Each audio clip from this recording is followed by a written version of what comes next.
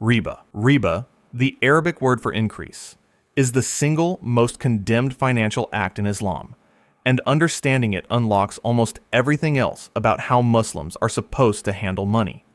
The Quran does not merely discourage it. In Surah Al-Baqarah, verses 275 through 279, God declares that those who deal in riba are at war with Him and His Messenger, a level of condemnation reserved for almost nothing else in the entire text. There are two types. Riba al-Nasiyah is the one most people recognize, charging more money back on a loan than the amount originally lent, purely because of time. Riba al-Fadl is subtler. It covers unequal exchanges of the same commodity, like trading 10 grams of gold for 12 grams of gold on the spot. Both are forbidden. According to a hadith recorded in Sahih Muslim, the Prophet cursed every single person involved in a riba transaction: the one who charges it, the one who pays it, the scribe who writes the contract, and the two witnesses who sign it. All four equally guilty. This is not a technicality or a cultural preference. It is the architectural foundation on which an entire parallel financial system has been built, from Islamic banks in London and Kuala Lumpur to home financing products designed specifically to avoid a single percentage point of interest. Zakat. Zakat is one of the 5 pillars of Islam, which already tells you it is not optional. It is not charity in the way most people use that word. Something generous you do when you feel like it. It is a legally defined right that the poor hold over the wealth of the rich. Calculated annually at a rate of 2.5% on any gold, silver, cash, or trade goods that have been sitting above a minimum threshold for a full lunar year. That threshold is called the nisab, and it is pegged to either 85 grams of gold or 595 grams of silver, whichever standard a scholar applies, and there is genuine disagreement between the two. The lunar year holding period is called the haul. The Quran specifies in Surah At-Tawbah, verse 60, exactly 8 categories of people who can receive zakat, including the poor, the indebted, travelers stranded without funds, and those working to collect and distribute zakat itself. Miss it, and the consequences according to hadith are severe. One describes the wealth of someone who refuses zakat being turned into a bald serpent that coils around their neck on the day of judgment and bites them. The point is structural redistribution, baked directly into the religion, running every single year. Gharar. If riba is the most famous prohibition in Islamic finance, gharar is the most far-reaching in its practical consequences. The word means excessive uncertainty, and a hadith recorded in Sahih Muslim states plainly that the Prophet prohibited the sale of gharar. The classic examples are selling fish still swimming in the sea, or fruit on a tree before it is clear whether it will actually ripen. Transactions where a fundamental element is unknown or unknowable at the time of the contract. For a contract to be valid under Islamic law, the price, the subject matter, the quantity, and the delivery terms all need to be clearly defined. Minor uncertainty is tolerated. Life has some ambiguity, and the law accounts for that. But major uncertainty that could foreseeably lead to dispute between the parties invalidates the deal entirely. The practical consequences of this rule today are enormous. Conventional insurance contracts, where you pay premiums for years and may receive nothing, or may receive a great deal, with the outcome determined by events neither party controls, are considered by most scholars to contain impermissible gharar. So do many derivatives, options contracts, and certain futures trades. This single hadith has generated an entire alternative industry. Maysir. Maysir is the Quranic term for gambling, and it appears condemned in the same verse as alcohol, Surah Al-Ma'idah, verse 90, where both are called abominations from the work of Satan and commanded to be avoided. The pre-Islamic Arabs had a specific gambling game also called Al-Maysir, involving arrows and the division of a slaughtered camel, and the Quran named it directly. The prohibition extends to any transaction where one party's financial gain is purely another party's financial loss, determined entirely by chance, rather than productive effort or genuine risk sharing. Lotteries fall under this. Conventional casino gambling obviously does. The harm the Quran cites is social. Verse 91 explains it, breeds enmity and hatred between people, and distracts them from remembrance of God. Where things get contested today is in contemporary markets. Some scholars argue that highly speculative day trading and certain forms of cryptocurrency trading share the structural characteristics of Maisir. You are not investing in productive enterprise. You are betting on price movement. Others disagree. That debate is live and unresolved, so it should be understood as a scholarly conversation rather than settled law, halal and haram industries. Islam does not just regulate how you handle money. It regulates where you earn it from. A Muslim is prohibited from investing in, owning, or financing any business whose primary activity is haram, meaning categorically forbidden. The list includes alcohol production and distribution, pork products, pornography, conventional weapons manufacturing for offensive warfare, gambling operations, and interest-based financial services. This is not a soft guideline. Earning income from these sources is considered sinful regardless of how the money is ultimately spent. The more nuanced question arises with mixed companies, a conglomerate that earns most of its revenue from permissible activities, but has a small haram subsidiary. Islamic finance screening bodies, including the Accounting and Auditing Organization for Islamic Financial Institutions, known as AAOIFI, and the Dow Jones Islamic Market Index, apply revenue percentage filters to handle this, though the exact thresholds vary between standards and should be verified against the specific standard being applied. When a minority shareholding in a mixed company is deemed acceptable, scholars often prescribe a practice called purification, donating the proportional share of haram-derived income to charity. The principle underneath all of it is consistent.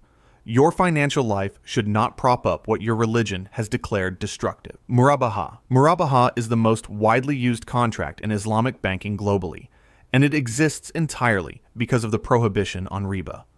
The mechanism is straightforward. Instead of a bank lending you money to buy a house or a car and charging you interest on the loan, the bank itself buys the asset and then sells it to you at a disclosed, agreed-upon markup with payment spread across installments. The profit the bank earns is fixed from the start. It cannot compound. It cannot increase if you take longer to pay, and it is declared openly before you sign anything. Ownership of the asset technically transfers twice, once from the seller to the bank, and once from the bank to you.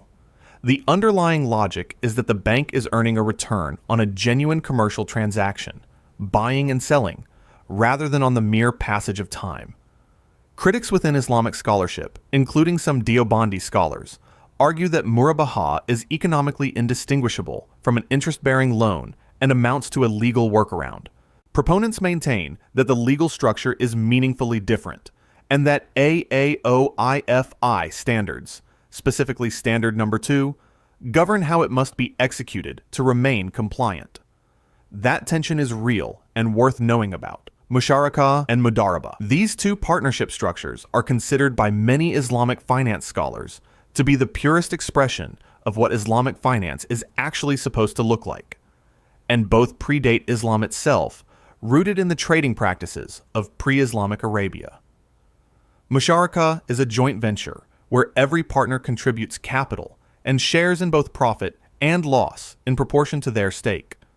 Nobody gets a guaranteed return. If the business loses money, everyone loses money together. Mudaraba splits the roles differently. One party, called the Rab al-Mal, provides all the capital, while the other, called the Mudarib, provides labor and expertise. Profit is shared at whatever ratio the two parties freely negotiate upfront. But if the venture fails financially, only the capital provider absorbs the monetary loss. The working partner loses their time and effort. This structure is historically significant. According to widely cited accounts in Islamic biographical literature, the Prophet Muhammad himself worked as a mudarib, managing trade on behalf of Khadijah, the wealthy merchant who would later become his wife, before their marriage. Both contracts eliminate the guaranteed, time-based return that defines riba and replace it with genuine, shared economic risk. Ijara. Ijara means leasing, and it functions as Islam's answer to the conventional mortgage and hire purchase agreement. Under an ijara arrangement, the financier, typically an Islamic bank, purchases the asset outright and then rents it to the customer for an agreed period at an agreed monthly payment. The customer uses the asset, pays rent, but does not own it yet. Ownership can transfer at the end of the lease through a separate contract, either a gift or a nominal sale, in an arrangement called ijara wa iktina, meaning lease ending in ownership. The critical legal distinction from a conventional mortgage lies in risk. During the lease period, the asset belongs to the bank, and if it is destroyed or rendered unusable through no fault of the customer, the financial loss falls on the owner, not the lessee. This genuine transfer of ownership risk is what separates ijara from a loan dressed up in leasing language.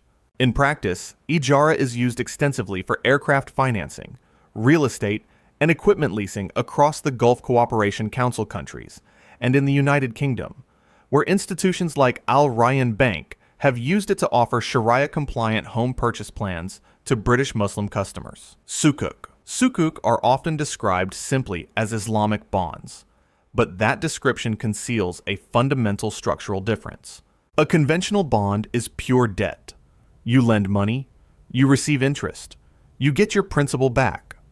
A sukuk cannot work that way because debt-based returns constitute riba. Instead, sukuk holders own a proportional share in a tangible underlying asset, a toll road, a building, an aircraft fleet, and receive payments derived from the revenue that asset generates, such as rent or lease income. The asset must be real, must be halal, and must actually exist. The global sukuk market has grown into one of the most significant segments of international capital markets, with outstanding issuance figures running into the hundreds of billions of dollars. Malaysia consistently ranks as the world's largest sukuk market. The instrument is not without controversy. In 2008, Sheikh Mohammed Taqi Usmani, then chairman of the AAOIFI Sharia Board, made international headlines by stating that the vast majority of sukuk being issued at that time did not meet genuine Sharia-compliant standards, arguing that most were structured to guarantee capital repayment in ways that effectively replicated conventional bonds. The market responded with revised standards. The debate about what genuine asset-backed structure actually requires has not entirely gone away. Takaful. Conventional insurance is considered problematic under Islamic law on two simultaneous grounds. It contains gharar because the outcome of the contract is fundamentally uncertain at signing, and it contains elements of maysir because the insurer profits when the insured suffers no loss. Takaful is the cooperative alternative built to address both objections. Participants do not pay premiums to a company in exchange for coverage. Instead, they make contributions into a shared pool, framed legally as donations, with the mutual understanding that anyone in the group who suffers a loss will be compensated from that pool. The operator managing the fund earns either a flat fee under the Wakala model or a share of any investment profit the pool generates under the Mudaraba model. Crucially, if the pool generates a surplus after claims are paid, that surplus can be returned to participants, something that never happens with a conventional insurer who keeps your premium regardless. The global takaful industry has grown substantially, with the Gulf and Southeast Asia as its two largest markets. Life insurance remains the most contested area. Some scholars consider any life insurance haram in principle, while others accept takaful life products as compliant. That disagreement is genuine and ongoing. Sadaqah and waqf. Beyond the mandatory 2.5% of zakat, Islam has a second vast architecture of voluntary financial giving that historically reshaped entire cities. Sadaqah is the broader term, any voluntary act of generosity, which according to hadith can include money, food, a kind word, or even a smile. But the more structurally significant institution is the waqf, a permanent charitable endowment in which an asset, land, a building, a sum of money, is donated in perpetuity for a designated purpose, with the principal legally frozen forever. It cannot be sold, inherited, gifted away, or repurposed without specific legal conditions being met. The revenues it generates flow into the charitable purpose indefinitely. At its peak, the Ottoman Waqf system funded hospitals, schools, water infrastructure, and soup kitchens across an empire. Historians cite figures suggesting Waqf covered a significant portion of public services in major Ottoman cities, though precise percentages vary between academic sources and should be treated with appropriate caution. Al-Azhar University in Cairo, founded in 970 CE and still operating today, was originally established and sustained through Waqf endowments. Contemporary Islamic finance has extended the concept into cash Waqf and corporate Waqf structures, attempting to revive an institution that colonial-era land reforms dismantled across much of the Muslim world. Khums, inheritance, and wealth distribution at death. Islam does not just regulate how wealth is earned and spent during a lifetime. It dictates, in mathematical detail, what happens to it afterward, and the rules are specifically designed to prevent generational concentration of wealth. The Quran devotes unusually specific verses, Surah An-Nisa, verses 11, 12, and 176, to spelling out fixed fractional inheritance shares for over a dozen categories of heirs, including spouses, children, parents, and siblings, each with a defined portion. A Muslim is permitted to freely will away no more than 1/3 of their total estate. The remaining 2/3 must follow the Quranic formula, regardless of personal preference. Khums, meaning literally 1/5, is a 20% levy mentioned in Surah Al-Anfal, verse 41, originally applied to war spoils. In Sunni jurisprudence, its application today is largely historical and confined to that narrow context. In Shia jurisprudence, Khums is actively applied to annual surplus income, wealth remaining after a year's household expenses, and represents an ongoing financial obligation paid to qualified religious authorities for distribution. The inheritance system as a whole functions, whether intentionally or as an observed consequence, as a built-in generational redistribution mechanism. Large estates are mathematically fragmented across many heirs with every passing generation, making it structurally difficult for wealth to remain concentrated in a single bloodline over centuries. Halal and haram. Everything you eat as a Muslim sits inside one of two categories, and the default setting for all food is actually permission, not restriction. Halal means lawful and permissible. Haram means forbidden. And according to Islamic legal tradition, anything that has not been explicitly prohibited is considered halal from the outset. The primary source for all food rules is the Quran, with the Hadith, the recorded sayings and actions of the Prophet Muhammad, providing clarification and detail. Quran 2:168 instructs believers to eat what is halal and tayyib, a word that means not just lawful, but wholesome and pure.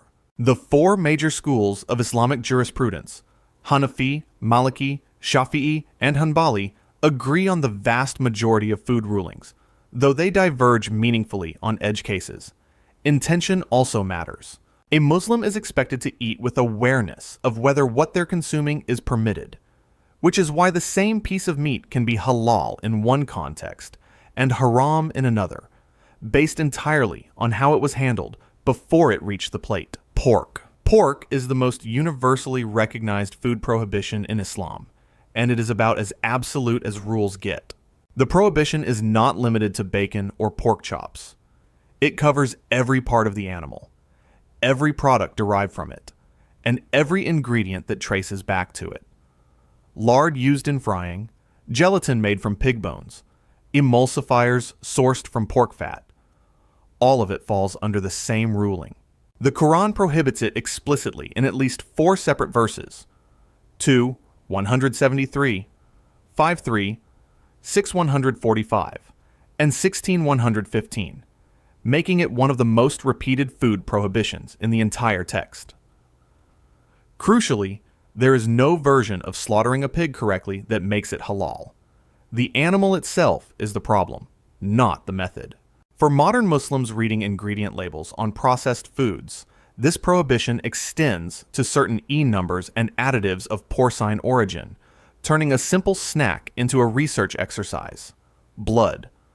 Blood is explicitly listed in the same Quranic verses as pork, yet it receives far less attention, which means it catches people off guard when they encounter it in food. What is specifically forbidden, according to Quran 6:145, is dam masfu, flowing or poured blood. This is why halal slaughter is designed to drain the blood from the carcass as completely as possible. Black pudding, blood sausage, and any dish where blood is a primary ingredient are all haram. The trace amounts of blood that remain inside cooked meat after proper slaughter are generally considered acceptable by scholarly consensus. The prohibition targets blood as a consumed substance, not every molecule that once flowed through an animal. This distinction matters practically, because without it, even perfectly slaughtered meat would technically be impossible to eat. Dabiha. The method of slaughter is not a technicality. It is a foundational condition. An animal that is otherwise completely halal becomes haram the moment it is killed incorrectly.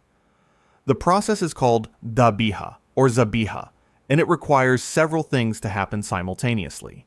The name of Allah must be pronounced, the phrase Bismillah, at the exact moment of slaughter. The cut must sever the throat, windpipe, and jugular veins in a single swift motion. The animal must be alive and healthy when the blade is applied, and the blood must drain fully from the body afterward. One of the most contested modern debates concerns stunning, the practice of rendering an animal unconscious before slaughter. Some certification bodies, including those operating under certain European regulations, accept pre-slaughter stunning. Stricter scholars reject it entirely on the grounds that a stunned animal may technically be dying before the cut is made, which would reclassify it as carrion. Carrion, an animal that was never properly slaughtered, is called meta, carrion, and it is haram regardless of species. Quran 5:3 lists 5 specific causes of death that automatically render an animal forbidden: dying of natural causes, being strangled, being struck by a blow, falling from a height, and being gored by another animal. The point is that none of these involve a human being deliberately taking the animal's life in the prescribed way while invoking Allah's name. There is one well-known exception that surprises most people. Fish and locusts are halal, even if they die without any slaughter at all. A hadith recorded in Ibn Majah, accepted across most schools, explicitly permits these 2 animals dead. We have been permitted 2 dead things: fish and locust. Every other land animal needs the knife and the prayer. A fish pulled dead from a net requires neither. Animals dedicated to other than Allah. This rule covers the spiritual dimension of the slaughter requirement, and it is the reason even a technically correct kill can still produce haram meat.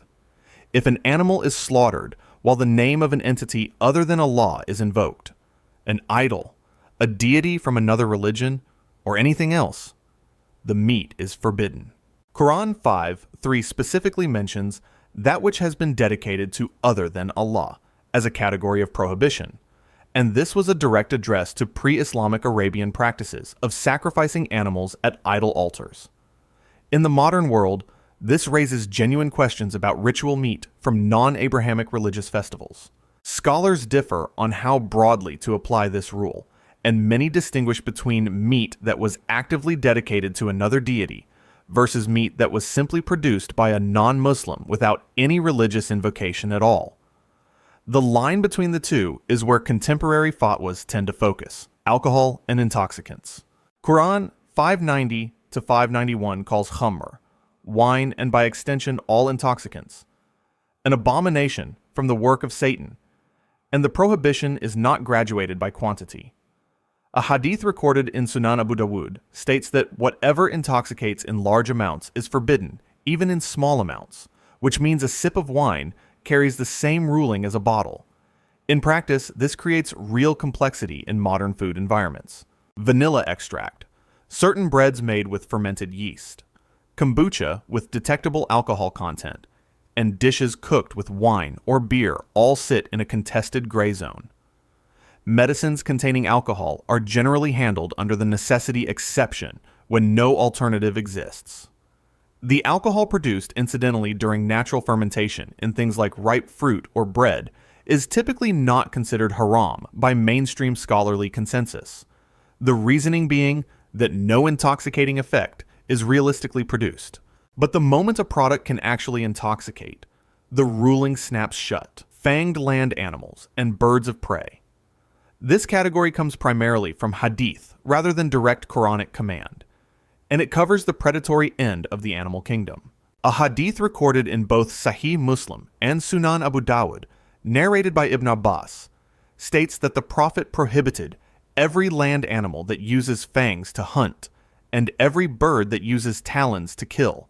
That sweeps in lions, tigers, wolves, leopards, bears, and dogs on land, and eagles, hawks, falcons, and owls in the air. The Hanafi, Shafi'i, and Hanbali schools all accept this prohibition as binding. The Maliki school holds a somewhat more lenient position on certain cases, though the prohibition on the most obvious predators is agreed upon. A minority scholarly view holds that the prohibition is grounded in disgust and cleanliness concerns, rather than being categorically haram in the same weight as pork. But that remains a minority position, not mainstream. Reptiles, rodents, and insects. Few areas of Islamic food law produce as much genuine scholarly disagreement as this one. Most scholars prohibit reptiles and rodents based on hadiths that classify snakes, rats, mice, and similar creatures as fawasik, vermin or harmful creatures, which places them in a category associated with disgust and danger rather than food. The Maliki school, however, permits the dhab, a spiny-tailed desert lizard, based on a hadith in both Sahih Bukhari and Sahih Muslim, describing the Prophet being offered dhab meat and declining to eat it personally, but not forbidding it to others. That is a critical distinction in Islamic jurisprudence: personal avoidance versus legal prohibition. Among insects, locusts are explicitly permitted by hadith. All other insects, including crickets and mealworms now marketed in Western countries as sustainable protein, occupy a genuinely unresolved space, with contemporary scholars only recently beginning to address the question as insect consumption moves from novelty to mainstream: seafood. Quran 596 broadly permits game of the sea, and 3 of the 4 major schools, Maliki, Shafi'i, and Hanbali, take that permission at face value, extending it to shrimp, crab, lobster, octopus, clams, and virtually anything else pulled from water. The Hanafi school reads the permission more narrowly, restricting it to fish only in the strict sense. Under the Hanafi position, shrimp and shellfish are considered makruh at minimum, disliked, and many Hanafi scholars classify them as outright haram. This is not a fringe internal debate. Hanafi jurisprudence is the dominant school across South Asia, Central Asia, and Turkey, meaning hundreds of millions of Muslims worldwide apply a significantly more restrictive seafood rule than their Maliki or Shafi'i counterparts. Both positions are grounded in legitimate textual reasoning within their own frameworks, which makes seafood one of the clearest illustrations of how one Quran produces meaningfully different practical outcomes across schools. People of the Book. Quran 5.5 contains a ruling that often surprises non-Muslims and even some Muslims. The food of the people of the book, Christians and Jews, is permitted. This was a deliberate social provision that allowed early Muslim communities to share meals with Jewish and Christian neighbors, without each interaction becoming a jurisprudential crisis. The scholars who read this verse broadly understand it to include meat slaughtered by Christians and Jews, provided the animal was actually slaughtered and not simply killed by other means. Some add the condition that the name of another deity must not have been explicitly invoked over the animal. The modern complication is industrial food production. A chicken processed in a slaughterhouse by workers who happen to be Christian in a country with no religious intent attached to the process, does not obviously fit the original context of the ruling.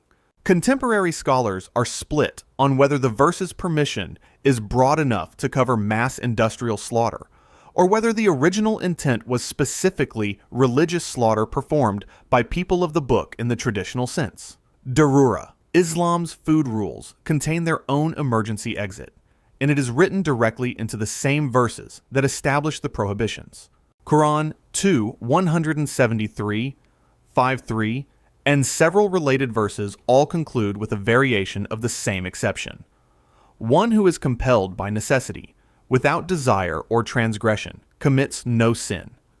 The Arabic legal principle that captures this is al-darura tubih al-mazurat. Necessities permit the prohibited, and it is one of the 5 foundational maxims of Islamic jurisprudence. In practice, darura is not a convenience clause. It applies when a person faces genuine harm from lack of food. No halal option exists within realistic reach, and only enough haram food is consumed to survive the immediate crisis. It also applies in medical contexts, where pork-derived gelatin in capsules or alcohol in certain medicines may have no readily available halal substitute. The rule is bounded deliberately. The moment an alternative becomes available, the necessity disappears, and so does the permission. Mashbu. Between the clearly green and clearly red sits a large and practically significant gray zone. Mashbu means doubtful or suspect, and the Prophet addressed this category directly in a hadith, recorded in both Sahih Bukhari and Sahih Muslim, comparing a person who grazes their flock near a protected boundary to someone who risks falling into the forbidden. The contemporary list of mashbu items is long. Numbers of uncertain animal origin, rennet in cheese, which may derive from animal stomach lining, meat from restaurants without recognized halal certification, and gelatin-containing products where the source animal is unspecified. The precautionary principle leads many scholars to advise avoiding mashbu items entirely when halal alternatives exist. The ruling on animal rennet specifically is genuinely contested. Some scholars permit it by applying the principle of istihala, meaning the substance has been so thoroughly transformed from its original state that it is no longer legally the same thing. Others reject that reasoning when the original source was itself haram, cross-contamination, and modern certification. The industrial food system was not what 7th century jurists had in mind, and applying centuries-old rules to a chicken nugget processed on a shared production line has produced one of the most practically complex areas of contemporary Islamic food law. The core questions are simple, but the answers are not. Does frying halal chicken in oil previously used for pork make it haram? Does a shared grill contaminate an otherwise permissible meal? Major halal certification bodies, including JAKIM in Malaysia, ESMA in the UAE, the Halal Food Authority in the UK, and IFANCA in the United States, exist precisely to answer these questions institutionally, but they do not always agree with each other, meaning a product certified halal in one country may not be accepted in another. The principle of istihala, associated in classical scholarship with Ibn Taymiyyah, among others, holds that complete chemical or physical transformation of a haram substance can render its derivative product permissible, a position that remains a minority view rejected by most mainstream certification bodies, but invoked frequently in debates about pork-derived gelatin and certain food additives. For the hundreds of millions of Muslims living in non-Muslim majority countries, these are not abstract theological debates. They are decisions made in a grocery aisle every week. If you want to see more, Salah. Salah is the second pillar of Islam, and its Arabic root means connection, a direct line between a human being and God. It was prescribed during the night journey, the Isra wal Miraj, when the Prophet Muhammad was initially given 50 prayers per day. Through a series of negotiations with God, guided by the Prophet Ibrahim, that number was reduced to 5, with the promise that each would carry the reward of 10. The prayer requires ritual purity through wudu, a facing toward Mecca, and a declared intention. It is built from units called raka'at, each a choreographed sequence of standing, bowing, and prostrating. An estimated 1.8 billion Muslims perform this across 5 daily intervals, making it the most consistently repeated religious act on earth. Fajr. Fajr, the dawn prayer, opens the day with 2 obligatory raka'at and a window that closes at sunrise, sometimes as narrow as 60 minutes, depending on the season and how far north you live. Its call to prayer includes a phrase said at no other time of day. As-salatu khayrun minan naum.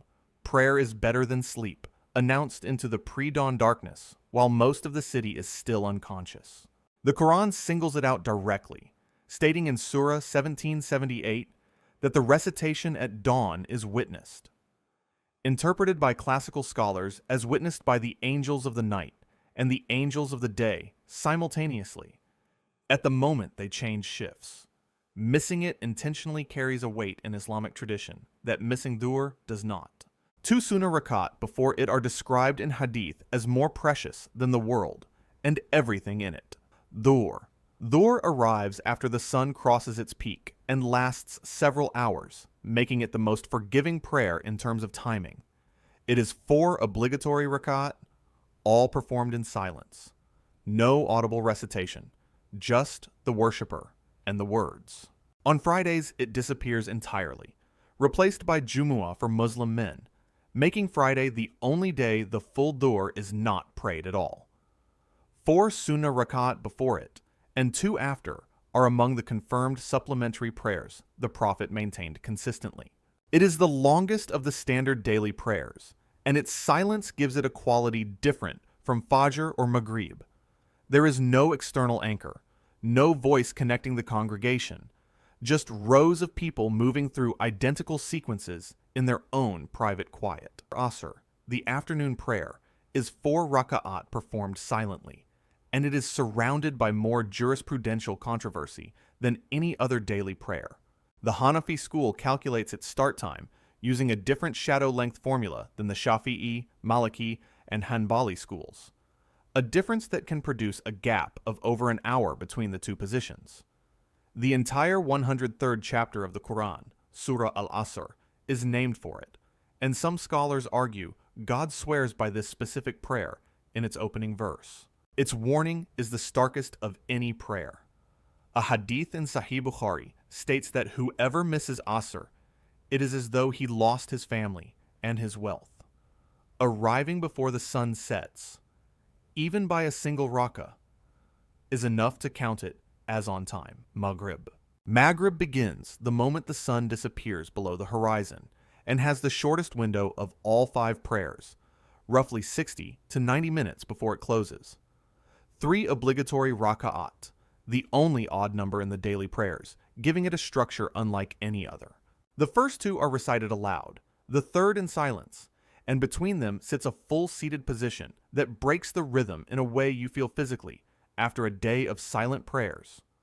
During Ramadan, the Maghrib Adhan is the sound that ends the fast, the precise moment across the Muslim world when water and dates are raised simultaneously by hundreds of millions of people. Its narrow window has made it historically the prayer scholars most warn against delaying, because unlike dhuhr, there's almost no margin. Isha. Isha closes the day with 4 silent raka'at and a window that technically extends until midnight, or until dawn according to a minority scholarly position. The Prophet reportedly disliked sleeping before it and talking excessively after it, framing it as a threshold, the moment the day ends for a Muslim, not when the clock does.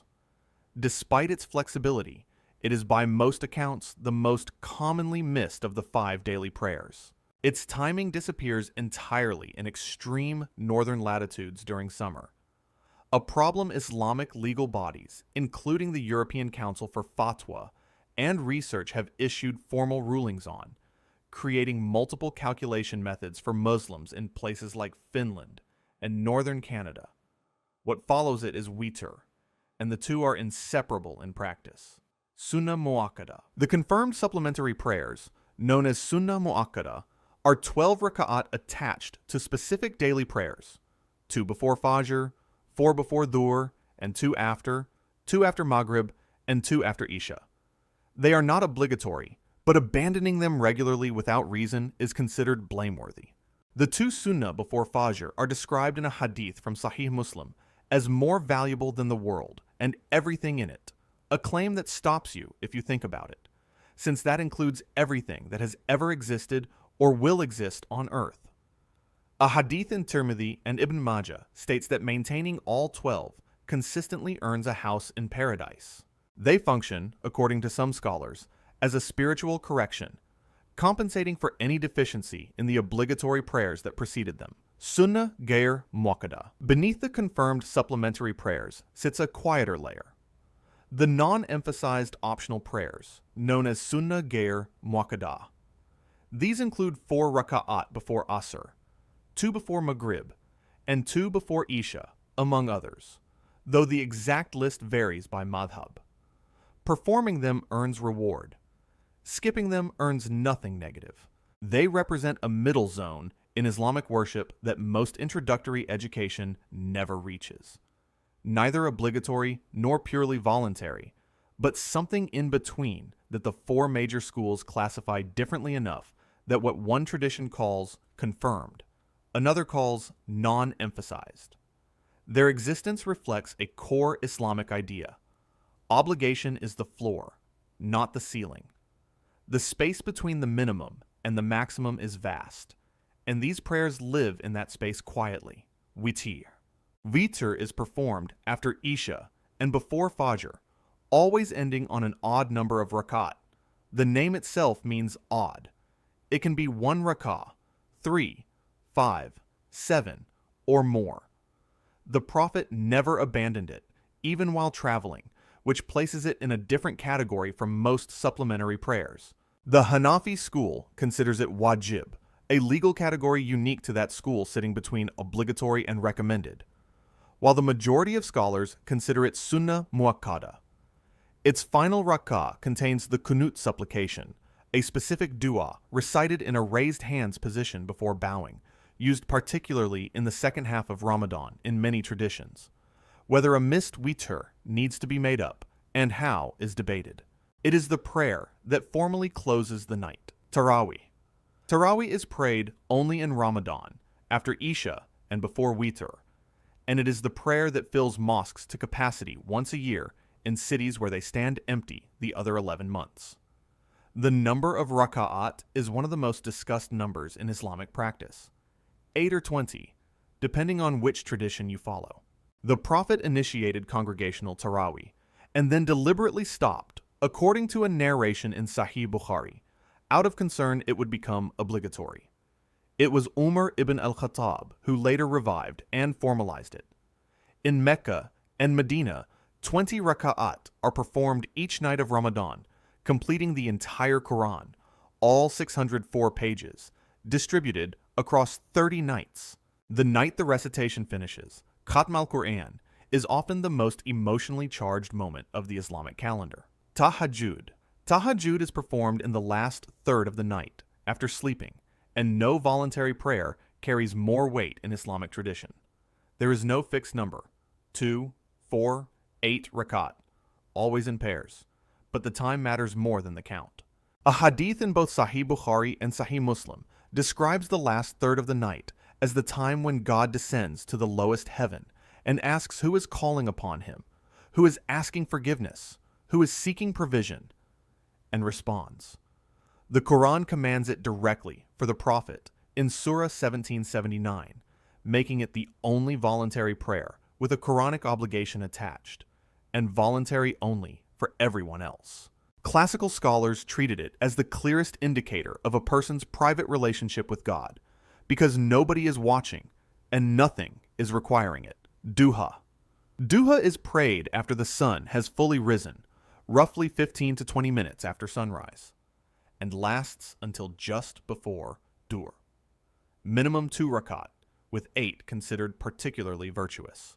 A hadith in Sahih Muslim frames it in terms of the human body. Every joint owes a charitable act each morning, and 2 rakat of duha satisfies the entire debt. All 360 joints settled at once. It is also called Salat al-Awabin. the prayer of those who constantly return to God, a name that gives it a character, different from the structured daily prayers. Because it falls during normal waking hours rather than at dawn or midnight, it is among the most accessible of the voluntary prayers for working people. It asks for almost nothing in terms of scheduling and returns, according to the texts, an extraordinary amount. Ishraq. Ishraq is performed at the very beginning of that same morning window, 15 to 20 minutes after sunrise, and is either a distinct prayer or an earlier version of duha, depending on which scholar you ask. What makes it remarkable is the reward attached to the ritual that precedes it. A person who prays Fajr in congregation, then sits in the mosque in remembrance of God until the sun has fully risen, then prays 2 raka'at, receives a reward described in a narration in Tirmidhi as equivalent to a complete Hajj and Umrah. The hadith's grading is debated. Some classify it as Hasan, others as weak, but it has been practiced continuously across Muslim-majority societies for centuries. That a 45-minute commitment might carry the reward of a pilgrimage to Mecca is the kind of equation that changes how people spend their mornings. Tahiyyatul Masjid. Tahiyyatul Masjid, the mosque greeting prayer, is 2 raka'at performed before sitting down upon entering any mosque. The Prophet commanded in explicit hadith that no one should sit until they have prayed them. Unlike almost every other prayer, it is triggered by location, not time. It can be performed at any hour, making it one of the few prayers that defies the structured daily rhythm. The Shafi'i school holds that it should be prayed even during the 3 normally prohibited times, at sunrise, at the sun's zenith, and at sunset, because the sanctity of the mosque overrides the general prohibition. Most people who grow up with a basic Islamic education never encounter this prayer in any formal instruction, despite it being directly commanded in both Sahih Bukhari and Sahih Muslim. You walk in, you pray, then you sit. Salatul Janazah. Salatul Janazah, the funeral prayer, is a collective obligation. If enough Muslims perform it over the deceased, all are absolved. If no one does, all who knew and could have attended are sinful.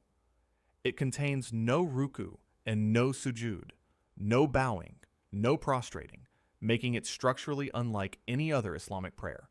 It is 4 standing takbirs, a declaration of Allahu Akbar 4 times, with specific supplications for the deceased between them.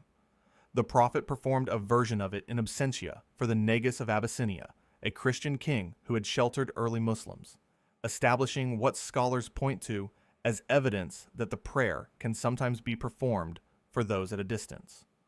The body lies in front of the rows. The prayer is brief. The silence between each Allahu Akbar is its own kind of weight. Salatul Jumu'ah. Salatul Jumu'ah replaces Dhuhr entirely on Fridays and is obligatory for free, adult, resident Muslim men. The only prayer whose obligation is tied simultaneously to gender, legal status, and geography. Surah Al-Jumu'ah, chapter 62 of the Quran, commands believers directly. When the call is made, hasten to the remembrance of God and leave your trade. 2 rakat follow 2 khutbahs, sermons that are considered part of the prayer itself, not a preamble to it. A hadith narrated in Abu Dawud warns that missing 3 consecutive Jumu'ah, prayers without excuse, results in a seal being placed over the heart, though the grading of this narration is debated by scholars. It is worth noting that Jumu'ah is not an Islamic Sabbath. Commerce and work resume immediately after the prayer ends, and the Quran says so explicitly in the same passage that commands attendance. Salatul Eid. Salatul Eid is performed twice a year, on Eid al-Fitr, the morning after Ramadan ends, and on Eid al-Adha, the morning of the Feast of Sacrifice. 2 rakat, with 7 extra takbirs in the first and 5 in the second, according to the Shafi'i and Hanbali schools, though the Hanafi school counts differently. The Prophet preferred an open field over the mosque for this prayer specifically, and this practice continues today in countries where tens of thousands gather in stadiums, parks, and city squares at dawn. Women and children are explicitly encouraged to attend. Classical hadith texts record that even menstruating women were told to come and stand apart, to be present for the gathering without participating in the prayer itself. On Eid al-Adha, the animal sacrifice should not precede the prayer, according to most scholars. The prayer comes first. Salatul Istisqa. Salatul Istisqa is the rain prayer. 2 raka'at performed outdoors during drought, with the imam delivering 2 khutbahs, and then, in one of the most visually striking ritual acts in Islam, reversing his cloak, turning it inside out as a symbolic appeal for circumstances to change. The Prophet performed it in an open field, and the hadith narrated in both Sahih Bukhari and Sahih Muslim reports that rain began falling before the congregation had left the prayer ground. It can be repeated across multiple consecutive days if rain does not come. Saudi Arabia and other Muslim-majority states have issued official national declarations of istisqa during recent droughts, making it one of the few ancient Islamic rituals still enacted at the level of state policy. It is drought made into liturgy, collective helplessness formalized into form and gesture.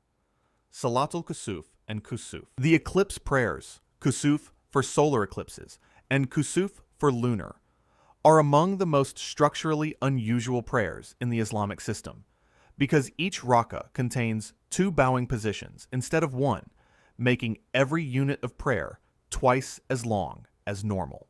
The Prophet used the solar eclipse explicitly to correct a pre-Islamic belief.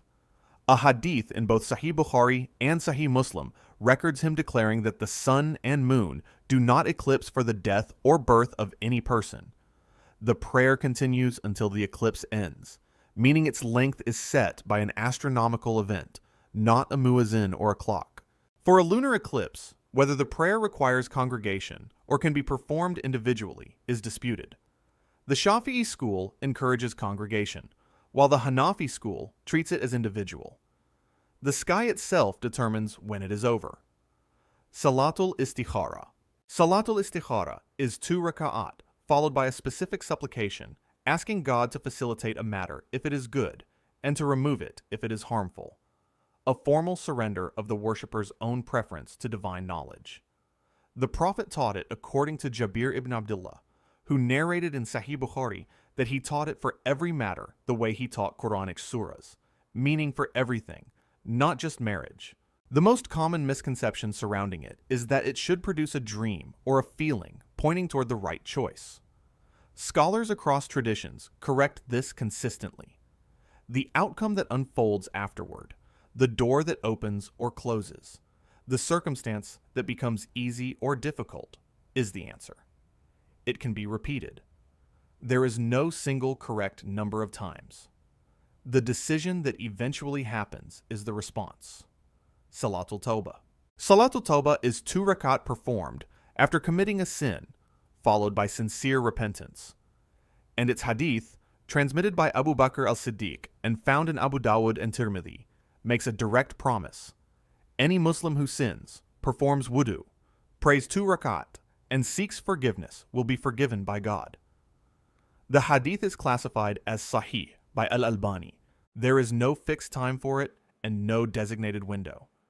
It is performed whenever the need arises, day or night. The repentance itself requires 3 things, according to scholarly consensus: genuine remorse, ceasing the act, and a sincere intention not to return to it. The prayer is purely remedial, a reset built into the system. It is not announced, not congregational, not attached to any calendar. It exists entirely between a person and what they did. Salatul Tasbih. Salatul Tasbih is 4 raka'at containing 300 repetitions of a single glorification phrase. Subhana Allahi walhamdulillahi wa la ilaha illallah wallahu akbar. Distributed precisely across every standing, bowing, and prostrating position in each rak'ah. 15 in the standing recitation, 10 rising from bowing, 10 in each prostration, 10 between the 2 prostrations.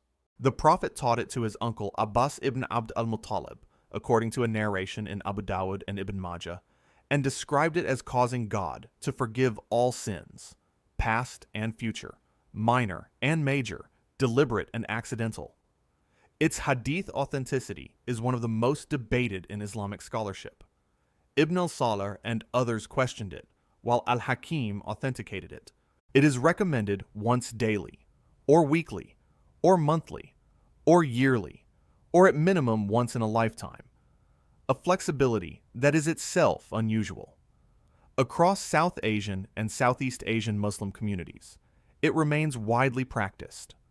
The prohibited times and the architecture of the day. 3 windows exist in every day when voluntary prayers are forbidden. At the moment of sunrise, when the sun stands exactly at its zenith, and at the moment of sunset. The Prophet explained in a hadith narrated in Sahih Muslim that these are the times when those who worship the sun directed their devotion toward it. And Islam marks itself as different by prohibiting prayer at those exact moments. Missed obligatory prayers, according to the majority scholarly position, can be made up even within these windows, though the Hanafi school is more restrictive. What this framework reveals, when placed beside everything that came before it, is that the 5 daily prayers are not 5 additions to a secular day. They are 5 anchors around which the day is constructed. The time between them is not free time with prayer inserted. It is prayer time with everything else arranged around it. Hanafi school. The Hanafi school is the oldest surviving Sunni legal school, and by some estimates, the most widely followed legal tradition in the world today, covering roughly 1/3 to nearly half of all Sunni Muslims. It was founded by Imam Abu Hanifa, born in Kufa, Iraq, around 699 CE, in one of the most cosmopolitan cities of the early Islamic world. That urban environment matters because it shaped everything about how the school thinks. Kufa was a melting pot of cultures, religions, and legal problems that nobody had faced before, and Abu Hanifa's response was to lean heavily on reason, analogical deduction known as qiyas, and independent legal opinion known as rai, alongside the Quran and Hadith. The result was a school unusually comfortable with novel legal questions. Today it dominates Turkey, South Asia, Central Asia, and the Balkans, and it forms the legal backbone of hundreds of millions of people's religious practice, from a Pakistani farmer's inheritance rules to an Ottoman imperial court's criminal code. Maliki school. The Maliki school emerged from a completely different environment, and that difference is its defining feature. Founded by Imam Malik ibn Anas in Medina around the mid-8th century CE, the school rests on a premise as simple as it is bold. The people of Medina, the city where the Prophet lived, prayed, and governed, preserved his actual practice in their daily lives, generation after generation, like a living hadith. Malik compiled this insight into Al-Muwatta, one of the earliest systematic collections of Islamic law and prophetic tradition, written around 770 CE. Wherever it spread, which included North Africa, West Africa, and the courts of medieval Andalusia in Muslim Spain, it carried that Medinan conservatism with it. The school is methodologically careful, resistant to pure rationalist speculation, and deeply rooted in the idea that authentic practice, passed down through living communities, carries legal weight that no textbook argument can override. Shafi'i school. If Hanafi built the house, and Maliki furnished it with tradition, Shafi'i drew the architectural blueprints that made all later construction possible. Imam Muhammad ibn Idris al-Shafi'i, born around 767 CE, was himself a student of Imam Malik in Medina before eventually breaking new ground entirely. His landmark work, the Risala, written around 820 CE, is widely considered the first formal treatise on Islamic legal theory, Usul al-Fiqh, essentially inventing the systematic framework that every subsequent school of law, including the ones that came before it, would be retroactively analyzed through. Al-Shafi'i struck a deliberate middle path between the Hanafi confidence in reason and the Maliki attachment to Medinan practice, insisting that the hadith of the Prophet carried binding legal authority even beyond Medina. The school today dominates Egypt, East Africa, and Southeast Asia, including Indonesia, the single most populous Muslim country on earth, home to well over 200 million Muslims. Hanbali School. The Hanbali School is the most scripturally conservative of the four major Sunni legal schools, and its founder paid a physical price for that conviction. Imam Ahmad ibn Hanbal, born in Baghdad in 780 CE, was deeply suspicious of rationalist legal reasoning, and especially of using Greek-influenced philosophy to resolve theological questions. His position put him on a collision course with the Abbasid Caliphate during the Mihna, an inquisition that ran roughly from 833 to 848 CE, during which state-backed Mutazilite theologians demanded that scholars declare the Quran to be a created, not eternal object. Ibn Hanbal refused. He was imprisoned and flogged. He still refused. That stubbornness made him a symbol of traditional Sunni resistance, and his school, which prioritizes Quran and Hadith above rational speculation, remained a minority tradition for centuries until the 18th century, when it became the theological foundation for a revolutionary alliance in the Arabian Peninsula that would reshape the modern world. Mutazilism. Mutazilism is the great rationalist experiment of early Islamic theology, and for about 20 years it was the official intellectual position of one of the most powerful empires on earth. Emerging from Basra and Baghdad in the 8th century CE, the Mutazilites believed that reason was not merely a tool for understanding revelation, but a primary source of truth in its own right. They argued the Quran was created in time, not eternal, that God by his very nature cannot do evil, and that human beings possess genuine free will. All positions derived from Greek logical frameworks applied to Islamic theology. Abbasid caliphs Al-Ma'mun and Al-Mutasim backed these positions as state doctrine during the Mihna from approximately 827 to 848 CE, attempting to impose them by force. That experiment collapsed, but Mutazilism never fully disappeared. Its intellectual legacy seeded centuries of Islamic philosophy, and traces of neo-Mutazilite thinking continue surfacing in modern Islamic reform movements. Asharism. Asharism is the school that answered Mutazilism, and it did so from the inside. Abu al-Hasan al-Ash'ari, born around 874 CE, was himself trained as a Mutazilite before making a dramatic, reportedly very public break with the school, announcing from a mosque pulpit, according to tradition, that he was abandoning rationalist theology without abandoning rational argument. The distinction matters enormously. Asharism does not reject reason. It uses reason rigorously, but insists that revelation holds final authority in all ultimate questions about God's nature.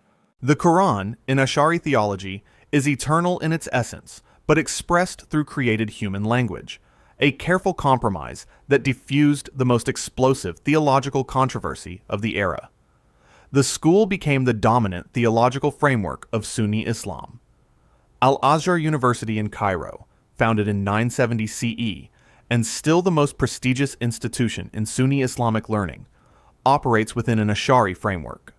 So does virtually every major Sunni seminary, from Morocco to Malaysia. Maturidism. Maturidism is Asharism's parallel school, its close twin and occasional rival, and it is dramatically underappreciated in Western scholarship relative to its actual reach.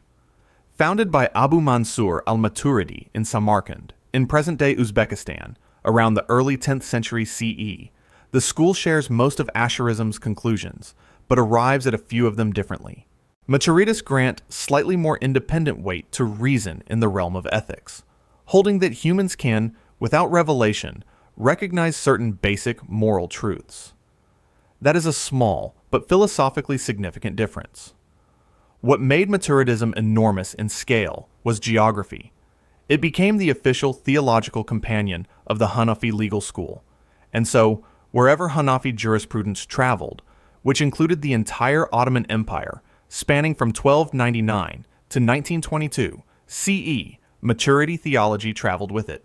Hundreds of millions of Muslims across Turkey, Central Asia, and South Asia have practiced within a Hanafi maturity framework, without most of them ever learning that combination had a name: Twelver Shia Islam. Twelver Shia Islam is the largest branch of Shia Islam and a complete civilization in its own right, with its own theology, legal school, sacred geography, and calendar of mourning and commemoration. Twelvers believe that the Prophet Muhammad was succeeded by 12 divinely appointed imams, beginning with his cousin and son-in-law Ali ibn Abi Talib, and that leadership of the Muslim community was never legitimately transferred to the caliphs who ruled in historical fact. Their legal tradition, called Ja'fari fiqh, was codified by the 6th Imam, Ja'far al-Sadiq, who lived from approximately 702 to 765 CE, and whose legal and theological teachings form the jurisprudential core of the school. The 12th Imam, Muhammad al-Mahdi, is believed to have entered a state of occultation, a hidden presence, in 874 CE, and is expected to return at the end of times. Today, Twelver Shia Islam is dominant in Iran, Iraq, Azerbaijan, and Bahrain, with significant communities across Lebanon, Pakistan, and India. Ismaili Islam split from the Twelver tradition over a single dynasty-defining question: who was the rightful 7th Imam? When Imam Ja'far al-Sadiq died in 765 CE, Ismailis recognized his son Ismail, who had predeceased him, through Ismail's son Muhammad ibn Ismail, rather than following the line that led to the Twelver succession.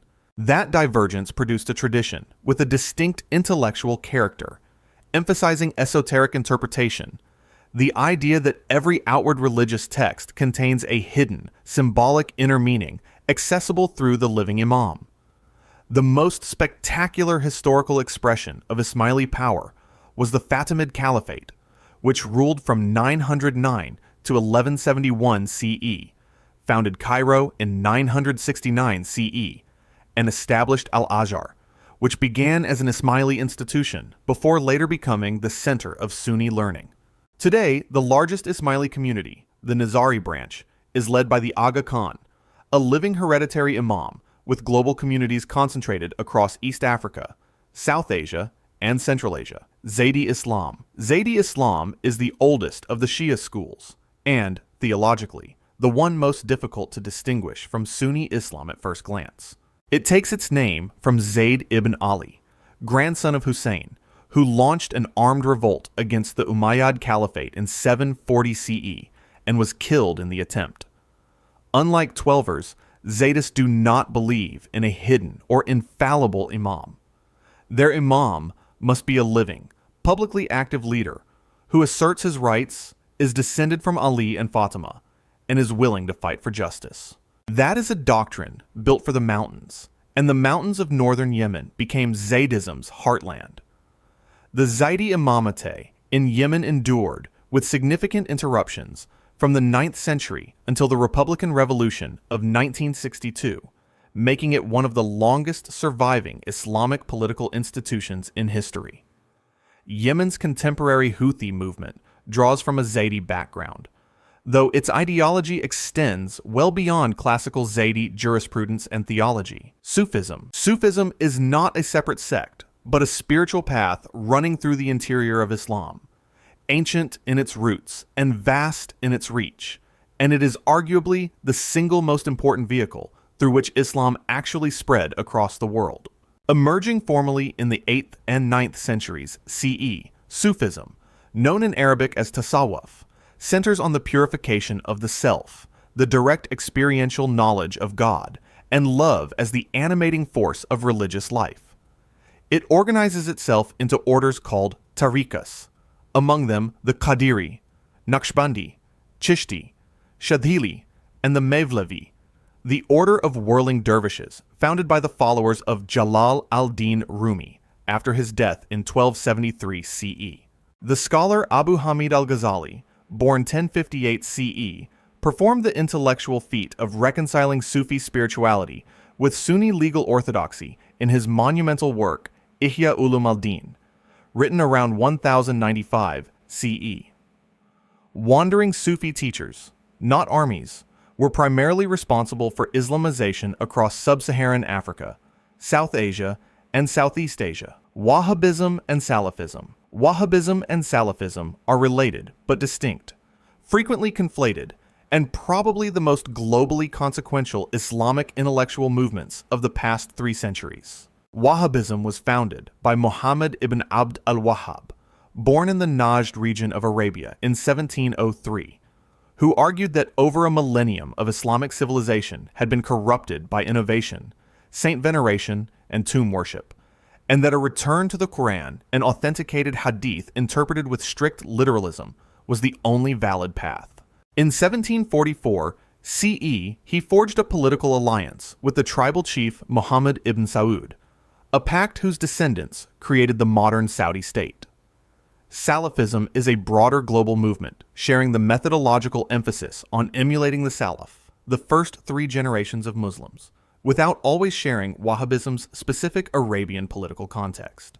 After the 1973 oil embargo dramatically expanded Saudi wealth, Wahhabi Salafi literature, mosques, and schools were funded across the globe on a scale that reshaped Islamic practice from Indonesia to West Africa.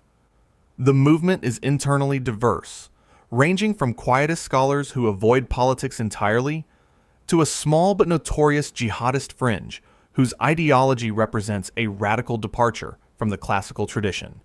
Shahada. The Shahada is the first and most fundamental pillar, a simple declaration that transforms someone into a Muslim.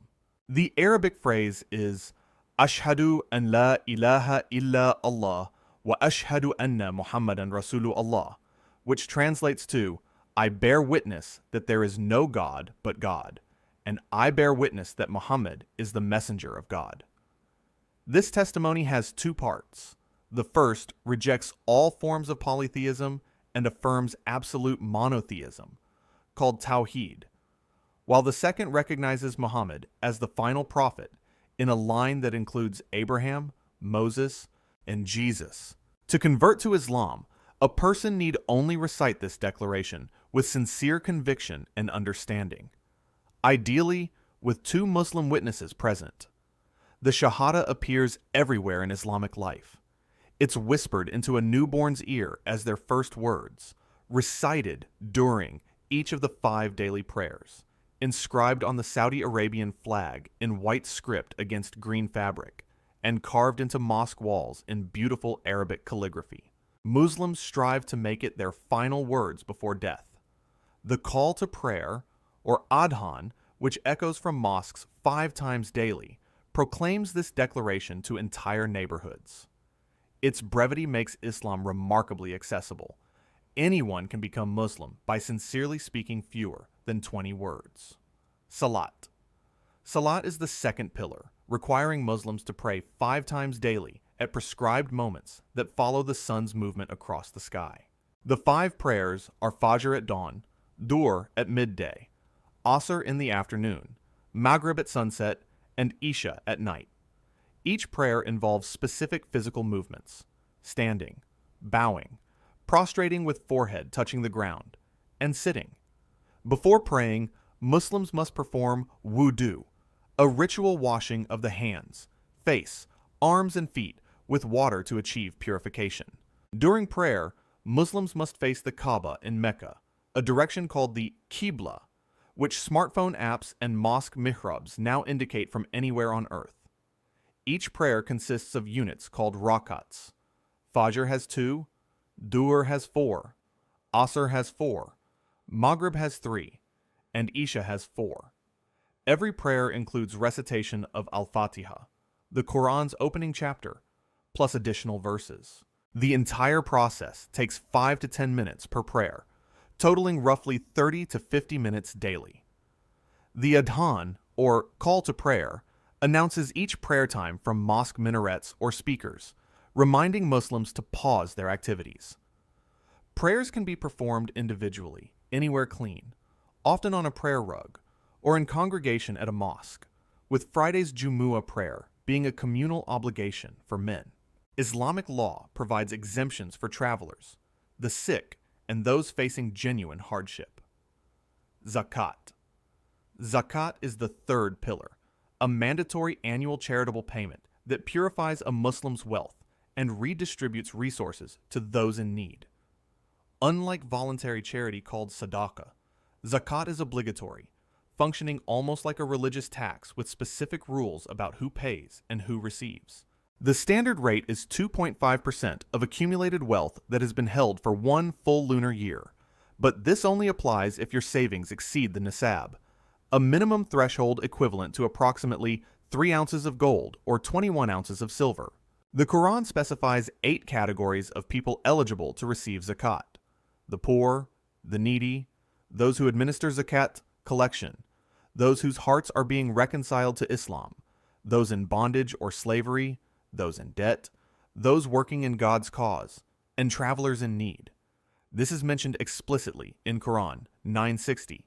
Zakat applies to different types of wealth at varying rates. Cash, gold, and silver are taxed at 2.5%, while agricultural produce is taxed at 5 to 10%, depending on whether the land requires irrigation.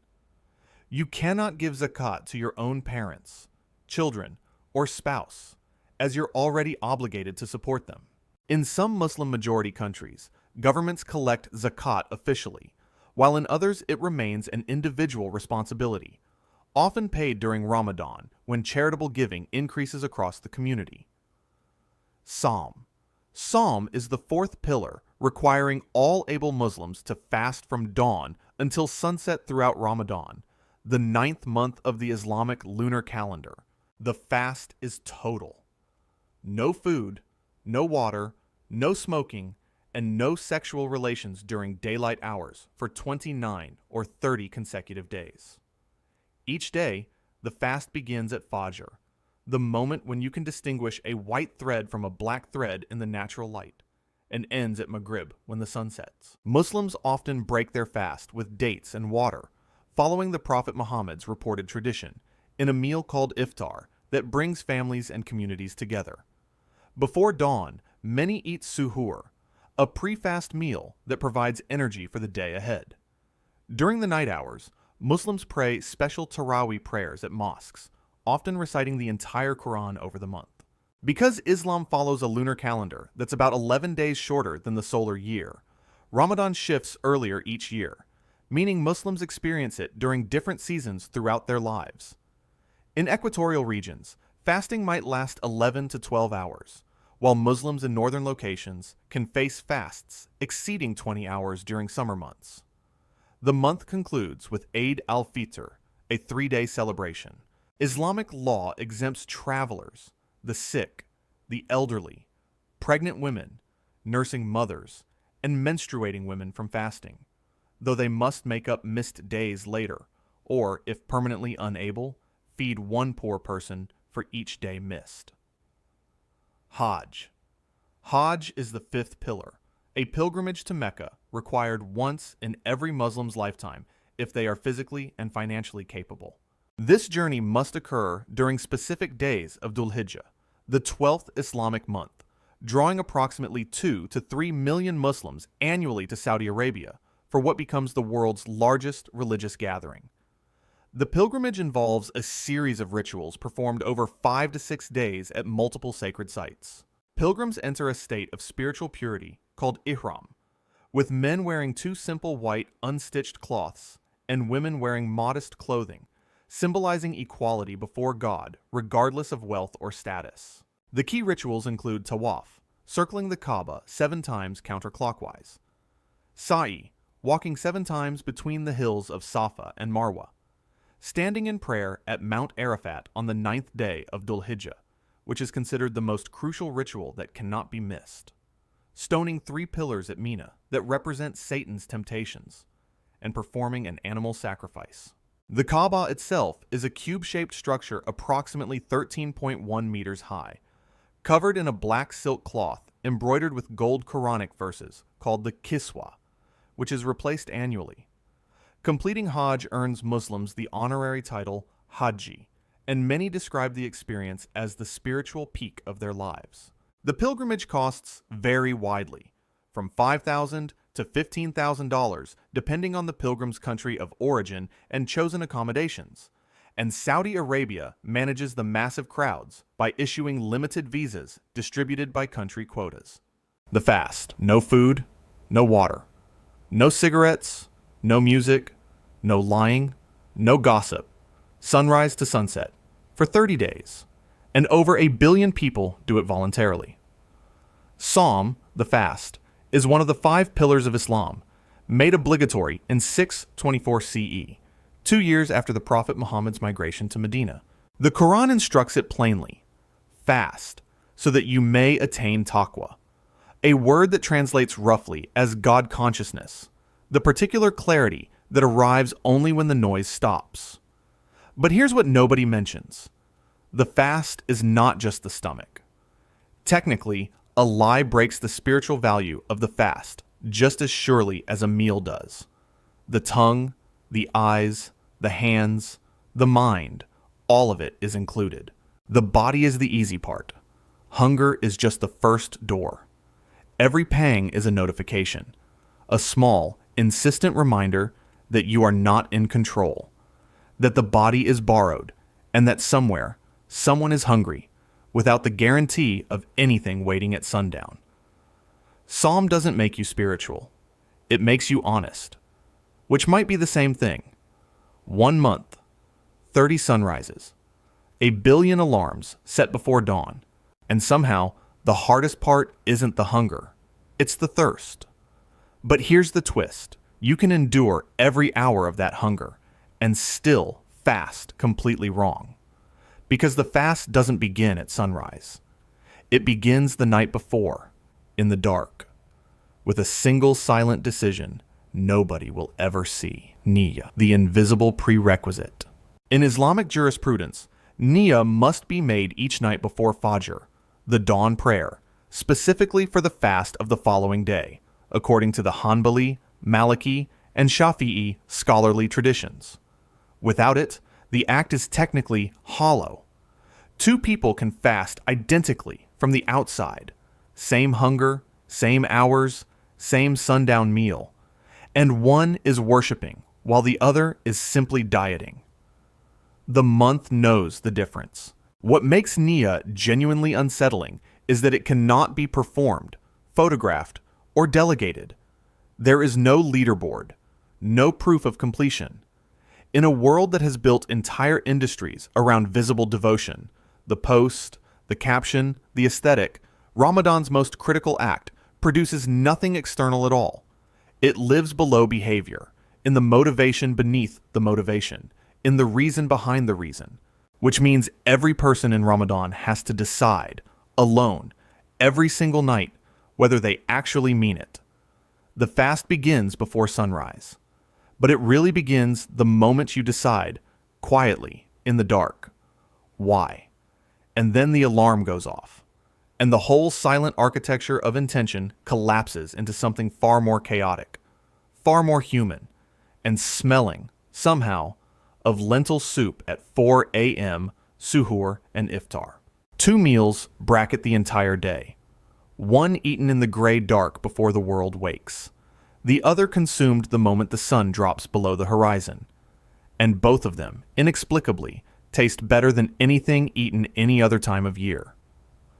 Suhoor, the pre-dawn meal, is described in hadith recorded in Sahih Al-Baqarah and Sahih Muslim as a blessed meal. Eat it, the Prophet advised, for in it there is blessing. It is quiet and slightly surreal, this meal eaten half asleep with the weight of the day ahead pressing in from all sides. Iftar, the breaking of the fast at Maghrib, is its opposite. Loud, communal, emotionally charged in ways people don't anticipate. A table where estrangements quietly dissolve because the food is there and the day is finally over. But here's what the photographs never capture. The first thing consumed at iftar is not the feast. It's a date. Small, brown, almost ceremonially plain. Given first before the rice and the soup and the conversation. A fruit, carrying the oldest meaning on the table. And then, after the date, water. Just water. People who fast describe that first sip at iftar as the single most viscerally appreciated moment in the entire month. Not the meal, the water, which tells you everything the fast was actually teaching. Survival chance? Excellent. Emotional experience. Genuinely hard to explain to someone who hasn't felt it. But suhoor and iftar, that's the face of Ramadan that photographs well. What happens between them is where the real levels begin, the 3 tiers. According to the medieval Islamic scholar Al-Ghazali, writing in his Ihya Ulum al-Din, Revival of the Religious Sciences, one of the most influential texts in Islamic intellectual history, there are 3 categories of fasting, stacked in ascending difficulty. The first tier, you don't eat, you don't drink, you meet the legal requirement. This is the floor, not the ceiling. The second tier, you also restrain the tongue from lying, the eyes from what they shouldn't linger on, the hands from what they have no right to take. The body obeys, and the senses follow. The third tier, the fast of the heart, asks you to strip away attachment itself. Ego, status anxiety, the hunger for recognition, the craving to be seen as someone who is doing this correctly. Al-Ghazali writes that this third fast is the fast of the prophets. Almost nobody achieves it. Most Ramadan content, the cooking videos, the decoration guides, the iftar table aesthetics, lives entirely within Tier 1, which Al-Ghazali would gently suggest is a bit like buying running shoes and never leaving the house. 30 days, 3 tiers. The body quits asking for food by day 5. The self never stops asking for everything else. And then, when the table is cleared and the day is finally over, some people don't go to sleep. They go to the mosque. For hours. By choice. Tarawih. After a full day of fasting, some people stand in voluntary night prayer for 2 to 3 hours. Every night. For 30 nights. Not because it's required, but because they want to. Tarawih traces back to the Prophet himself, who prayed these voluntarily, and then, according to Sahih Al-Baqarah, stopped leading them in congregation out of concern the community would assume they were obligatory. In mosques with a hafiz, someone who has memorized all 6,236 verses of the Quran, attendees stand and listen to the entire text recited aloud, section by section, across the month. The physical demand alone, on a body that hasn't eaten since dawn, is significant. But the texture of it is harder to quantify. Rows of people in a darkened hall, the air carrying the faint warmth of collective breath, a single voice moving through ancient Arabic in a rhythm that does something to a room full of people who mean it. Something documented even by non-Arabic speakers who've attended open mosque nights and left unable to fully explain what happened. Tarawih is the part of Ramadan that can't be captured mid-act. You're standing in a row, bowing, rising, standing again. It looks like nothing from outside. From inside, people describe it as the closest thing the month offers to genuine silence. Not the absence of sound, but the absence of self-consciousness. 30 nights, 3 hours each. The mosques are full. But even the most devoted Tarawih worshipper is aiming at a moving target. Because the most sacred night of Ramadan has no fixed address. Laylat al-Qadr, the night of power. Mentioned directly in the Quran in Surah Al-Qadr. This is the night the Quran began its revelation, described as better than 1,000 months of worship. 1,000 months is 83 years, roughly a full human lifetime.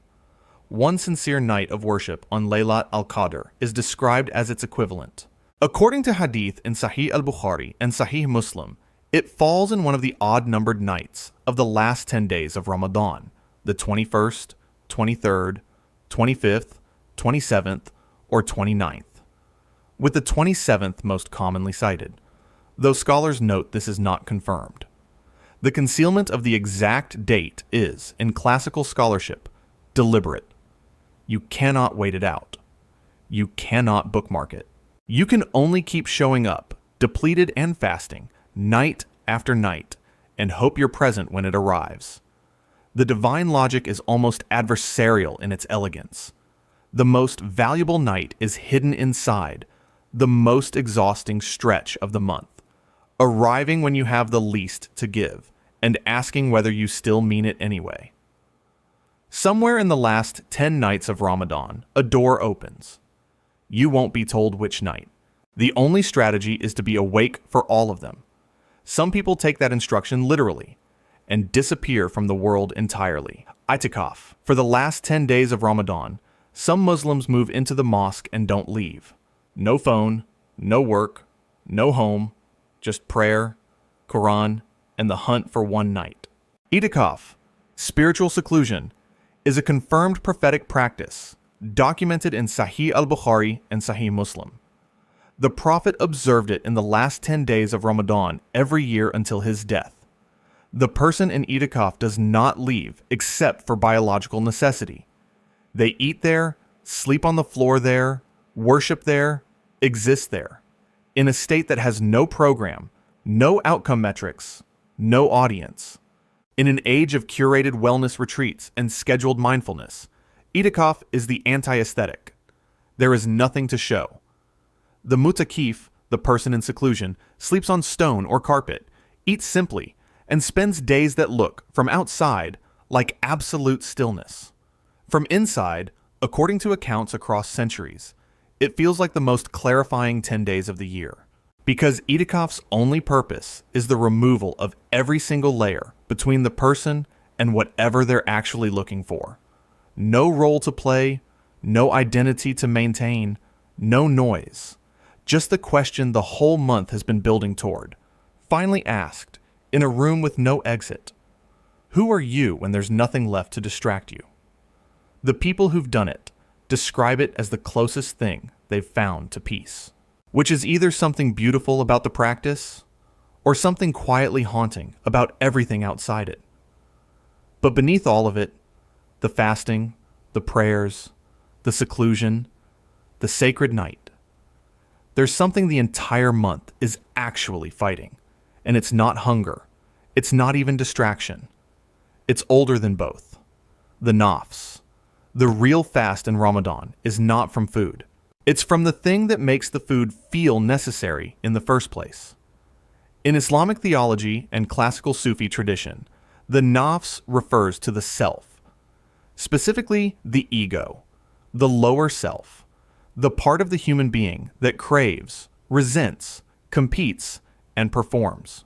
Classical Islamic psychology, drawing on Quranic references across Surah Yusuf, Al-Qiyamah, and Al-Fajr, and developed extensively by scholars including Al-Ghazali and Ibn Arabi, identifies multiple levels of the nafs, from the nafs al-amara, the commanding self that drives toward gratification, to the nafs al-mutma'inna, the tranquil self, finally at rest. Ramadan, in this framework, is a month-long campaign against the commanding self, against the part of the psyche that uses food, entertainment, social validation, and comfort as armor against genuine self-examination. Strip those things away, day after day, and the nafs has nowhere left to hide. The hunger is a tool, not the point. The body's discomfort is designed to surface something deeper, the restlessness that was always there, the anxiety that food was quietly numbing, the ego that needed constant feeding long before Ramadan arrived. The fast doesn't create these things. It removes the static long enough for you to finally hear them.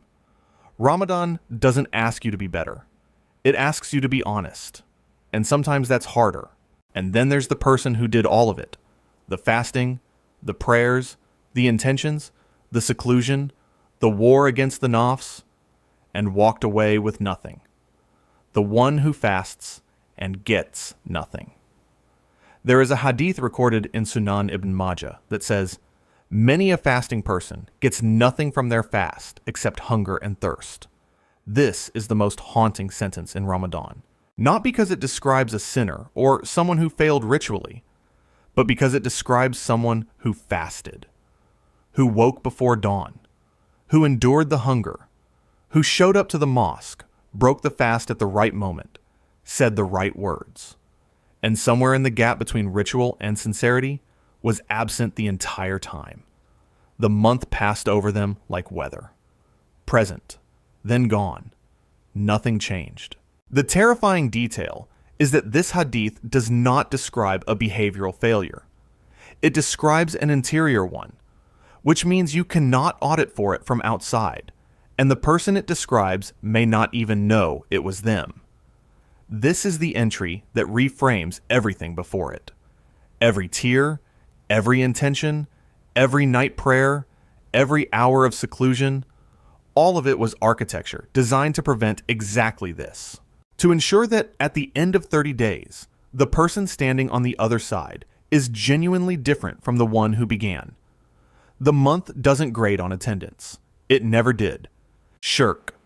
The single greatest prohibition in all of Islam is not murder, not theft, not any crime against another human being. It is associating partners with Allah. Shirk means directing any act of worship towards something or someone alongside God. Bowing to an idol, praying to a saint as an intermediary, or invoking celestial bodies for protection. But the Quran's warning in 448 is surgical in its precision. Indeed, Allah does not forgive association with Him, but He forgives what is less than that for whom He wills. Every other sin carries the possibility of forgiveness. This one, if a person dies upon it, unrepented, does not. Scholars also identify a subtler form called lesser shirk, specifically raya, performing good deeds purely for human admiration, rather than for Allah. The deed looks identical from the outside. The corruption is entirely internal. Kufr. Kufr is the deliberate rejection of faith after clear evidence has reached a person.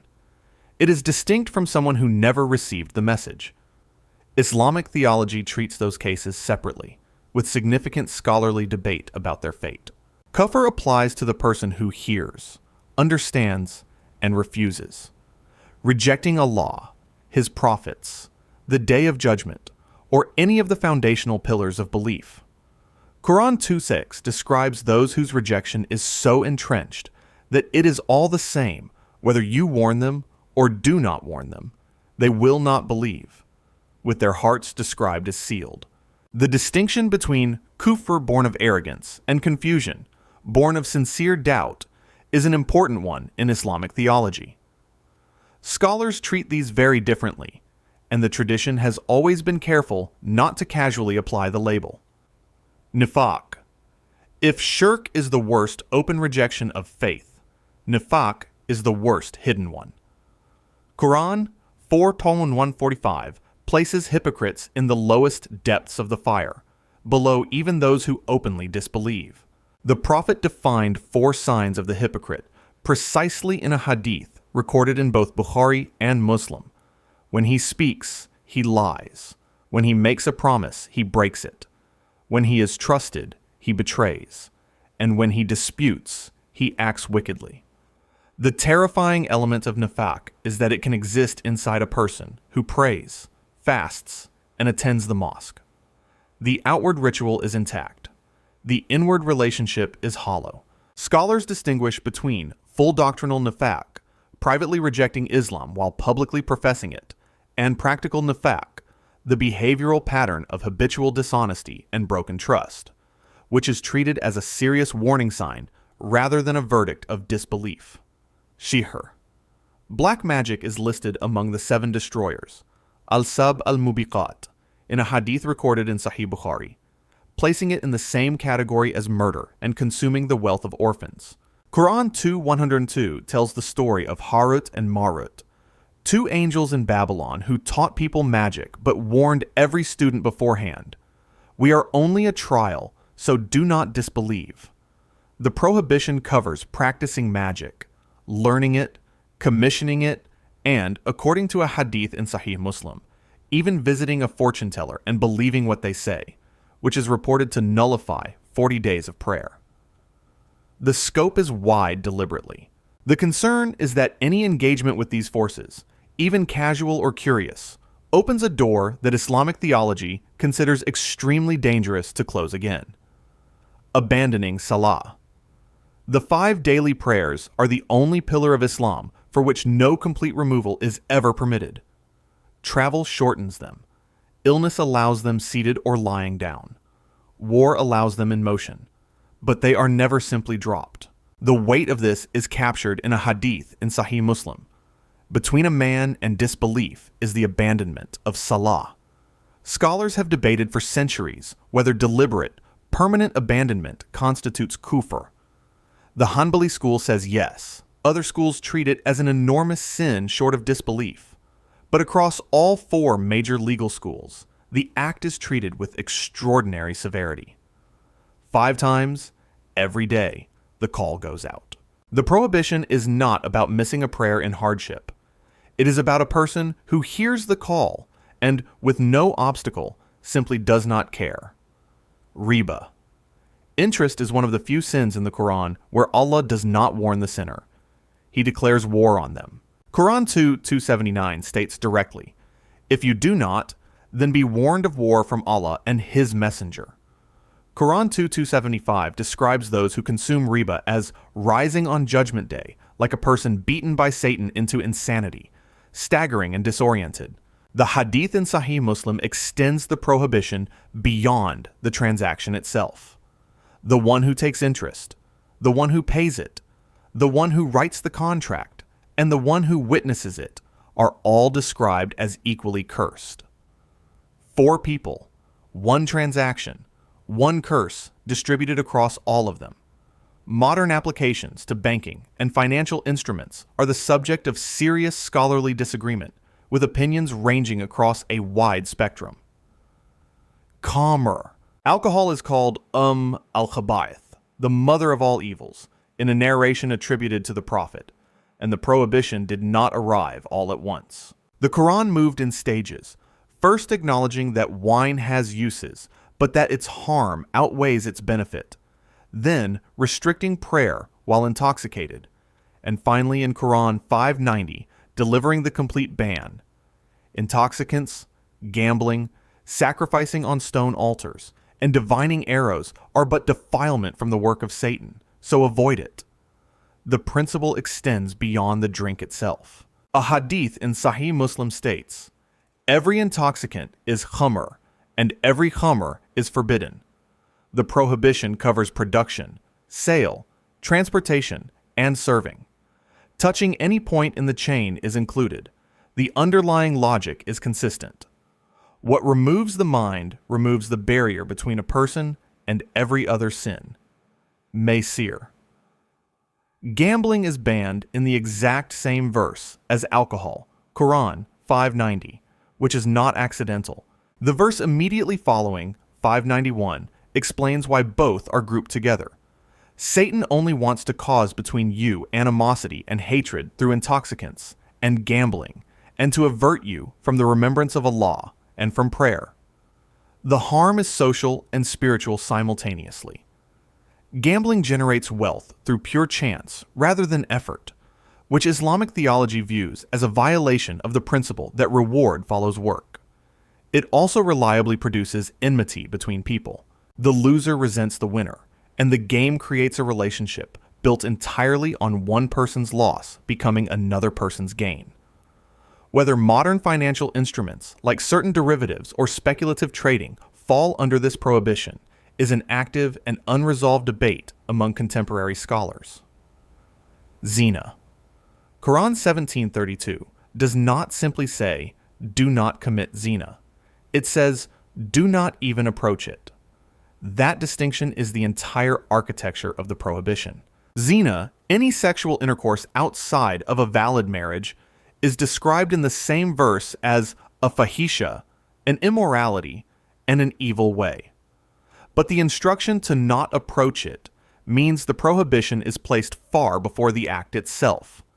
Extended seclusion with a non-mahram, deliberate and prolonged physical contact, and the progressive steps leading toward it are all cut off by the same command. Adultery committed by a married person is treated as more severe than fornication committed by an unmarried person in classical Islamic legal texts, reflecting the additional betrayal of a covenant. The legal punishment described in Quran 24:2 applies specifically within a functioning Islamic judicial system with strict evidentiary requirements. It is not a private or vigilante matter. Homosexual acts. The prohibition is anchored across multiple chapters of the Quran through the story of the prophet Lut. Lot in the biblical tradition, whose people are referenced in Quran 7:80-81, 26:165, 166, and several other passages. The Quran quotes Lut addressing his people directly. Do you approach males among the worlds and leave what your Lord has created for you as mates? The act itself is the prohibition. Contemporary Islamic scholarship has engaged carefully with the distinction between same-sex attraction as an internal experience, which is not itself the subject of punishment, and the physical act, which carries the same prohibition regardless of the inner experience preceding it. The classical position across all four major legal schools is consistent and unanimous on the prohibition of the act. Murder. Quran 5:32 frames the taking of one life in terms that are almost impossible to overstate. Whoever kills a soul, unless for a soul or for corruption done in the land, it is as if he had slain mankind entirely. One life. All of humanity. That is the moral equivalence the Quran draws. Quran 4:93 then specifies the fate of someone who kills a believer intentionally. His recompense is hell, wherein he will abide eternally, a verse that scholars have debated intensely, with some reading eternally as hyperbolic emphasis and others reading it as literal. The exceptions, lawful self-defense, and capital punishment carried out through proper judicial authority, are narrow, defined, and not self-administered. The prohibition covers not just the killer, but anyone who facilitates an unlawful killing. Suicide. Quran 4:29 states it plainly. Do not kill yourselves. Indeed, Allah is to you ever merciful. The theological reasoning underneath is that human life is an amana, a trust given by Allah, and a person does not own what was entrusted to them. The hadith in Sahih Bukhari goes further in its imagery. Whoever takes their life with a specific method will be punished in hell with that same method repeatedly for an extended period. The intent of the prohibition is not punitive in its framing. It is protective, grounded in the view that the person experiencing despair sufficient to consider suicide is not in a state to make clear judgments about eternity, which connects directly to one of the other major prohibitions. Despairing of Allah's mercy, which is treated as its own serious theological violation. Consuming the wealth of orphans. Of all the financial prohibitions in the Quran, this one comes with the most visceral imagery. Quran 4:10 does not say that consuming an orphan's inheritance is wrong or sinful. It says those who do it are only consuming into their bellies fire, and they will be burned in a blaze. The metaphor is physical and immediate.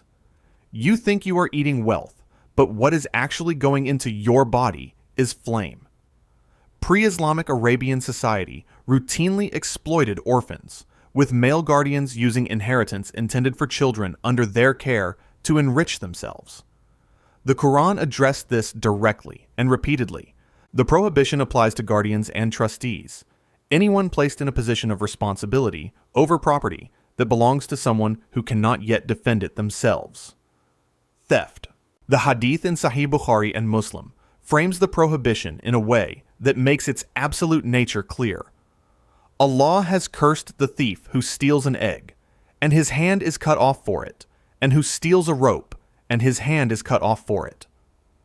The egg, the rope, the smallest, most trivial objects. The point is that the principle holds regardless of the value of what was taken. The violation is the same. Quran 5:38 prescribes a specific legal punishment for theft, but Islamic jurisprudence surrounds that punishment with strict evidentiary requirements, conditions of poverty, and judicial oversight that make it far rarer in application than critics often assume. The prohibition itself, however, is unambiguous across every school of Islamic law. Ghiba. Backbiting is one of the most common sins and one of the most vividly condemned.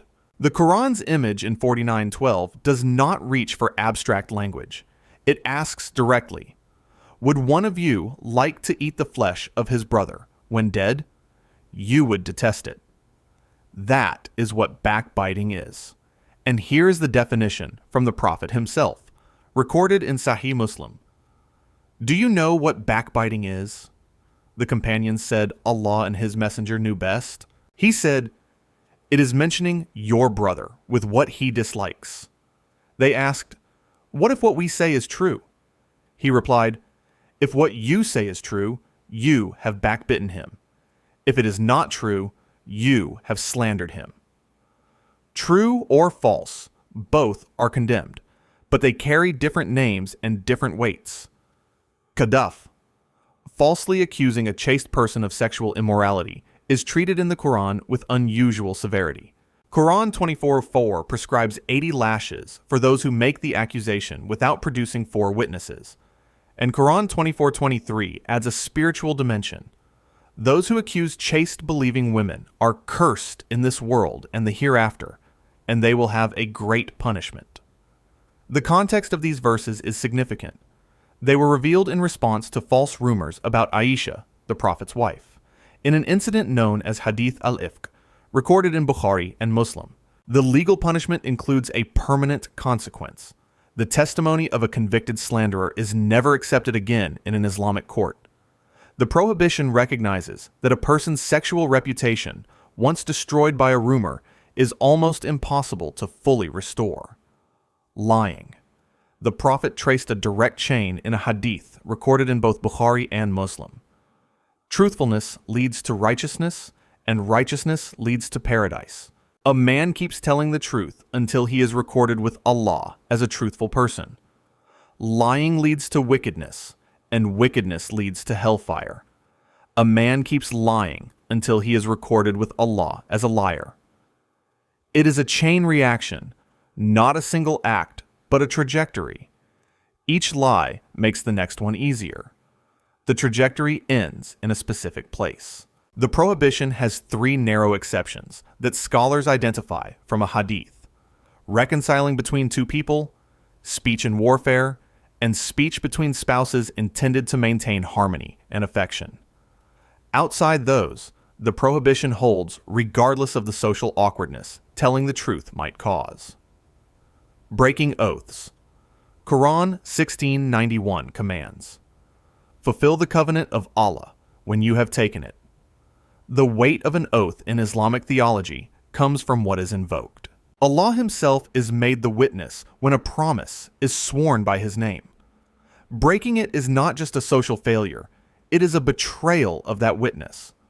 The Hadith in Bukhari and Muslim lists promise breaking as one of the 4 definitive signs of the hypocrite, alongside lying, betraying trust, and wickedness in disputes. Importantly, Islamic law does provide a kafara, an expiation for oaths broken unintentionally or under changed circumstances, described in Quran 589. The prohibition targets the person who makes oaths habitually knowing they will break them, using the name of Allah as a tool of social manipulation rather than a genuine commitment. Dhulm.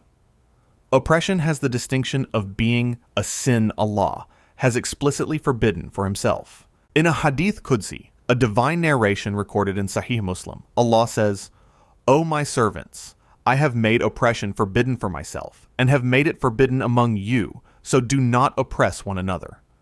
Dhulm in Arabic means placing something where it does not belong. Its scope is enormous. It covers rulers who abuse their citizens, employers who withhold wages, neighbors who encroach on property, and individuals who speak unjustly about others. The Quran repeatedly pairs injustice with a warning about the supplication of the oppressed. The prayer of the one being crushed reaches Allah without barrier, and this applies regardless of whether the oppressed person is Muslim. Quran 42:42 specifies that the wrong lies entirely with those who oppress people and tyrannize the earth without right. Disobeying parents. Quran 17:23 places the command to honor parents immediately after the command to worship Allah alone. The pairing is deliberate and theological. The verse then descends to its most precise point. Say not to them, even oof. Oof is an Arabic syllable of irritation, the equivalent of a sharp exhale, a dismissive sound, the smallest possible verbal expression of annoyance. That is where the prohibition begins. Everything louder, sharper, or more disrespectful is obviously worse. The exception is explicit. If parents command something sinful, obedience to them does not apply, but even then, the tone of refusal must remain respectful.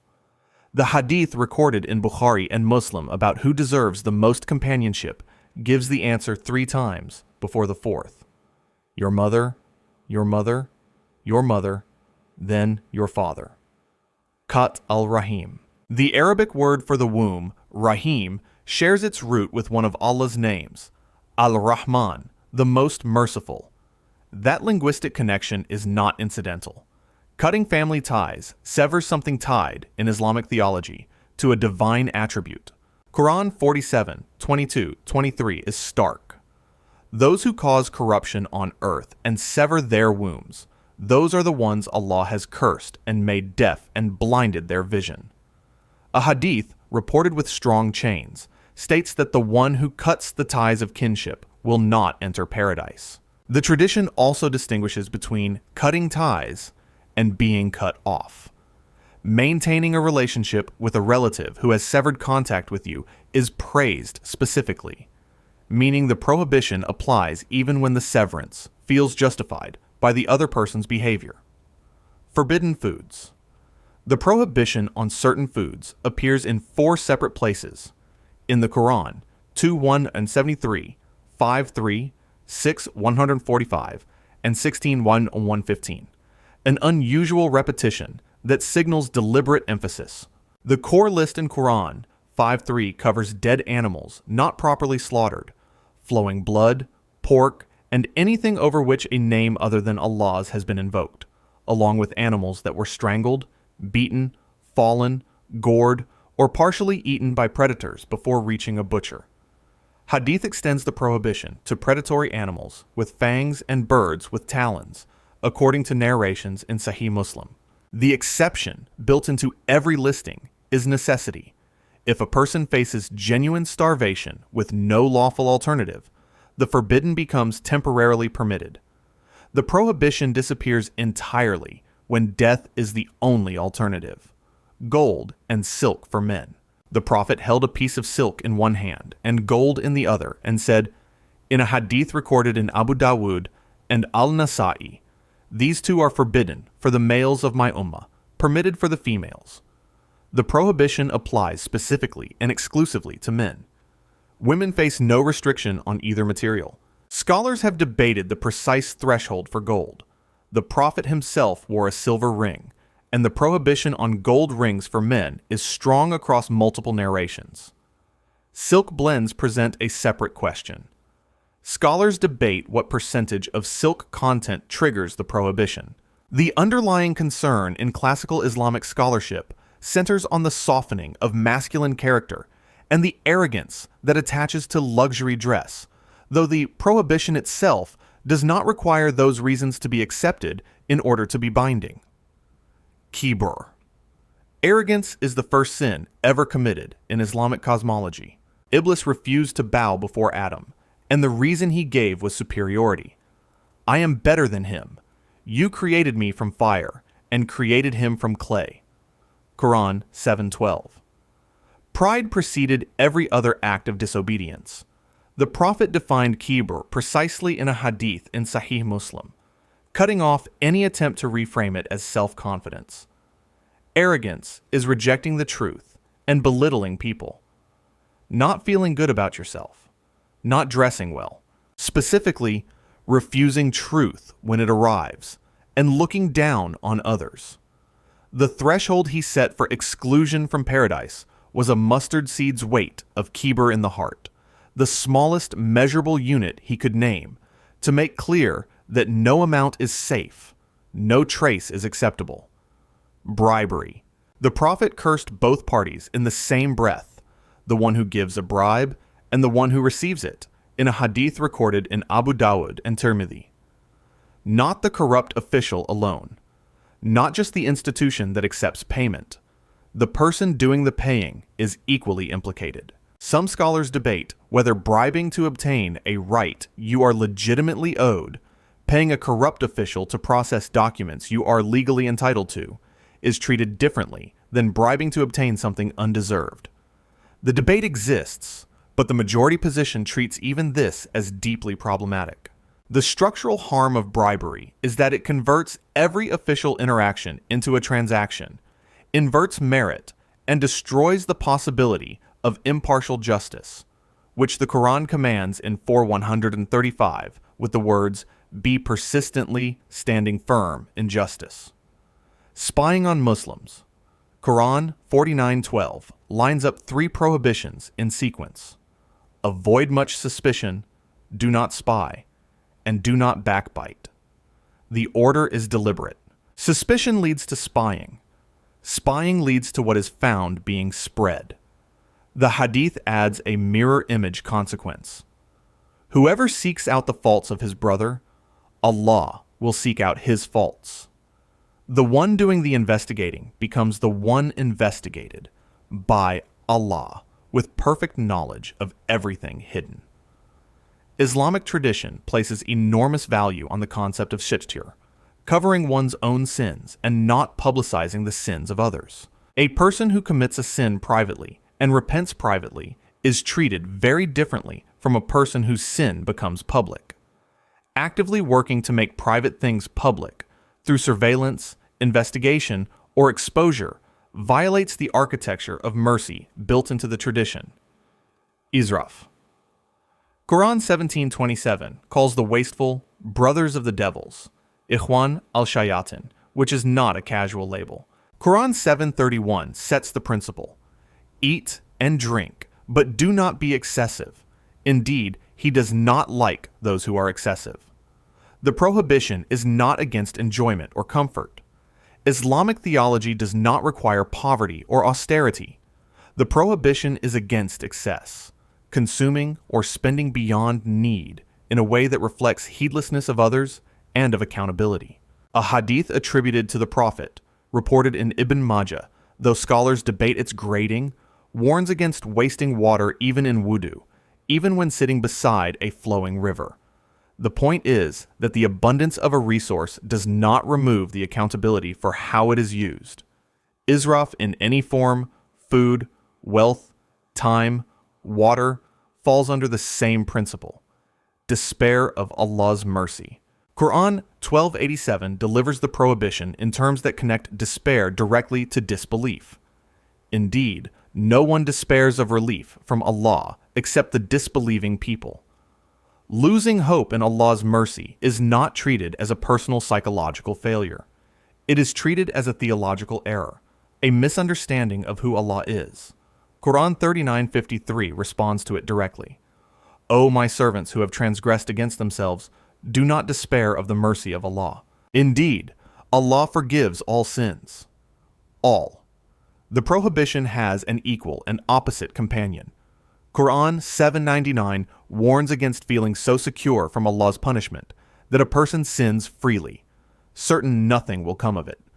Both ends are forbidden: despair on one side, false security on the other, and the believer is meant to live in the space between them, fearing enough to act and hoping enough to keep going. Music and singing. Islam has been arguing about music for over 1,000 years, and it still hasn't reached a verdict. That's not a failure of the religion. It's actually a sign of how seriously Islamic legal scholars take the question of what you're allowed to enjoy. The 4 major Sunni schools of thought, Hanafi, Maliki, Shafi'i, and Hanbali, do not fully agree on music, and that disagreement runs deep into the classical texts. The Quran itself never mentions music by name. Not once. Every ruling on music in Islamic jurisprudence is derived from hadith, which are records of the Prophet Muhammad's sayings and actions, and from analogical reasoning applied to those hadith. The most frequently cited hadith on the subject appears in Sahih Bukhari, collection number 5592 according to many editions, and it describes a group of people who will make lawful for themselves certain prohibited things, including musical instruments. But scholars have long debated whether this is a direct prohibition or a description of people who rationalize sin in general. The chain of transmission for this hadith has been scrutinized heavily. The Andalusian scholar Ibn Hazm, one of the most rigorous hadith critics in Islamic history, rejected the prohibition on music entirely on the grounds that no hadith banning it meets the authenticity standard required to establish a legal ruling. On the other end of the spectrum, Ibn Taymiyyah, the 13th century Hanbali scholar, whose positions continue to shape conservative Islamic thought, held one of the strictest views, treating music as a gateway to moral corruption rather than a neutral act. Sitting in the fascinating middle is Abu Hamid al-Ghazali, the 11th century polymath sometimes called the Proof of Islam, who wrote in his landmark work, Ihya Ulum al-Din, that music and singing can be spiritually beneficial under the right conditions. Al-Ghazali's position reflects a broader jurisprudential framework called Maqasid al-Sharia, the objectives of Islamic law, which asks not just, is this prohibited, but what harm or benefit does this produce?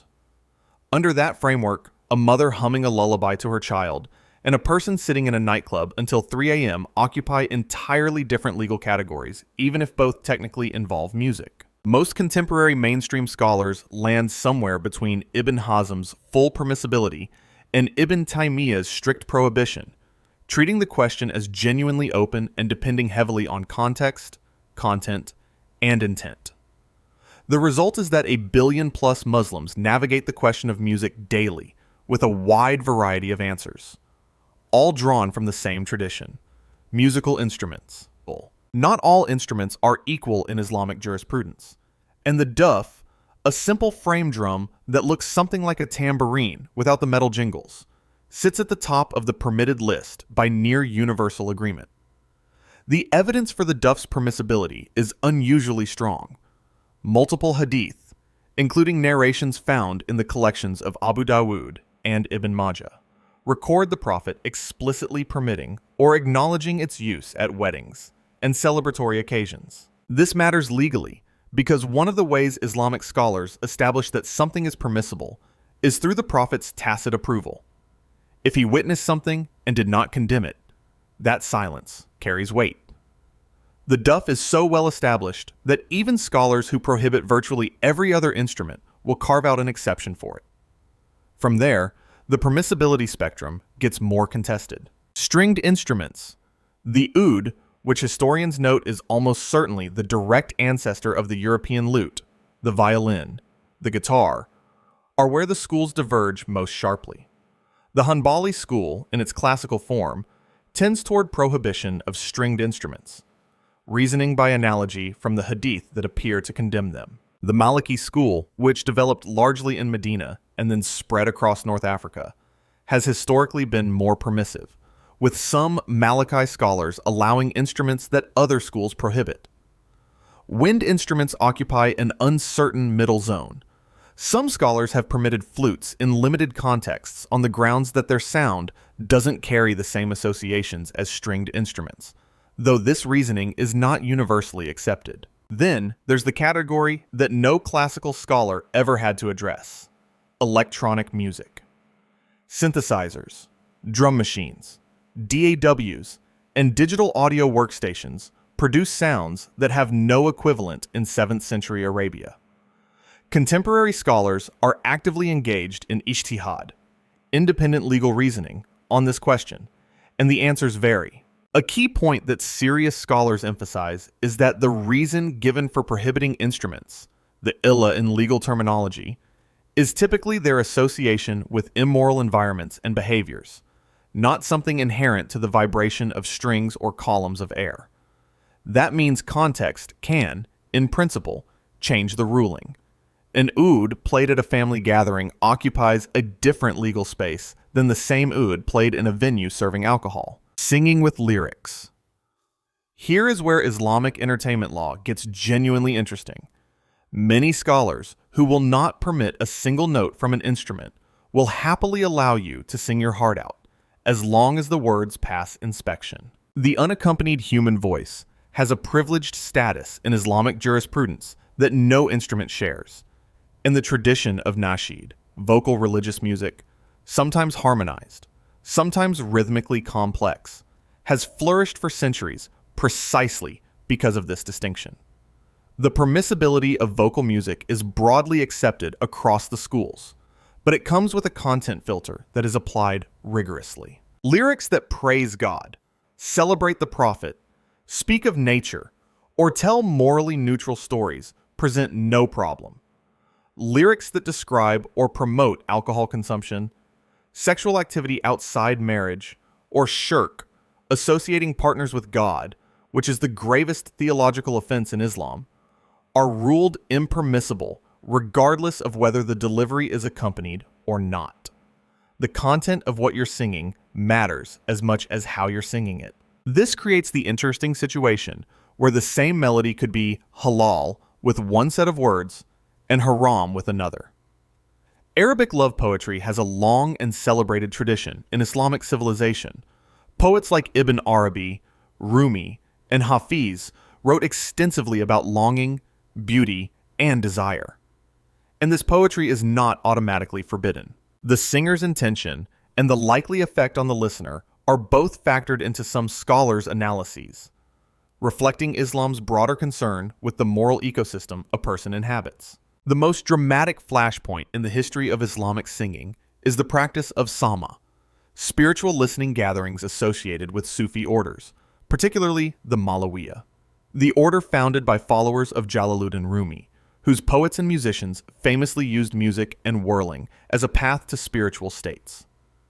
Al-Ghazali defended sama extensively in the Ihya, arguing that music could induce states of spiritual awareness that benefit the soul. Ibn al-Qayyim al-Jawziyah, the 14th century scholar and student of Ibn Taymiyyah, wrote detailed refutations of this position, arguing that sama opened the door to self-deception and moral slippage. The debate was never resolved, and both positions remain alive in contemporary Islamic thought. It's also worth noting that Shia Islam has its own distinct scholarly tradition on music, one that has at various points been more permissive than majority Sunni positions, particularly around devotional singing connected to the commemoration of Imam Hussein. Dance. The Prophet Muhammad's wife, Aisha, according to a hadith recorded in Sahih Bukhari, once watched a group of Abyssinian performers displaying their skills with spears inside the mosque in Medina, and the Prophet reportedly stood beside her and held his cloak to screen her while she watched. Some narrations describe this as a kind of performance that involved energetic movement. Scholars have cited this account for over 1,000 years as evidence that watching physical performance, including something resembling dance, is not inherently forbidden in Islam. Dance as a category, interestingly, does not appear as a standalone topic in most classical legal texts. It tends to be discussed as an extension of rulings on music or on gender interaction. What emerges from the scholarly tradition is roughly this. Dancing in gender-segregated settings, particularly at weddings, is permitted by the majority of scholars, and historically has been a feature of Muslim celebrations across North Africa, the Middle East, South Asia, and West Africa. Women dancing among women is broadly accepted. Men dancing among men, particularly in folk or martial performance contexts, has a long history of permissibility. The line that most scholars draw firmly is mixed gender dancing that involves physical contact between unrelated men and women. This is near universally ruled impermissible under the broader prohibition on unnecessary physical contact between non-mahram individuals. A separate legal category entirely is the whirling of Sufi dervishes, the Malawi practice of rotating meditation that has become one of the most visually iconic images in Islamic spiritual culture. Sufi scholars are careful to frame this not as entertainment or recreation, but as ibadah, an act of worship, which places it in a different legal category from recreational dance altogether. Critics of the practice, particularly in the Salafi and Wahhabi traditions, dispute whether the spiritual framing changes the legal reality. Contemporary flashpoints include belly dancing, whose historical roots in Middle Eastern Muslim cultures are well documented, but which many contemporary scholars rule impermissible due to its performance context and the immodesty involved in performing it before a mixed or male audience. Games and board games. The foundational principle that governs games in Islamic jurisprudence is one of the most practically useful concepts in all of fiqh, al-asl fil asha al-ibaha, which translates roughly as the default ruling on things is permissibility. Under this principle, you don't need a scholar to issue a fatwa permitting a game. It's permitted unless there is positive evidence that it is prohibited. The evidence that can tip a game from permissible to prohibited falls into a few categories: gambling, neglect of religious obligations, content that promotes sin, or activities that cause harm. A card game played for fun with family on a Friday evening after prayers is, under this framework, entirely fine for most scholars. The same card game played for money crosses into prohibited territory. Board games, puzzles, word games, and most tabletop games present no inherent problem and have been part of Muslim recreational life for centuries. Islamic civilization produced some of the earliest recorded game culture in the world, with backgammon, which has Arabic roots, being one of the oldest. Video games are the newest arena for this legal analysis, and the rulings are still being actively developed. Scholars like Yasser Qadi, based in the United States, and Mufti Menk, the Zimbabwean scholar with a massive global following, have both addressed video game questions, generally concluding that the medium is permissible, but the content determines the ruling. A game simulating prayer times is different from a game set in a casino. The issue of loot boxes, randomized in-game reward systems purchased with real money, has attracted significant scholarly attention because of their structural similarity to gambling, and several scholars have ruled that purchasing loot boxes with real currency is prohibited on Gharar and Macer grounds, even if the game itself is otherwise fine. Chess. Chess gets its own entry because the Islamic legal debate over chess is one of the longest-running jurisprudential arguments in history, spanning more than 12 centuries, crossing 3 continents, and involving some of the greatest legal minds the tradition has produced. The game did not originate in the Arab world. It was invented in India, likely between the 5th and 6th century CE, traveled to Persia where it was called chatrang and then shatranj, and arrived in the Arabian Peninsula after the rise of Islam. Almost immediately, Muslim scholars began arguing about it. The problem was twofold. Chess had historically been played for wagers, and it required intense concentration that could, and often did, cause players to delay or miss prayers entirely. Some hadith that circulate as prohibitions on chess are considered by hadith scholars to be weak or fabricated in their chains of transmission. This is an important point, because a ruling built on a weak hadith is itself on shaky ground. The classical positions are fascinatingly divided. Imam al-Shafi'i, founder of the Shafi'i school, reportedly played chess himself, a fact his followers cite frequently. Imam Malik, founder of the Maliki school, reportedly considered it prohibited. The Hanbali school produced some of the stricter opinions on chess, partly through the influence of Ibn Taymiyyah. The Hanafi tradition has generally been more permissive, with many Hanafi scholars allowing chess under the condition that it not involve gambling and not cause prayer to be missed. By the 20th century, the dominant scholarly view in most of the Muslim world had settled around a conditional permissibility. Chess is fine if you're not gambling on it, and if you're still praying on time. Saudi Arabia banned chess for decades under the influence of more conservative religious rulings, but this position softened significantly around 2018 as part of the Vision 2030 social reforms, after which chess tournaments were held in the kingdom. The Zaydis, a branch of Shia Islam prominent in Yemen, have historically held stricter positions on chess, and the debate has never fully closed in any tradition. Gambling. If music sits in a gray zone and chess occupies a decades-long debate, gambling is as clear as Islamic law gets. It is forbidden, unambiguously, explicitly, and repeatedly. The Arabic term is macer, and the Quran addresses it directly in Surah Al-Ma'idah, chapter 5, verses 90 and 91, placing it in a list alongside alcohol, idols, and divining arrows, and describing all of them as an abomination from the work of Satan. That is not the kind of language that leaves much room for scholarly creativity. An earlier reference in Surah Al-Baqarah, chapter 2, verse 219, acknowledges that alcohol and gambling contain some benefit for people, but states that their sin is greater than their benefit. This is generally read as a stage in the progressive revelation of the prohibition, which was made absolute in Al-Ma'idah. The prohibition is comprehensive. It covers the act of gambling, facilitating gambling, operating a venue where gambling occurs, and benefiting financially from gambling proceeds. The underlying legal concept is gharar, excessive uncertainty or risk, which is the same principle that makes conventional interest-based finance problematic in Islamic law.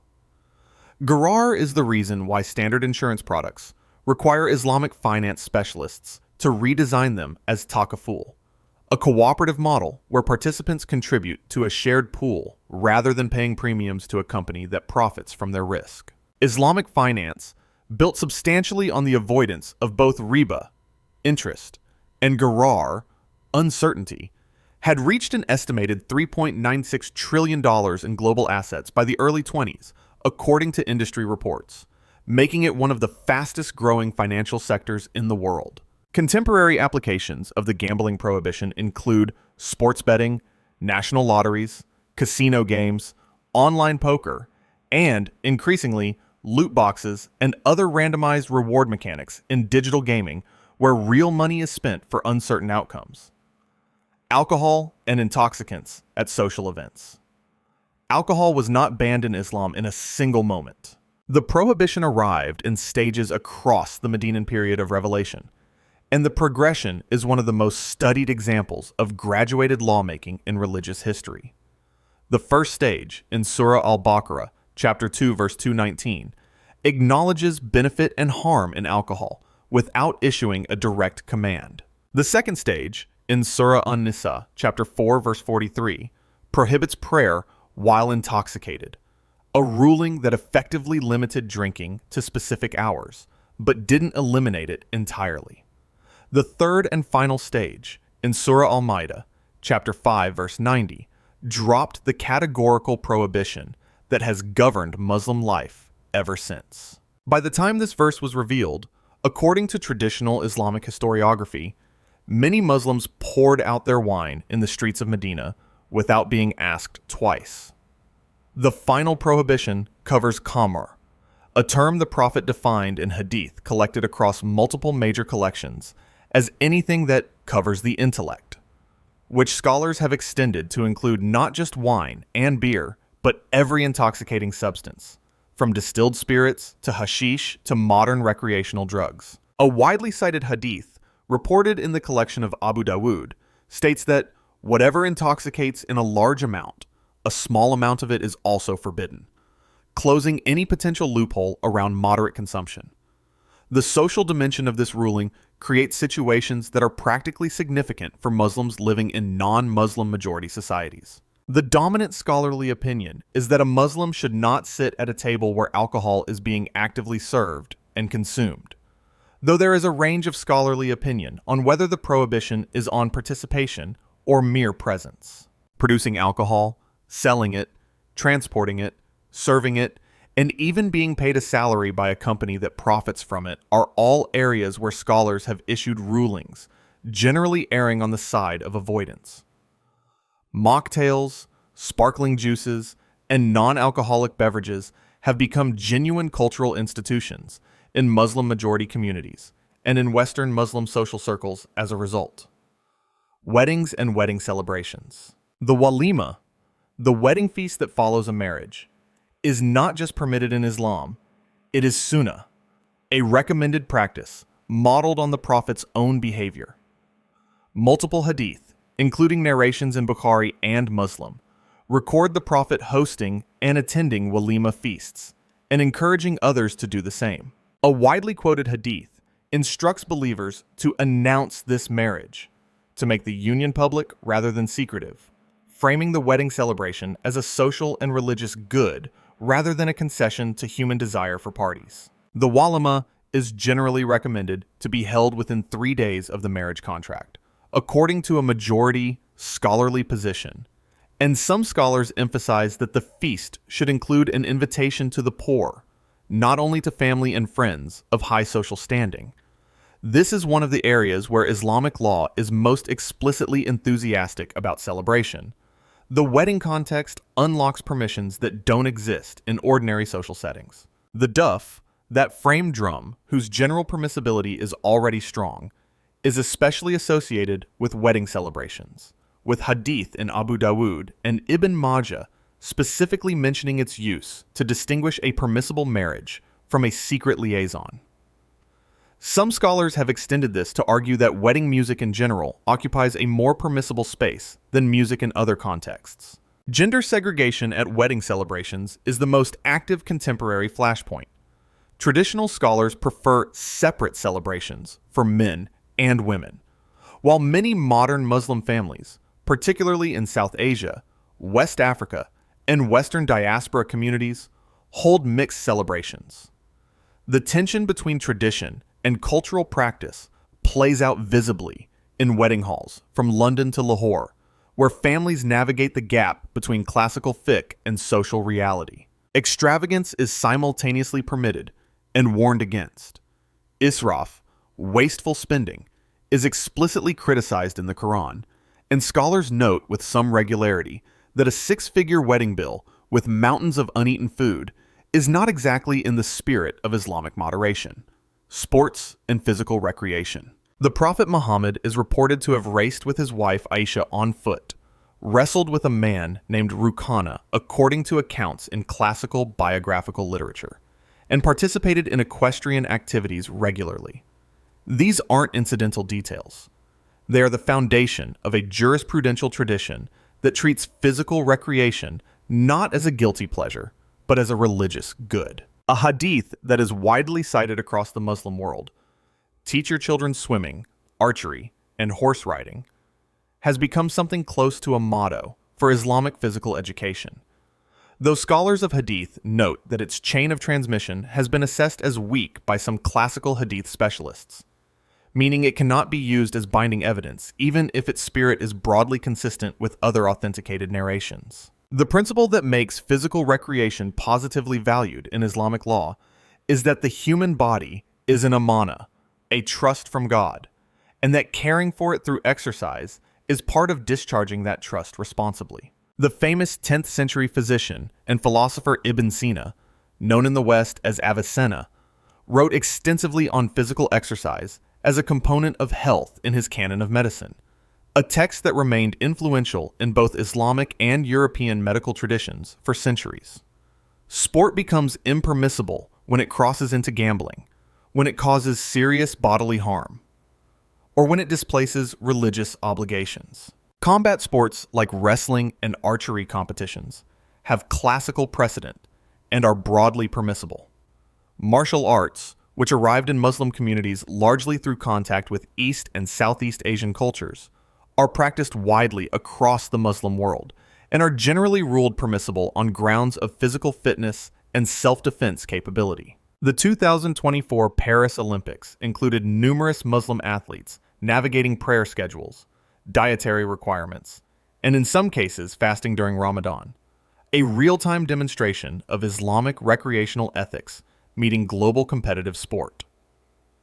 Gender mixing in social settings. The Arabic term is ikhtilat, and it refers specifically to the intermingling of unrelated men and women in social settings, and the rules around it are among the most visible, most culturally variable, and most frequently misunderstood aspects of Islamic social life. Almost every scholar across almost every tradition agrees that incidental gender mixing, passing a woman in a market, sharing a bus, attending a hospital, is not only permissible, but unavoidable and fine.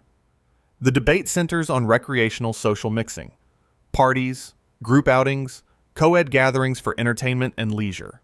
The most universally agreed upon rule in this space is the prohibition on khalwa, seclusion, defined as a man and a woman who are not married to each other, or related within the prohibited degrees of kinship being alone together in a private space.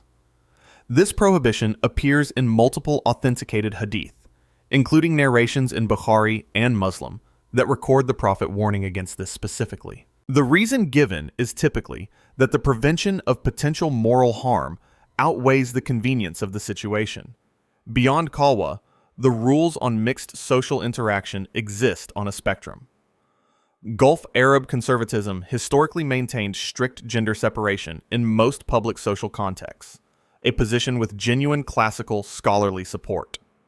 Turkish, Bosnian, and Senegalese Muslim communities have much more integrated social lives that most of their scholars also consider Islamically sound. Indonesian Islam, representing the world's largest Muslim majority population, has developed social norms that look dramatically different from Saudi ones, while drawing from the same classical sources. This variation is not hypocrisy or compromise. It reflects genuine scholarly disagreement about where the line between permissible mixing and prohibited mixing falls in modern social contexts, and the reality that cultural practice and religious ruling have always been in dialogue across the Muslim world. Humor and joking. The Prophet Muhammad had a sense of humor, and this is not a soft reconstruction by modern Muslims trying to make the tradition seem relatable. It is documented in the Hadith literature with the same rigor as any other aspect of his biography. One of the most famous examples involves an elderly woman who came to the Prophet and asked him to pray for her to enter paradise. According to narrations preserved in classical biographical works and attributed to the Hadith tradition, he responded that old women do not enter paradise, and when she looked distressed, he clarified that she would be transformed into a young woman before entering, citing a Quranic verse about the inhabitants of paradise. It's a joke with a theological punchline, delivered by the most important figure in Islamic history. This matters legally because the Prophet's behavior establishes sunnah, and his humor establishes that humor itself is not only permissible, but potentially a form of good character. The rules that classical scholars derived for humor are specific and worth knowing. Jokes must be truthful, because even a joke that involves lying is a form of deception. They must not mock or demean others, because mockery, istitza, falls under the broader prohibition on backbiting and causing hurt.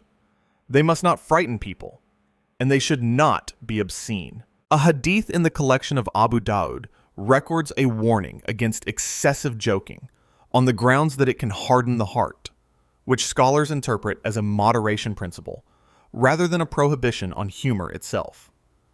Sarcasm weaponized against a specific person in a way that causes them humiliation is treated by scholars as falling under the category of ghibah, backbiting, and is prohibited. The red line in contemporary Islamic discourse around humor is comedy that mocks God, the Prophet, or the sacred symbols of the religion, a category that Islamic law treats with the utmost seriousness and that has been at the center of some of the most significant political and cultural clashes of the past few decades. Storytelling, fiction, and entertainment media. Islamic civilization has one of the richest storytelling traditions in human history, and this is inseparable from its legal tradition's general comfort with narrative as a vehicle for truth and moral teaching. The Quran itself is deeply narrative. It tells the stories of Adam and Eve, of Noah, of Abraham, of Joseph, in a version so vivid and psychologically detailed that the chapter containing it, Surah Yusuf, is described within the Quran itself as the best of stories.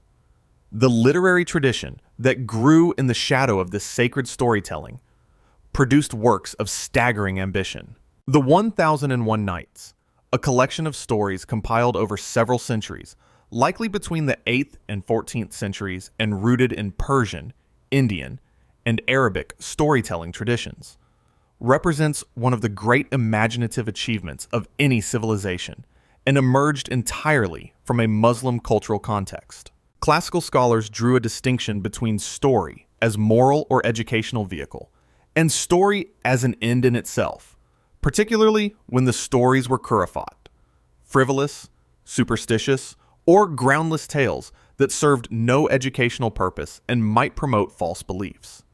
This distinction flows directly into contemporary rulings on film, television, and streaming content. The medium is not the issue. A documentary, a drama, and an explicit film are all television, but occupy entirely different legal categories. Scholars judge screen content on the same axis they judge everything else. Does it contain prohibited imagery? Does it promote prohibited behaviors?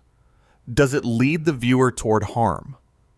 Horror films raise questions about depicting the supernatural in ways inconsistent with Islamic theology.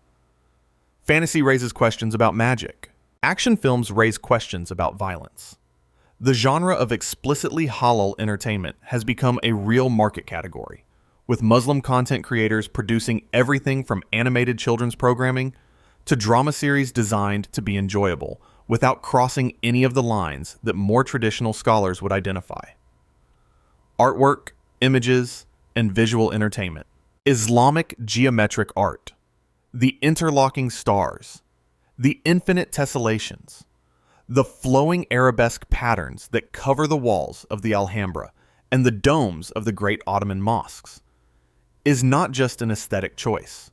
It is, in significant part, a consequence of one of the most consequential jurisprudential rulings in the history of art: the prohibition or restriction on taswir, the making of images of animate beings. The evidence for this ruling comes from hadith rather than the Quran itself. Multiple hadith, including narrations in Bukhari and Muslim, record severe statements about musawwirun, image makers, with some narrations describing them as among those who will face the most severe punishment on the Day of Judgment, on the grounds that they are attempting to imitate the creative act of God. These hadith are considered sahih, authentically transmitted, by mainstream hadith scholars, which gives this ruling more weight than many disputed areas of Islamic law. The practical result across much of Islamic history was a rich visual culture built around geometry, calligraphy, and botanical pattern, forms that do not depict living souls and therefore avoid the prohibition, while figurative art in the Western sense was generally restricted, particularly in religious contexts. Shia Islam has historically been more permissive of figurative representation than mainstream Sunni scholarship, in images of Imam Ali, Imam Hussein, and even of the Prophet, though the Prophet's face is often veiled or left blank, appear in Iranian and broader Shia visual culture in ways that would be considered entirely impermissible in Salafi or traditional Hanbali scholarship. Photography is a contemporary flashpoint. Some scholars draw a distinction between a craftsman who sculpts a three-dimensional likeness and a camera that mechanically records light, arguing that the latter does not involve the human act of creation that the hadith criticize. Others reject this distinction entirely.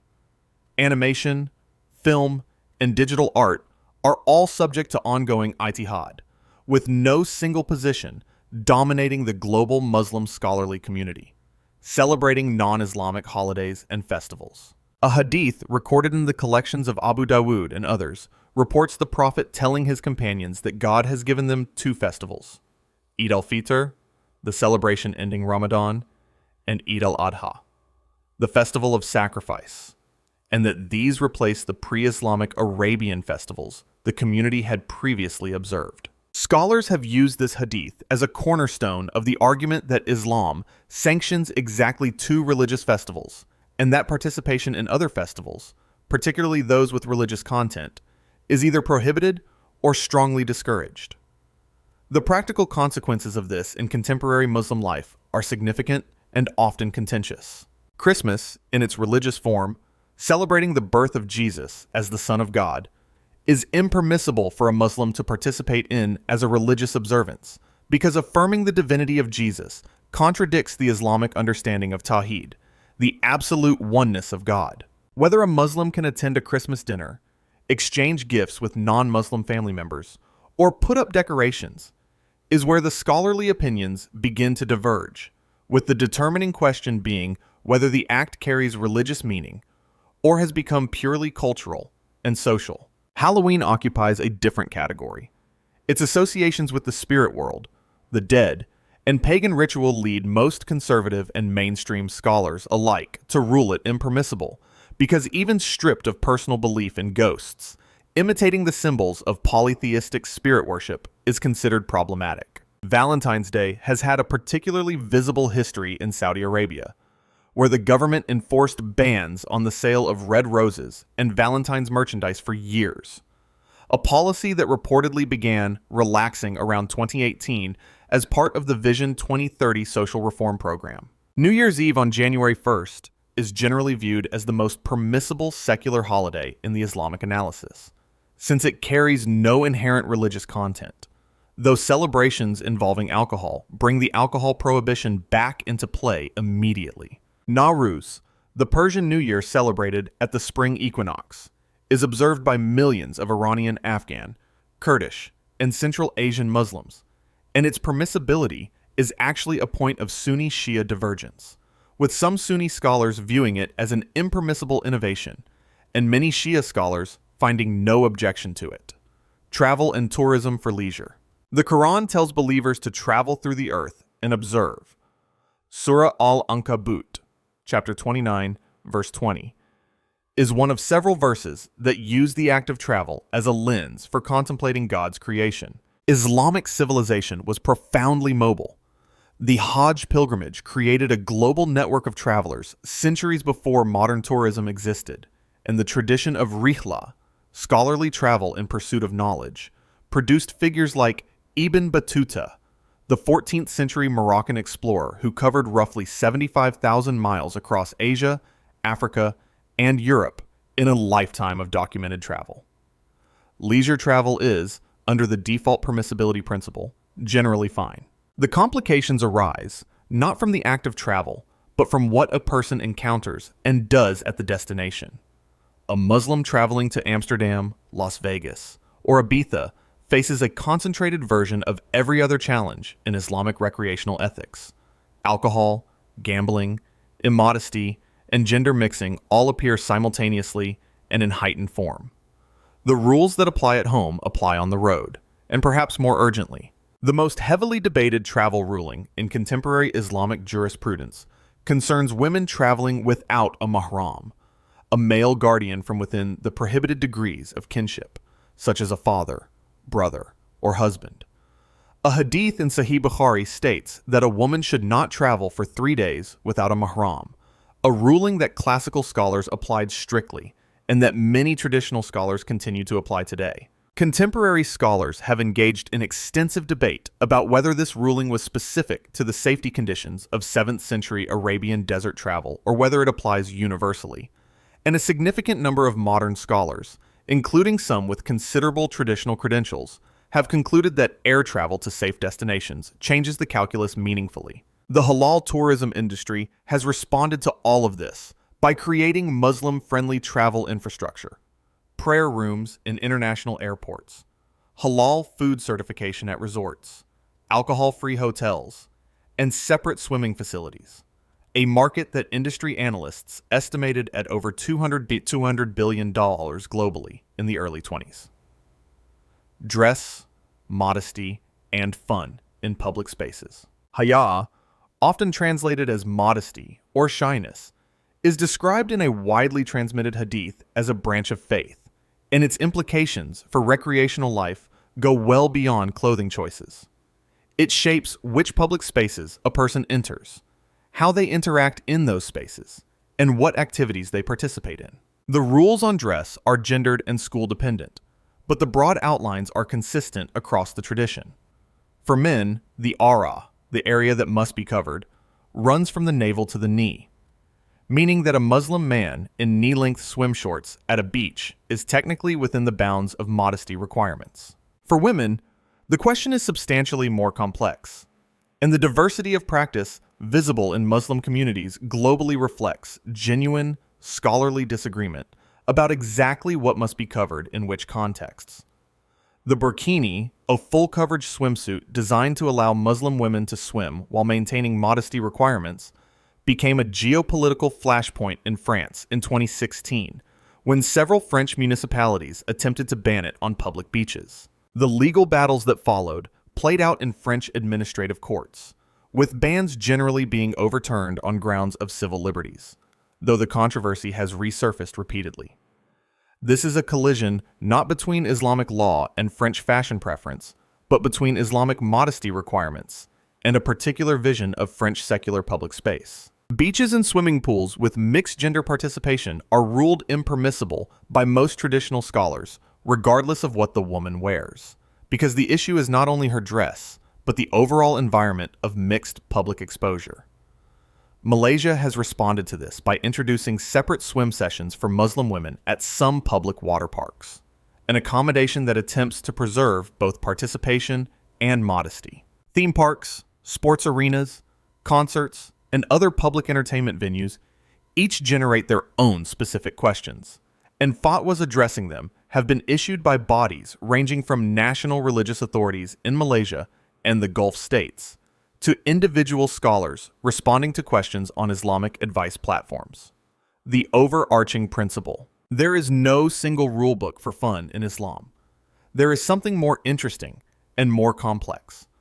A legal philosophy that asks what purpose a thing serves, what harm it causes, and what environment it creates.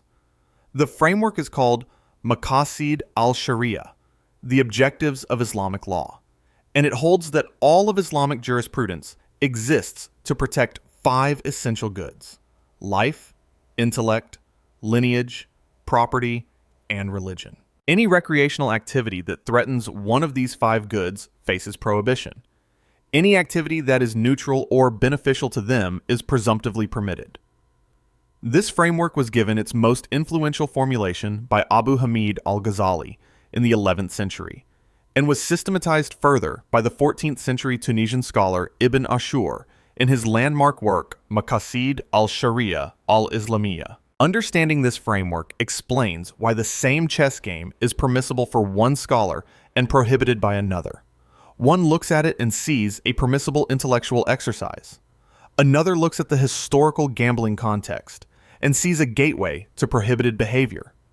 Both are working within the same legal tradition, applying the same objectives to different factual assessments. The 5-category system of Islamic legal rulings: haram, forbidden; makruh, disliked; mubah, neutral, permissible; mustahab, recommended; and wajib, obligatory, is essential to understanding how Islam actually approaches the question of fun.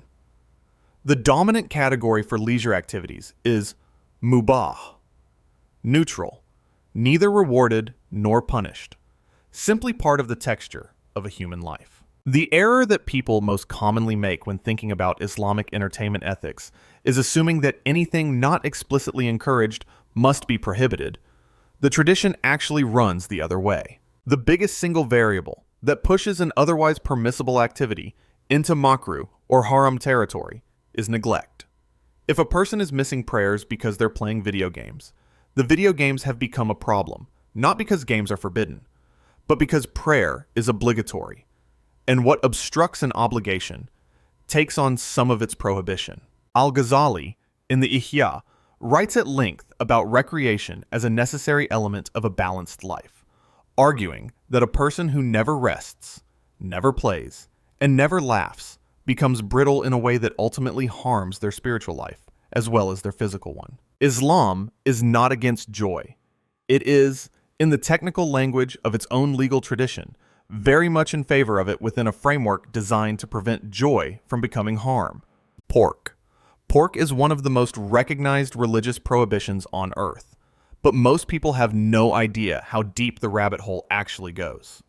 The Quran mentions it not once, but 4 times, in chapters 2, 5, 6, and 16, using the Arabic word khinzir, and each mention is unambiguous. No pork. Full stop. But here is where it gets complicated for the roughly 1.8 billion Muslims navigating a modern food system that runs on pig byproducts. The prohibition does not stop at the meat on your plate. It extends to lard used in frying, to gelatin derived from porcine bones and skin, and to the enzymes extracted from pig pancreas that are used in certain cheeses and baked goods. Gelatin alone is a $4.5 billion global industry, and a significant chunk of it comes from pigs. It shows up in gummy vitamins, pharmaceutical capsule shells, marshmallows, certain yogurts, and even some photographic film. A Muslim who diligently avoids bacon at breakfast might unknowingly swallow pork-derived gelatin with their evening medication. Scholars have spent considerable energy debating a concept called istihala, the idea of chemical transformation, which asks whether a pork-derived substance that has been so thoroughly processed it bears no physical resemblance to its origin can still be considered forbidden.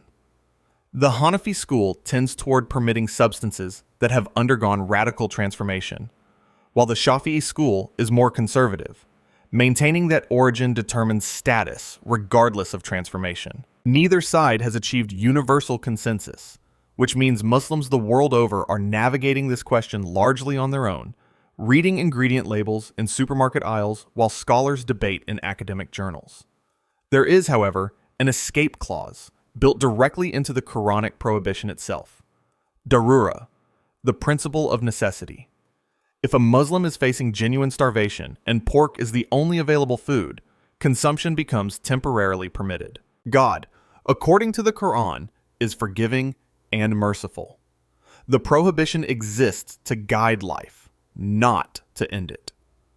What the rule reveals, beyond any specific food, is a framework for thinking about purity, intentionality, and the relationship between the body and the divine that runs through every corner of Islamic jurisprudence. Blood. Blood sounds like an obvious prohibition until you realize that Islamic law draws a very specific and surprisingly nuanced line about exactly which blood is forbidden and why.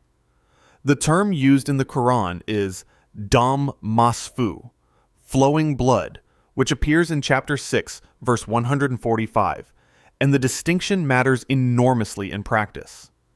It is not blood in the abstract that is prohibited, but blood as a food substance in its poured liquid form. This is the core theological reason behind the practice of dabiha, the Islamic method of slaughter, which involves cutting the jugular vein and carotid arteries of an animal while invoking the name of God, allowing the blood to drain rapidly and completely from the carcass.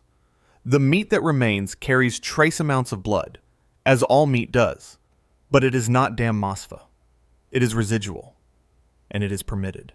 The prohibition, by contrast, catches dishes like black pudding, the British breakfast staple made from cooked pig or cow blood and oatmeal, or Eastern European blood sausage, or the Korean sundae, or the Filipino dinuguan, a pork blood stew, all of which place blood itself at the center of the dish. Then comes a genuinely surprising exception that confounds newcomers to Islamic dietary law: the liver and the spleen. Both organs are saturated with blood, processed by blood, and defined by their relationship to blood. And yet classical scholars ruled them permissible, citing a hadith in which the Prophet Muhammad permitted these two organs as exceptions to the blood prohibition, reportedly describing them as two dead things and two bloods that God had made lawful. It is a ruling that sits in quiet tension with the broader principle, and scholars have produced considerable commentary trying to harmonize it. A separate modern confusion arises around carmine, also known as E120, a deep red food coloring derived not from blood, but from crushed cochineal insects. A prohibition question in its own right, but one about insects rather than blood, and a debate that tends to get muddled when people conflate the red color with blood as a substance. The blood prohibition is ancient. Pre-Islamic Arabian tribes did consume blood in certain ritual contexts, and the Quranic ruling was a direct reform of those practices, making it one of the clearer examples of Islamic law reshaping the cultural norms of the society it emerged from. Alcohol and intoxicants. Alcohol is forbidden in Islam today with an absoluteness that makes it easy to forget the prohibition did not arrive that way. It came in 3 stages, rolled out across multiple years of Quranic revelation, in what is one of the most studied examples of gradual legal reform in any religious tradition. The first relevant verse, chapter 2, verse 2-19, acknowledges both harm and benefit in wine without banning it outright, an unusually measured opening for what would become a total prohibition. The second stage, chapter 4, verse 43, forbids Muslims from approaching prayer while intoxicated, which effectively banned drinking during the majority of the day, given the 5 times daily prayer schedule. The third and final stage, chapter 5, verses 90 and 91, declares wine and gambling together to be an abomination from the work of Satan, and commands believers to avoid them entirely. The Arabic word used for wine in these verses is khamr, which referred specifically to grape wine in 7th century Arabia. But scholars applied the principle of qiyas, legal analogy, to extend the ruling to every substance that intoxicates the mind, regardless of its origin or form. This created the broad category of musakir, anything that clouds or seizes the intellect, which today encompasses beer, spirits, cannabis, opium, and recreational pharmaceuticals. The practical edge cases generated by this ruling are genuinely fascinating.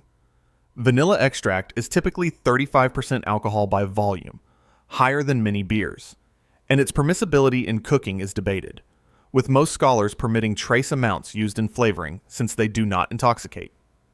Kombucha, the fermented tea drink, sits in a gray zone because its alcohol content varies between batches and brands, and no settled ruling covers it universally. Vinegar made from wine is permitted by the majority of scholars because the intoxicating substance has transformed during fermentation, invoking the istihala principle again.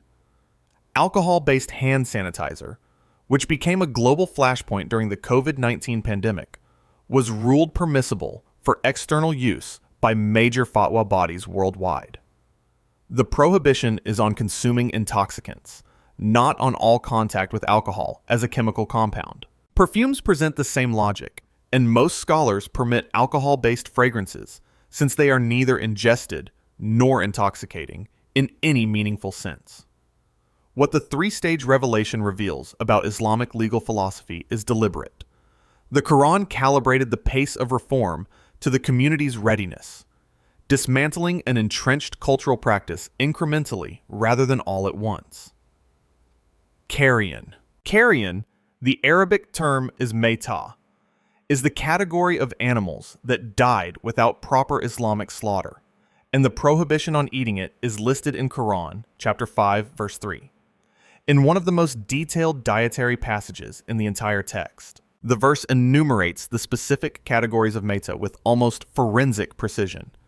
Animals that died on their own, animals that were strangled, animals that were beaten to death, animals that fell from a height, animals that were gored by horns, and animals that were partially eaten by predators, and then recovered alive, but died before slaughter. Each category has a specific Arabic descriptor in classical legal literature, and scholars spent centuries debating edge cases within each one.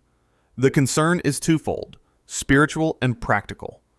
On the spiritual side, an animal that dies without the name of God being invoked over it is considered disconnected from the sacred act of taking a life, which Islamic law treats not as morally neutral, but as something requiring divine sanction. On the practical side, an animal that died through disease, accident, or decomposition poses obvious hygiene risks, and the blood-draining process of dabiha slaughter is understood as part of producing safer meat.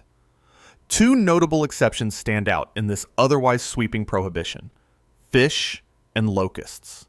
Both are explicitly exempted by hadith. The Prophet reportedly said that 2 dead things and 2 bloods were made lawful, and the dead things are fish and locusts. A fish found washed up on a beach, already dead, is halal without any slaughter ritual. A locust, scooped dead from the ground, is halal.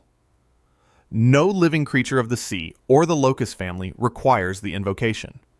This creates an entire sub-discussion about shellfish, which different schools of jurisprudence treat differently. The Maliki and Shafi'i schools permit all sea creatures, while the Hanafi school restricts it to fish with scales. The people of the book exception adds another layer.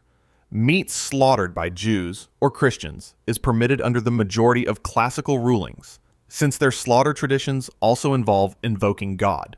But modern industrial factory farming, where Christian or Jewish religious affiliation is irrelevant to the slaughter process, has made this exception far harder to apply cleanly, and contemporary scholars are deeply divided on whether a chicken processed on an American factory line qualifies. Animals slaughtered without invoking God's name. An animal can be perfectly healthy, slaughtered humanely, and drained of blood completely, and still be forbidden if the name of God was not spoken over it during the act. This is the ruling derived from Quran, chapter 6, verse 121, which states directly, "Do not eat of that over which God's name has not been mentioned." The spiritual logic is that the act of taking a life requires divine acknowledgement. The slaughterer is not the ultimate authority over the animal's life. God is, and the Bismillah, in the name of God, is the verbal acknowledgement of that relationship. The practical consequence of this ruling is the single most contested halal certification debate in the world today: pre-slaughter stunning. Most industrial slaughterhouses in Western countries stun animals before slaughter, using electric current, gas, or a captive bolt to render them unconscious. The halal debate centers on whether a stunned animal that is then slaughtered, while still technically alive, fulfills the requirements of dabiha. The UK's Halal Food Authority permits certain forms of stunning, ruling that if the animal is alive at the point of slaughter, the killing itself is valid. The Halal Monitoring Committee rejects stunning entirely, arguing that any procedure designed to incapacitate an animal before slaughter introduces uncertainty about its condition that cannot be reconciled with the requirements of the law. The two organizations certify different products, which means a package marked halal in a British supermarket may or may not meet the requirements of a given Muslim consumer's understanding of the law. A related but separate question involves the logistics of mass slaughter, and whether a single Bismillah, spoken at the beginning of a slaughter session, can cover all animals processed in that session, a ruling some scholars permit and others reject as an unacceptable shortcut. The comparison to Jewish kosher slaughter is frequently made. Shechita also requires a trained slaughterer, a specific blade, a specific cut, and an invocation. And some classical scholars ruled that kosher meat is therefore permissible for Muslims. Others disagree, arguing that the Jewish invocation formula does not meet the Islamic standard precisely. The result is that many observant Muslims in non-Muslim majority countries rely on dedicated halal butchers, not as a matter of preference, but as the only way to be confident about the slaughter conditions of their meat. Pigs' derivatives in non-food products. The prohibition on pork does not end at the dinner table. It follows the pig's byproducts into wallets, medicine cabinets, operating rooms, and cosmetic bags, creating a web of ritual purity questions that most people, including many Muslims, have never had to think through. Pigskin leather is widely used in gloves, certain shoes, and sports equipment. The American football is colloquially called a pigskin, and here is a genuinely satisfying piece of trivia that upends the prohibition anxiety. Modern American footballs are made from cowhide, not pig leather. The pigskin nickname is purely historical, a relic of an earlier era when pig bladders were used as the inner bladder of the ball. But the question of actual pigskin leather products remains active, and scholars largely rule that processed leather, where the hide has been tanned so thoroughly it no longer resembles or functions as skin, may be permissible, though this is not a unanimous position. The medical arena presents the most genuinely difficult cases. For decades, the dominant insulin available to diabetic patients worldwide was porcine insulin, extracted directly from the pancreases of slaughtered pigs. Muslim diabetics faced an agonizing question. Was the Darura principle sufficient to permit life-sustaining medication derived from a forbidden source? Most scholars said yes, invoking necessity unambiguously. The theological crisis was largely resolved when synthetic human insulin, produced through recombinant DNA technology, became widely available in the 1980s. But porcine-derived pharmaceutical products continue to exist across multiple drug categories. Cardiac surgery presents perhaps the starkest version of this question.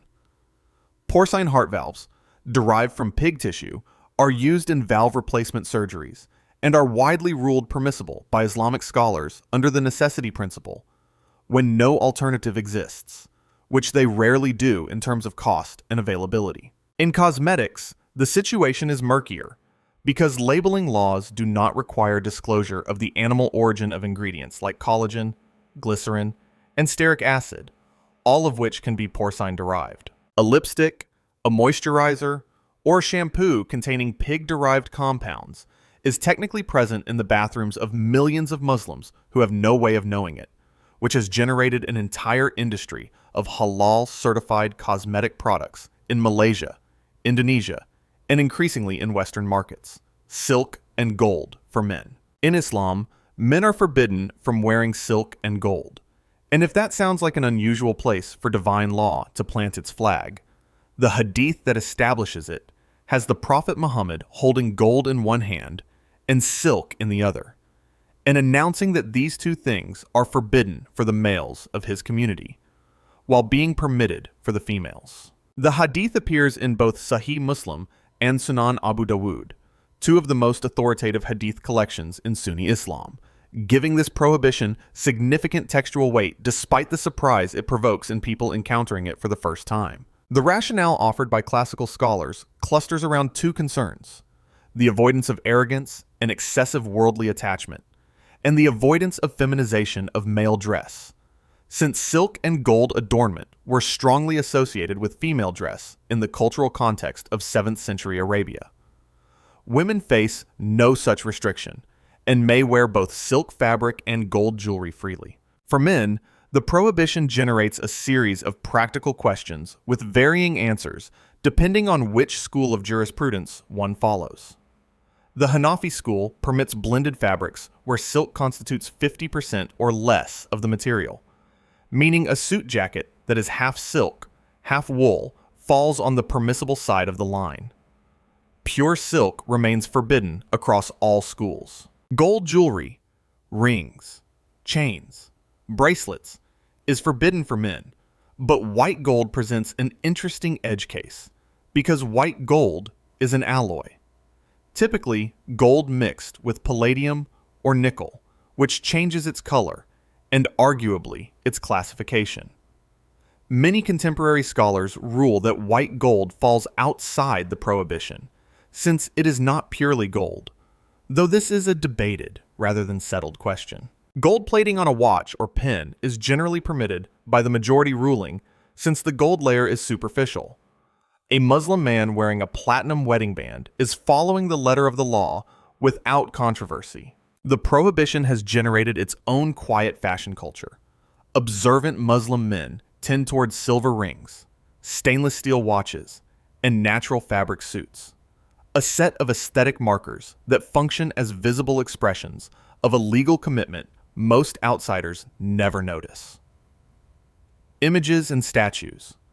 The prohibition on taswir, the depiction of living beings, particularly humans, and animals, has no equivalent in any other major world religion for the scale of its cultural impact. This ruling did not come from the Quran, but from hadith, and multiple hadiths at that, all carrying significant weight in the collections of Bukhari and Muslim. The most frequently cited warns that those who make images will face the most severe punishment on the Day of Judgment, when they will be commanded to breathe life into their creations, an impossible task that literalizes the theological problem at the heart of the prohibition. The image maker is presuming to do something only God can do, which is to create life. Three-dimensional statues are considered the most serious category, since they most directly replicate God's act of creation. Flat images occupy a complex middle space, and photography, which is less a creative act than a mechanical capture, has generated enormous scholarly debate, with the majority of contemporary scholars permitting photography for purposes like identification, journalism, and documentation, while maintaining that purely decorative portraiture is discouraged or forbidden. This single prohibition reshaped an entire civilization's aesthetic vocabulary. Islamic art between the 8th and 13th centuries, during the height of the Abbasid Caliphate and the great flowering of Islamic scholarship and architecture, redirected artistic energy entirely. geometric patterns of extraordinary mathematical complexity, some anticipating principles of aperiodic tiling that Western mathematics would not formally describe until the 20th century, covered mosques, palaces, and manuscripts. Arabesque floral motifs, interlocking calligraphic compositions, and architectural ornament became the primary vehicles of artistic expression in place of figurative art, and they reached heights of sophistication that remain unmatched. The 2001 destruction of the Bamiyan Buddhas in Afghanistan by the Taliban was justified partly by invoking this prohibition, though the move was condemned by the majority of Muslim scholars and governments worldwide, who argued that the ruling did not mandate the destruction of historical monuments in non-Muslim sacred sites. Contemporary questions about AI-generated portraits, digital avatars, and virtual reality environments are now being brought before Islamic legal bodies, and rulings are beginning to emerge, though no universal consensus has formed. Music and musical instruments. Music is the prohibition that Islamic jurisprudence cannot fully agree on, and the fact that there is no explicit Quranic verse forbidding it is the reason why. The debate among scholars has been active for over 1,000 years and has not resolved. The classical prohibition position, held by the majority of the Hanafi, Shafi'i, and Hanbali schools, is based primarily on hadith. One of the most cited reportedly has the Prophet saying that he was sent to destroy musical instruments, and on interpretations of Quranic verses that reference idle talk or frivolous speech, which some scholars read as references to music. The concern is not purely about sound, but about context and consequence.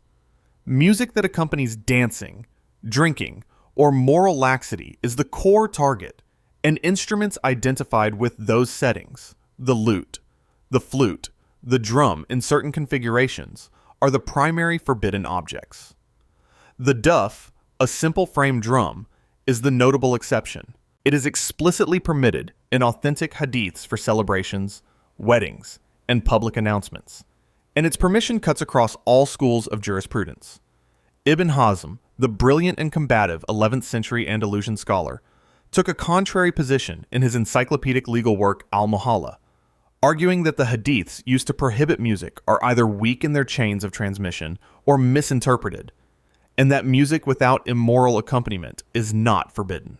The Maliki school is the most permissive of the four major schools in its approach to musical instruments generally. The 20th century Egyptian scholar Yusuf al-Qaradawi argued that music is permissible when its content is wholesome, and it does not lead to immoral behavior, a position popular among younger Muslims globally. The cultural consequence of this debate is the genre of nasheed, vocal music performed without instruments, or sometimes with percussion only, which emerged as a space where Islamic aesthetics and musical expression could coexist without legal controversy. Artists like Sami Yusuf, a British Azerbaijani singer who blends orchestral arrangements with devotional lyrics, have built stadium-filling careers within or adjacent to this tradition, demonstrating that the prohibition, however contested, has produced its own rich artistic culture rather than simply suppressing one. Dogs as pets. Dogs in Islamic law occupy one of the most internally contradictory positions of any subject in the tradition. The Quran mentions dogs positively. Chapter 18, the chapter of the cave, features a dog as the loyal companion of a group of believers whom God protected, and the dog is listed among the faithful sleepers without any negative judgment. Chapter 5, verse 4 explicitly permits hunting with trained dogs, meaning the animal itself is not impure or evil in Islamic theology.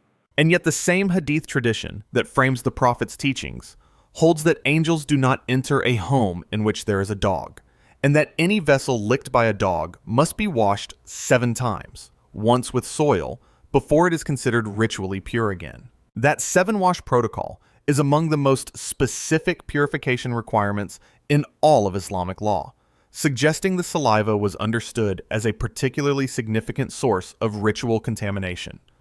The result is a legal framework that distinguishes sharply between permitted dogs and the keeping of dogs as pets. Working dogs, hunting dogs, herding dogs, agricultural guard dogs are permitted without controversy. A dog living in the house as a companion animal is ruled forbidden by the majority of classical scholars, primarily because its presence is understood to prevent the angels from entering, which in turn affects the spiritual atmosphere and the acceptance of prayers. The Saluki, one of the oldest domesticated dog breeds in human history, with archaeological evidence going back several thousand years in the Arabian Peninsula, lived in profound tension with this ruling. It was cherished by Arab hunters and nobility across the region, kept outdoors and for hunting, representing exactly the working dog exception in practice. Contemporary attitudes across Muslim-majority countries vary dramatically. In Turkey, a strong culture of urban stray dog welfare has developed with public feeding stations and veterinary tags, and many Turkish Muslims own pet dogs. In Gulf countries, dog ownership exists despite the legal ruling. In Malaysia, touching a dog requires a specific purification ritual known as samak, using water and soil, and public debates about dog petting events have become politically charged cultural flashpoints. Gambling. Gambling and alcohol were prohibited together in Quran, chapter 5, verse 90, declared in the same breath as an abomination from the work of Satan, which places gambling at the same tier of severity in Islamic law as intoxicants, a categorization that carries significant legal and theological weight. The Arabic term is maysir, and the pre-Islamic practice that gave the word its origin was a form of gambling using notched arrows, in which participants staked camels, and the winners received portions of slaughtered meat while the losers covered the cost. It was a game with social distribution built in, and yet it was prohibited, suggesting the problem was not the redistribution of wealth itself, but the element of pure chance determining who wins and who loses. The core legal issue is gharar, uncertainty or speculation, combined with the zero-sum nature of the transaction. One person's gain is directly funded by another's loss, with the outcome determined by chance rather than effort, skill, or exchange of value. This framework extends far beyond a casino floor. Conventional insurance is classified as a form of gambling by many classical scholars because the policyholder pays premiums against an uncertain future event, and the relationship between what is paid and what is received is determined by chance. The Islamic alternative, takaful, is a cooperative risk-sharing model in which participants contribute to a mutual fund rather than paying premiums to a profit-driven insurer. The profits belong to the contributors, not a company. Takaful is now a multi-billion-dollar global industry, particularly concentrated in Malaysia and the Gulf states. Stock market investing presents a more nuanced picture. The majority of contemporary Islamic finance scholars permit equity investment in halal companies, distinguishing ownership of a productive enterprise from pure speculation, while simultaneously screening out companies whose revenue derives from alcohol, gambling, pork, weapons, or conventional interest bearing finance. The newer frontiers of the debate, loot boxes in video games, daily fantasy sports leagues, prediction markets, and cryptocurrency speculation, are receiving fatwa attention but have not yet produced consensus rulings. Interest. Riba, usury, or interest, is prohibited in the Quran with language so dramatic it stands out even in a text not shy about strong warnings. Chapter 2, verse 279 states that those who do not abandon the taking of riba should expect a declaration of war from God and His messenger. A declaration of war from God for a financial practice. The severity of this framing has driven Islamic scholars and economists to treat riba not as a minor commercial regulation, but as a foundational ethical question about the nature of money, time, and justice. Classical scholars identified two categories: riba al-fadl, which involves unequal exchange of commodities of the same type in a barter transaction, and riba al-nasiya, which is the more familiar modern form, the charging of a predetermined increase on a loan over time, regardless of the outcome of the borrower's enterprise. The second category is what drives the entire architecture of Islamic finance. Because conventional banking is built on interest, a Muslim who wants a mortgage, a car loan, a business line of credit, or a savings account that generates returns faces a structural problem in most of the world's financial systems. The Islamic finance industry emerged as the solution, developing instruments like murabaha. The bank buys the asset and resells it to the customer at a marked up price paid in installments. Ijara, a lease-to-own structure, and diminishing musharaka, a declining co-ownership model for home financing. Global Islamic finance assets now exceed $3 trillion by many estimates, a figure that has grown dramatically since the 1970s and reflects both population growth in Muslim-majority countries and increasing demand among Muslim minorities in Western nations. Critics, including some Muslim economists, argue that many Islamic finance products achieve the same economic outcome as interest-bearing loans while using different contractual language, and that this represents hilah, legal fiction, rather than genuine compliance. Others counter that the structural and risk-sharing differences are substantive, not merely semantic. Countries that have attempted full Islamization of banking at the state level, Pakistan, Iran, and Sudan among them, have produced mixed results, with critics noting that the practical elimination of interest from an entire national economy creates complications that have not been fully resolved. Fornication and adultery. Zina, the Arabic term covering all sexual intercourse outside of marriage, is addressed in the Quran with an urgency that goes beyond prohibition into preemptive command. Chapter 17, verse 32, does not merely say, "Do not commit zina," it says, "Do not approach zina," treating proximity to the act as itself requiring avoidance. The prescribed punishment under classical hudud law is among the most severe in Islamic jurisprudence: 100 lashes for fornication between unmarried people, and death by stoning for adultery committed by married individuals. Stoning is not Quranic. The Quran prescribes lashes, and derives instead from hadith, a fact that minority scholarly voices have used to argue for the punishment's legal revisability. The evidentiary bar for applying hudud punishment for zina is, however, extraordinarily high. 4 adult Muslim male witnesses of upright moral character who directly observed the act of penetration. This requirement is so stringent that classical jurists frankly acknowledged it was practically impossible to meet in normal circumstances, which was deliberate. The punishment functioned primarily as a moral deterrent framed in maximally grave terms, rather than as a practical enforcement mechanism in most historical contexts. False accusation of zina, called qazf, is itself a hudud offense carrying 80 lashes, which further discouraged reckless accusation. Modern application of hudud for zina exists in the legal codes of Saudi Arabia, Iran, Afghanistan, under Taliban governance, and certain states in northern Nigeria and Malaysia, though documented executions are relatively rare and contested in reporting. The prohibition extends through a network of related rules designed to prevent the conditions for zina.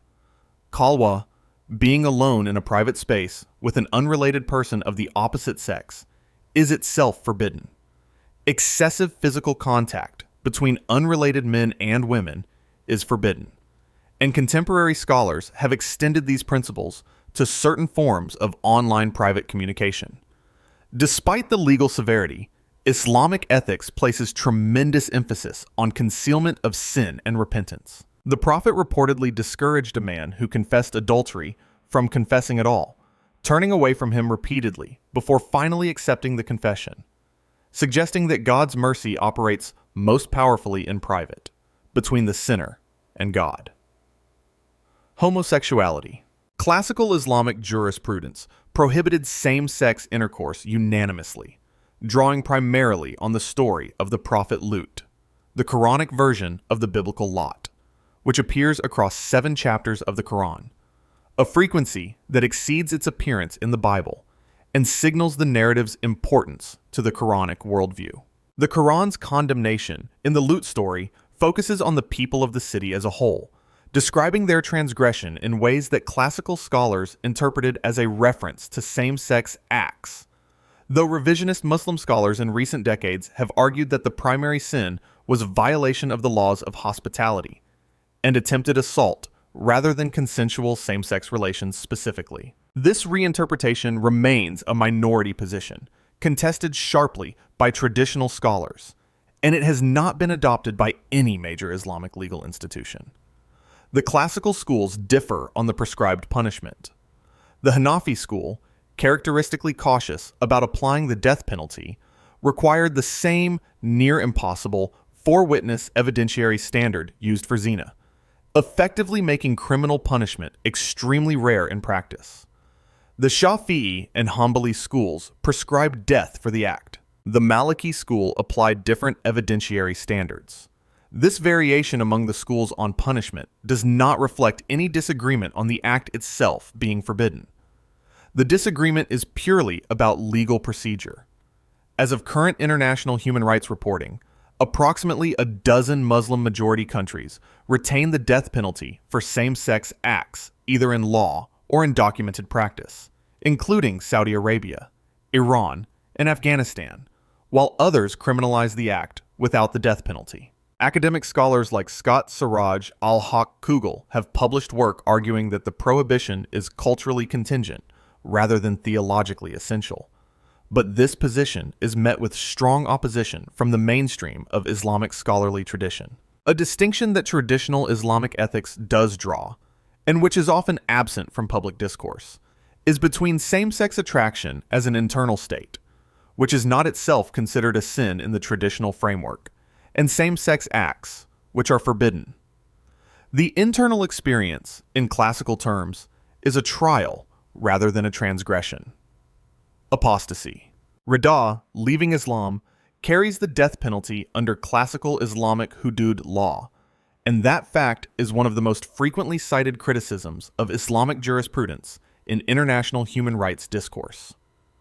What is equally important and less frequently cited is that there is no verse in the Quran that mandates the death penalty for apostasy. The Quran mentions apostasy numerous times and describes severe consequences in the afterlife for those who abandon the faith. But the temporal punishment of death derives not from the Quran, but from hadith. Most notably, a statement attributed to the Prophet recorded in Sahih Bukhari, Book 84, which reads, "Whoever changes his religion, kill him." Scholars who support the death penalty take this hadith at face value as a binding legal command. Scholars who oppose it, and there are major figures in this camp, argue that the hadith's context was specifically about political treason and military defection in the early Islamic state, where leaving Islam was inseparable from changing allegiances to an enemy in wartime, not about the private change of belief of a peaceable civilian. Grand Mufti of Egypt Ali, Goma, and the Mauritanian scholar Abdullah bin Baya have both made versions of this contextual argument publicly. The classical procedure included a period called istitaba, a window of time, often cited as 3 days, in which the apostate was offered the opportunity to reconsider before any punishment was applied, which emphasizes that the process was never designed to be immediate or casual. In contemporary legal practice, apostasy is criminalized in varying degrees across an estimated 13 to 20 countries, including Saudi Arabia and Afghanistan, where it can carry capital punishment. The social consequences of apostasy in Muslim-majority communities, family estrangement, loss of inheritance rights under classical Islamic law, social ostracism, and in some contexts violence, frequently operate entirely independently of state legal systems, meaning the prohibition shapes lives in places where it is not formally on the books. Eating at a table where alcohol is served. This is the prohibition that catches many Muslims off guard, precisely because it does not involve doing anything themselves. It involves being present while someone else does something. Classical scholars ruled, on the basis of a hadith forbidding sitting at a table of wine, that a Muslim who sits at a table where alcohol is being consumed and food is being served participates, at least symbolically, in the sin. The exact scope of this ruling has been debated considerably in the context of modern life, where Muslims in non-Muslim majority countries routinely encounter alcohol at workplace dinners, family celebrations, and social events where refusing to attend would cause significant relational harm. The majority ruling applies specifically to sharing the table and the meal. Sitting at the same table where wine is being poured alongside food is the core forbidden scenario. Being in the same restaurant, at a different table, or simply being in the same building is not subject to the same ruling under most interpretations. The prohibition on alcohol, however, extends through an entire chain of related activities described in a hadith recorded in Sunan ibn Majah that lists 10 categories of people cursed in relation to wine: the one who produces it, the one who has it produced, the one who drinks it, the one who carries it, the one it is carried to, the one who serves it, the one who sells it, the one who consumes its price, the one who buys it, and the one who has it bought. 10 categories. The comprehensiveness of this list is remarkable. It is an attempt to prohibit not just the act of drinking, but the entire economic and social ecosystem that supports it, making complicity itself a legal and moral category. Contemporary scholars offering guidance to Muslims in Western contexts have generally taken a more lenient approach to the table sharing question when the alternative is damaging important relationships or missing unavoidable professional obligations, framing this as a situation where weighing competing harms is appropriate.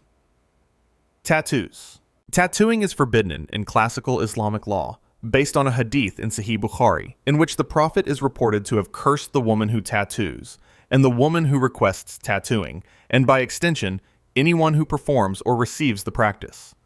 The reasoning offered by scholars operates on two parallel tracks, one ritual and one theological. On the ritual track, permanent alteration of the body interferes with purity requirements, specifically wudu and ghusl, the ritual washing practices.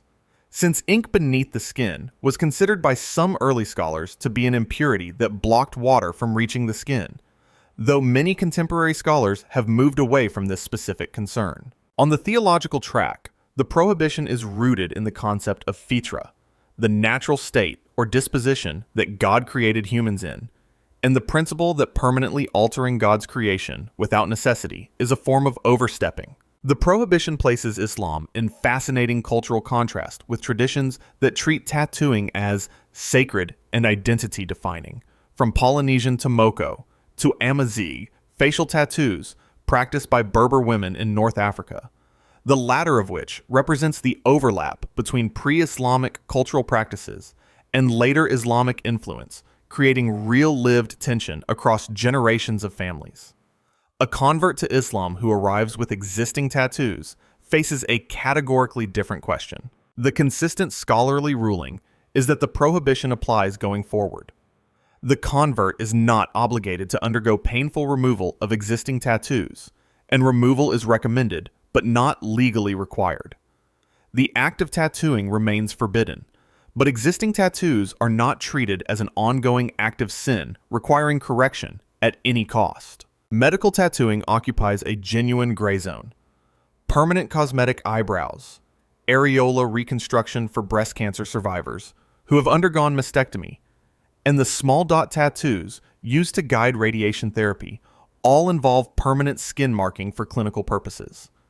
And contemporary scholars have been increasingly willing to permit these under necessity and clear medical benefit. Henna, mehendi, is the permitted counterpart, and its rich tradition across North African, Middle Eastern, and South Asian Muslim wedding culture demonstrates that the prohibition was never against adornment itself, but specifically against permanent skin alteration. Isbal. Isbal, wearing clothing that hangs below the ankle, is a prohibition for men that most non-Muslims and even many Muslims have never encountered. And the language used to describe its consequences in hadith is startling in its severity relative to what seems, on the surface, like a minor fashion preference. The hadith, recorded in Sahih Bukhari, states that whatever of a man's garment hangs below the ankle will be in hellfire. Not the man necessarily. The garment's excess. It is a dramatic and very physical image, the dragging hem of a robe burning. The historical context transforms the ruling from arbitrary fashion policing into a precise social critique. In 7th century Arabia, wealthy men deliberately wore long robes that dragged across the ground as a display of status and arrogance. The length of the hem was a peacock display. The ruling against Isbal was a direct attack on that cultural performance of social hierarchy. And the Arabic word, the hadith, attaches to it. Kibr, arrogance, makes the target explicit. The ruling does not apply to women, who are in fact required by majority scholarly opinion to have their garments cover their feet, creating an almost perfectly mirrored gender reversal of the same ruling applied to men. Ibn Taymiyyah, the influential 13th-14th century Hanbali scholar, argued that the prohibition is conditional rather than absolute. It applies to wearing long garments out of arrogance specifically, and a man who wears garments that happen to fall below the ankle as a matter of cultural norm or unconscious habit, without any prideful intent, is not committing the same sin. This conditional reading is widely cited by contemporary Muslims in Western countries, where trousers that extend to or slightly below the ankle are standard dress. In Salafi communities, the unconditional reading is more common, and trousers deliberately cut to expose the ankle have become a visible community marker, an aesthetic that is immediately legible to anyone familiar with the internal debates of contemporary Islamic observance. Wasting food and water, israf, extravagance, excess, and waste, is condemned in the Quran with language designed to maximize its gravity. Chapter 17, verse 27, calls those who waste brothers of the devils, aligning deliberate extravagance not merely with foolishness, but with an active alliance with the forces of evil. The prohibition covers wasting food, wasting water, and unnecessary extravagant spending, and it applies even in ritual contexts.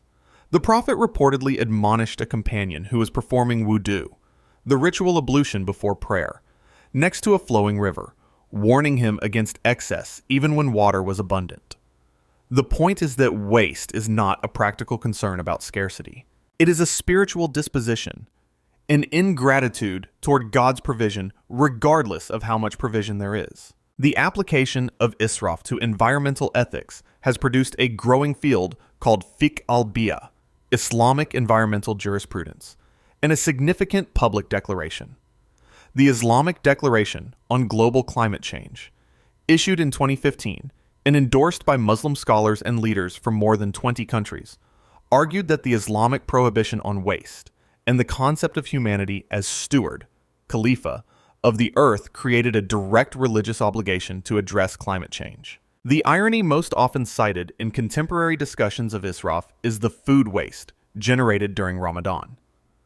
The holy month of fasting, which involves no eating from dawn to sunset, is also the month when per capita food consumption and food waste in Muslim-majority countries spikes dramatically at the iftar meal that breaks the fast each evening. Studies from Egypt, Saudi Arabia, and Malaysia have documented significant increases in food waste during Ramadan, a pattern that Islamic scholars have increasingly called out as a direct violation of israf principles, dressed up in the clothing of generosity. Extravagant weddings are another flashpoint.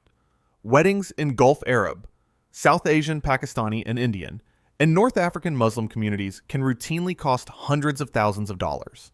And scholars who cite israf against this spending tend to be met with the counter-argument that generosity and celebration are also Islamic values, a tension the tradition has not neatly resolved. Black magic and sorcery. Seer, black magic and sorcery, is listed among the 7 major destroyers in a hadith recorded in both Sahih Bukhari and Sahih Muslim, placed in a list that also includes associating partners with God, murder, consuming orphans' wealth, fleeing from the battlefield, and falsely accusing chaste women of adultery. The company it keeps signals how seriously the tradition treats it. The Quranic treatment of sorcery is remarkably developed for a prohibition. Chapter 2, verse 102 tells the story of 2 angels, Harut and Marut, who were sent to Babylon and taught sorcery to human beings. But the verse specifies that before they taught anyone, they always warned them, "We are only a trial. Do not disbelieve." The narrative frames sorcery as something real, something that genuinely functions as the tradition understands it, but something whose pursuit represents a willing turn away from God. Seeking a fortune teller, an astrologer, or a sorcerer for their services is itself forbidden, and a hadith states that the prayers of someone who visits a fortune teller and believes their predictions are not accepted for 40 days. A temporal penalty that dramatizes how seriously the act is treated, even without producing any tangible harm. The Islamic counter to sihr is ruqya, healing and protection through the recitation of specific Quranic verses and supplications. The two shortest chapters of the Quran, Al-Falaq, chapter 113, and An-Nas, chapter 114, are specifically described in hadith as protection against evil, including sorcery and the evil eye. And a hadith in Sahih Bukhari records that the Prophet Muhammad himself was reportedly afflicted with a form of magic by a man named Labid ibn al-Asam, and that divine revelation directed him to recite these two chapters to break the spell. The majority of classical scholars accept this account. In practice, belief in sihr shapes daily life across Muslim communities from Morocco to Indonesia. Amulets called tawiz, containing Quranic verses, are worn for protection.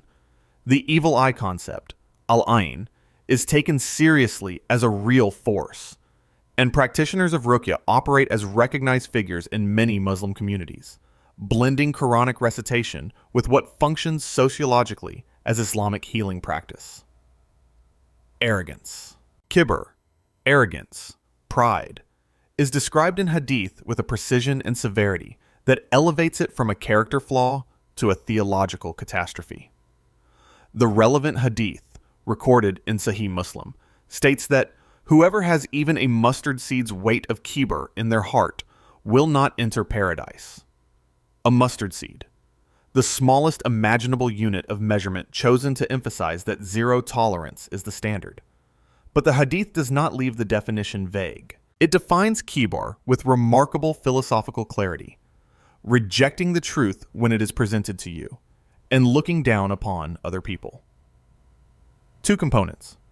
It is not confidence that is forbidden, not competence or achievement, or even a sense of one's own worth.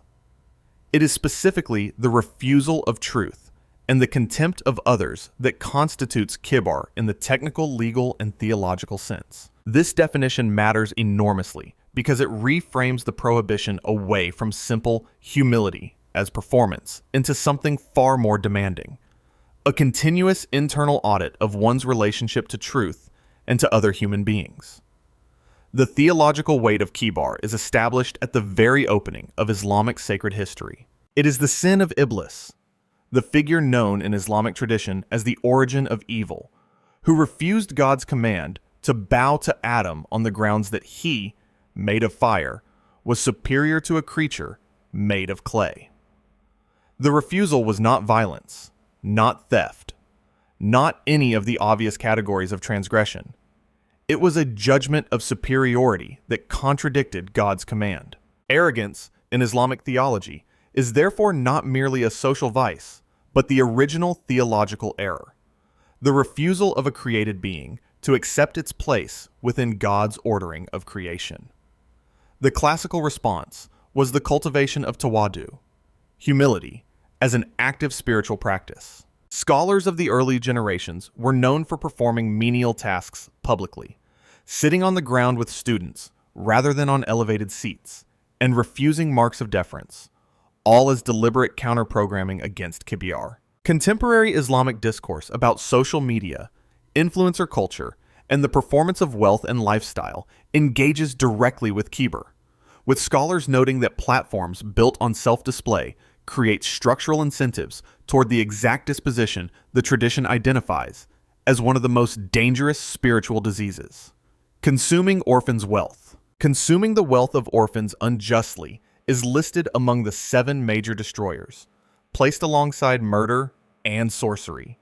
And the frequency with which the Quran returns to orphan protection is striking even within a text known for its repetition as emphasis. Chapters 4, 6, and 17 all contain specific injunctions about orphan wealth. And chapter 4, verse 10 delivers the warning in terms that are visceral and almost cinematic. Those who devour orphan wealth unjustly are only consuming fire into their bellies, and they will be burned in a blazing fire. Fire in the stomach. The image is designed to be unforgettable. The historical context sharpens the ruling's urgency. Pre-Islamic Arabian society left orphans legally vulnerable, with no reliable mechanism to protect an inheritance from exploitation by the very relatives appointed to manage it. Guardians could drain an orphan's assets with impunity. The Quran's repeated return to this subject represents a systematic legal and moral reform directed at one of the most nakedly unjust practices of the society it was reforming. The Prophet Muhammad's biography gives this prohibition an autobiographical dimension that colors its reception throughout Islamic tradition. His father Abdullah died before he was born, and his mother Amina died when he was approximately 6 years old, leaving him first in the care of his grandfather Abd al-Muttalib and then his uncle Abu Talib. The man delivering the prohibition against exploiting orphans was himself an orphan twice over, a biographical fact that Islamic scholars and preachers have returned to repeatedly as evidence that the ruling came from lived experience as well as divine command. Classical Islamic law developed detailed guardianship frameworks, wilaya, specifically to create accountability for those managing orphan estates, requiring transparent accounting and restricting how a guardian could interact with assets under their management. Contemporary readings of this prohibition have extended its logic to state-level mismanagement of national wealth, particularly relevant in resource-rich nations, arguing that oil revenues or mineral wealth that belongs to a citizenry and is diverted by elites falls within the spirit of this prohibition: despair of God's mercy. Despair of God's mercy, al-Qunut min rahmatillah, is explicitly prohibited in the Quran in chapter 39, verse 53, which states, "O my servants who have transgressed against themselves, do not despair of the mercy of God. Indeed, God forgives all sins." The scope of that second sentence is extraordinary: all sins. The prohibition is not merely a pastoral reassurance. It is classified as a major sin in classical Islamic theology, placing it in the same category as acts like murder and adultery, which is counterintuitive until you understand the theological reasoning.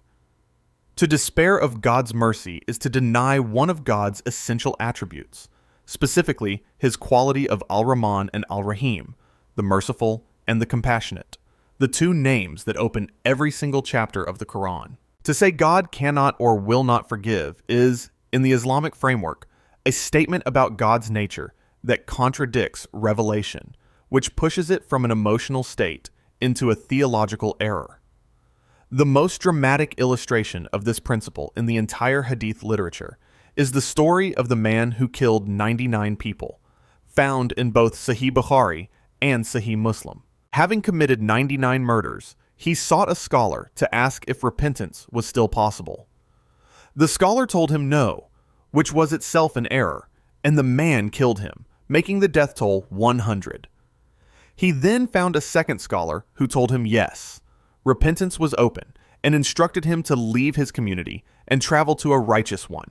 The man died on the road between the two communities, and angels disputed over his soul. The angels of mercy won because he had taken a sincere step of repentance before death. 100 murders. Repentance accepted. The story is not presented as a license for sin, but as a demonstration of the limitlessness of divine mercy for anyone who genuinely turns toward it. The mirror prohibition, al-aman, or false security, is equally forbidden.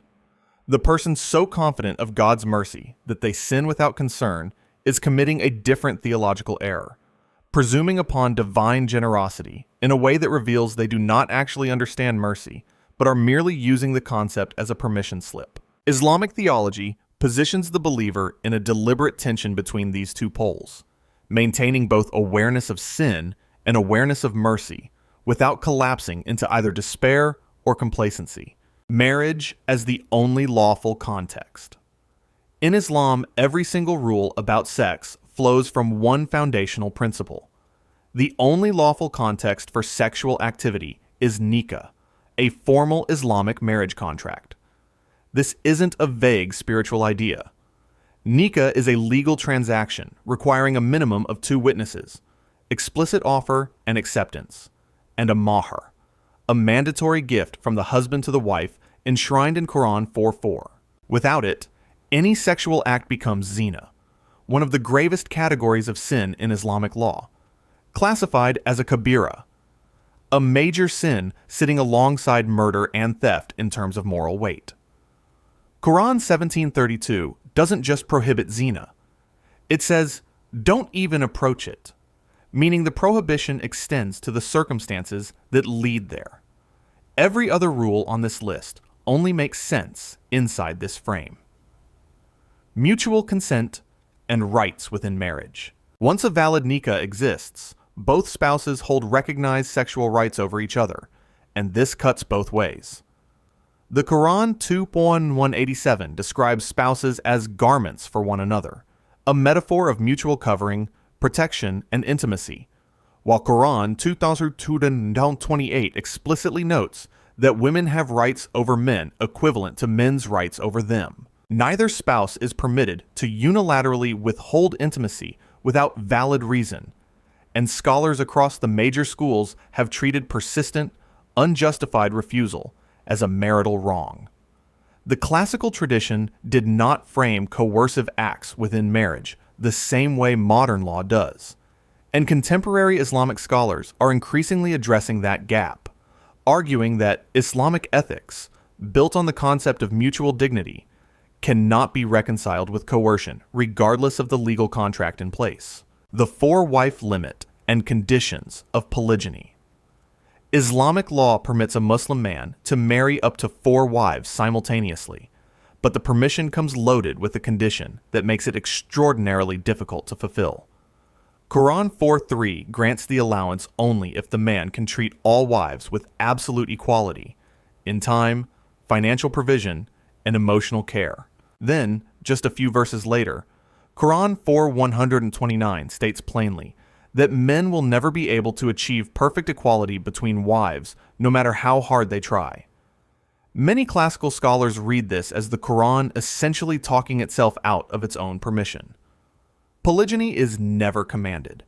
It is a regulated permission for specific circumstances, and the overwhelming practice among Muslims historically and today is monogamy. A woman may also insert a clause into her marriage contract prohibiting a second wife, and that clause is legally binding. Mut'ah, temporary marriage.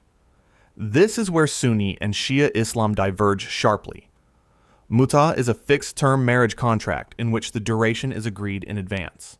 It could be hours, days, or years, and the marriage dissolves automatically when that time expires. Shia Islam considers it fully lawful, grounding its permission in Quran 4:24, and requires a mahr and proper formulation. Children born of mut'ah are considered legitimate with full inheritance rights. Sunni Islam, drawing on hadiths in Sahih Muslim, holds that the Prophet Muhammad permanently prohibited mut'ah before his death, making it categorically forbidden across all 4 major Sunni schools, Hanafi, Maliki, Shafi'i, and Hanbali. The Shia position is that the prohibition came from Caliph Umar, not the Prophet, and therefore carries no binding authority. The disagreement remains unresolved and represents one of the sharpest practical divides in Islamic sexual law. Zina, fornication, and adultery. Zina covers 2 categories: sex between 2 unmarried people and sex outside one's marriage, and Islamic law treats both as serious offenses. The prescribed had punishment, the fixed Quranic penalty, is 100 lashes for unmarried offenders per Quran, 24.2. Stoning for married offenders appears in hadith collections rather than the Quran directly, and this distinction has made it one of the most contested points in Islamic jurisprudence, with some modern scholars rejecting the stoning penalty entirely on the grounds that it lacks explicit Quranic authority. More practically, the evidentiary requirement for conviction is almost impossibly high. 4 adult male eyewitnesses must have directly observed the act of penetration itself. Most classical scholars understood this bar as intentional, functioning as a near absolute deterrent to legal punishment while leaving moral accountability to God. False accusation of zina, called qadhf, carries its own had penalty of 80 lashes. Homosexuality, the ruling, and the debate. Classical Islamic jurisprudence across all major schools prohibits same-sex sexual acts, drawing primarily on the Quranic account of the people of Lot in verses 7, 80, 81, and 26, 165 to 166. No explicit Quranic had penalty is specified for homosexual acts. Classical penalties were derived by scholarly analogy, and they varied significantly by school. A distinction widely made in traditional scholarship is between homosexual inclination, which is not itself considered sinful, and homosexual acts, which are prohibited. Progressive Muslim scholars, including academics like Scott Siraj, Al-Haq Kugel, argue that the Quranic story of Lot concerns violent assault and the violation of hospitality norms, not consensual same-sex relationships, and therefore cannot serve as a blanket prohibition. These remain minority positions within global Islamic scholarship. Cultural and legal attitudes across Muslim-majority countries vary enormously, from decriminalization to criminal penalties. Permissible acts within marriage. Within a valid nikah, classical Islamic jurisprudence is notably, sometimes surprisingly, permissive. The operating principle is that what is not explicitly forbidden is allowed, and scholars applied this broadly to marital intimacy. Sexual positions, timing, and technique are largely left to the couple's preference. Oral sex is addressed by classical scholars, including those in the Hanbali tradition, with the majority permitting it while some classify it as makruh, meaning disliked but not prohibited. Nudity between spouses is fully permitted.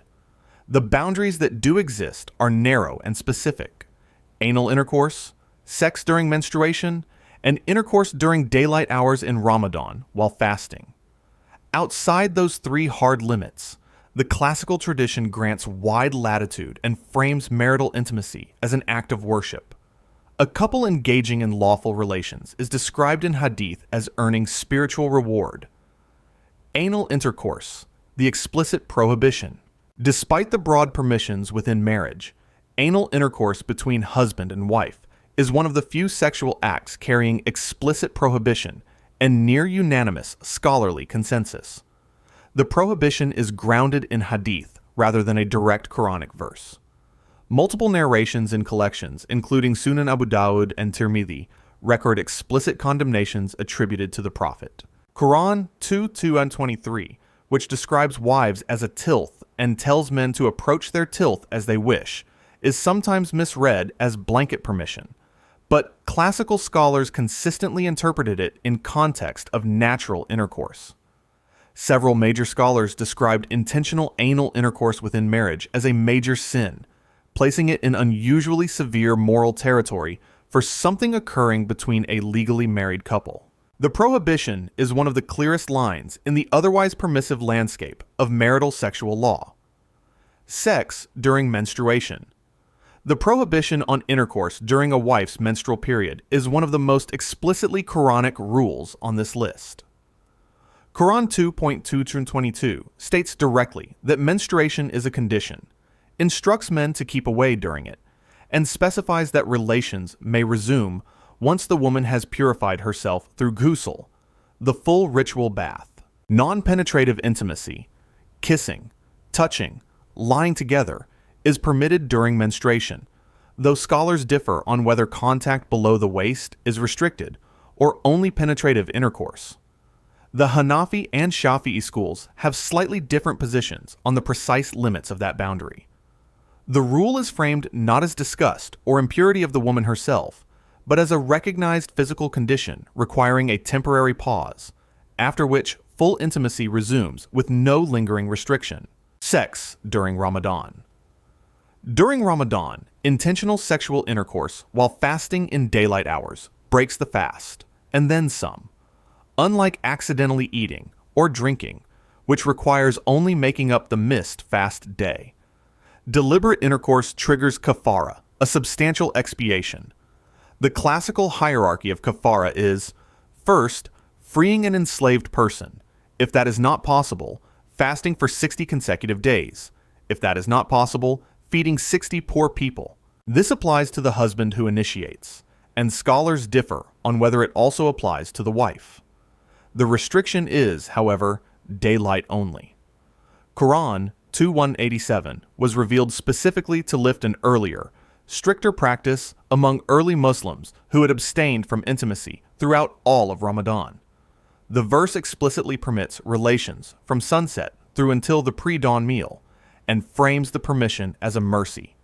Ghusl, ritual purification after intercourse. After any sexual intercourse or ejaculation, intentional or during a dream, both partners enter a state called janaba, ritual impurity, and are required to perform ghusl before resuming acts of worship. In this state, salah, prayer, cannot be performed, the Quran cannot be touched, and a mosque may not be entered. Ghusl is a defined ritual. It begins with intention, followed by washing the entire body with water, ensuring no part is left dry. It is not simply a shower. The ritual intent matters. The obligation is sourced in Quran 4:43 and 5:6, and its procedural details are elaborated extensively in Bukhari and Muslim.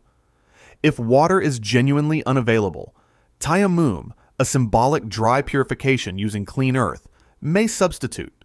The requirement applies equally to men and women and to wet dreams, with scholars differing on the precise threshold for women. Masturbation, the contested ruling. No Quranic verse directly addresses masturbation, which is part of why it sits in genuinely contested territory across the schools. The majority classical position derives a prohibition from Quran 23:5-7, which instructs believers to guard their private parts except with their spouses. The argument is that masturbation falls outside both categories. Most Hanafi, Maliki, and Shafi'i scholars classify it as haram, or at minimum strongly makruh. The Hanbali school, however, includes a recognized exception. Masturbation may be permitted when a person cannot marry and genuinely fears falling into zina, on the principle that the lesser harm is preferable. Modern Muslim scholars are divided, with some extending the Hanbali exception more broadly for unmarried youth in contemporary circumstances. If ejaculation occurs, ghusl is required for men. Scholars hold varying positions on the equivalent obligation for women. Slave concubinage, the historical rule. Classical Islamic law recognized a second lawful category of sexual relationship beyond marriage. Milk al-yamin, relations with a woman one lawfully enslaved, referenced in Quran 4:3, 4:24, and 23.56. This was considered legally valid in classical fiqh across all major schools, and classical scholars including Ibn Rushd addressed its conditions in detail. The institution came with obligations. A child born of such a relationship was recognized as free and legitimate, and the mother automatically gained the status of walad, meaning she could not be sold, and was freed upon her owner's death. The Quran does not abolish slavery directly, but introduces regulations that many scholars argue were designed as gradual steps toward its elimination. With the global legal abolition of slavery in the 19th and 20th centuries, this category is universally considered legally extinct. No credible contemporary scholar defends its practice, and it is presented here strictly as documented legal history. Sexual privacy and discretion. The final rule is the one most people don't expect. Islamic ethics places an intense obligation on keeping sexual life private. A hadith in Sahih Muslim uses one of the most vivid condemnations in the entire prophetic tradition to make this point, describing a man who spreads details of his intimate life as comparable to a devil publicly mounting a female devil on the road. A deliberately shocking image designed to convey how seriously the violation of sexual privacy is treated. The concept of haya, usually translated as modesty or shame, is described across multiple hadith as a branch of faith itself, not a cultural add-on. This applies to boasting, oversharing with friends, and disclosing a spouse's private behaviors.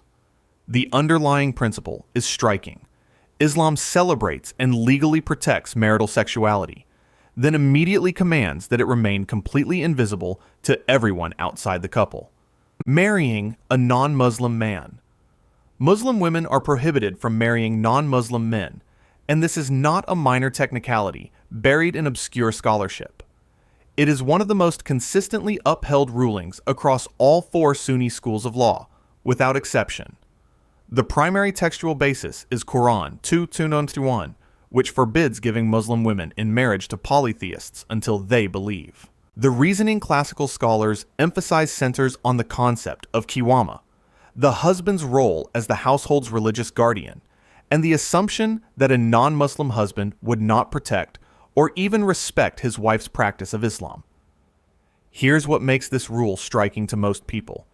It is not symmetrical. Muslim men may marry Jewish or Christian women under conditions, a permission granted in Quran 5:5, because the logic assumes a Muslim husband would maintain the Islamic household regardless.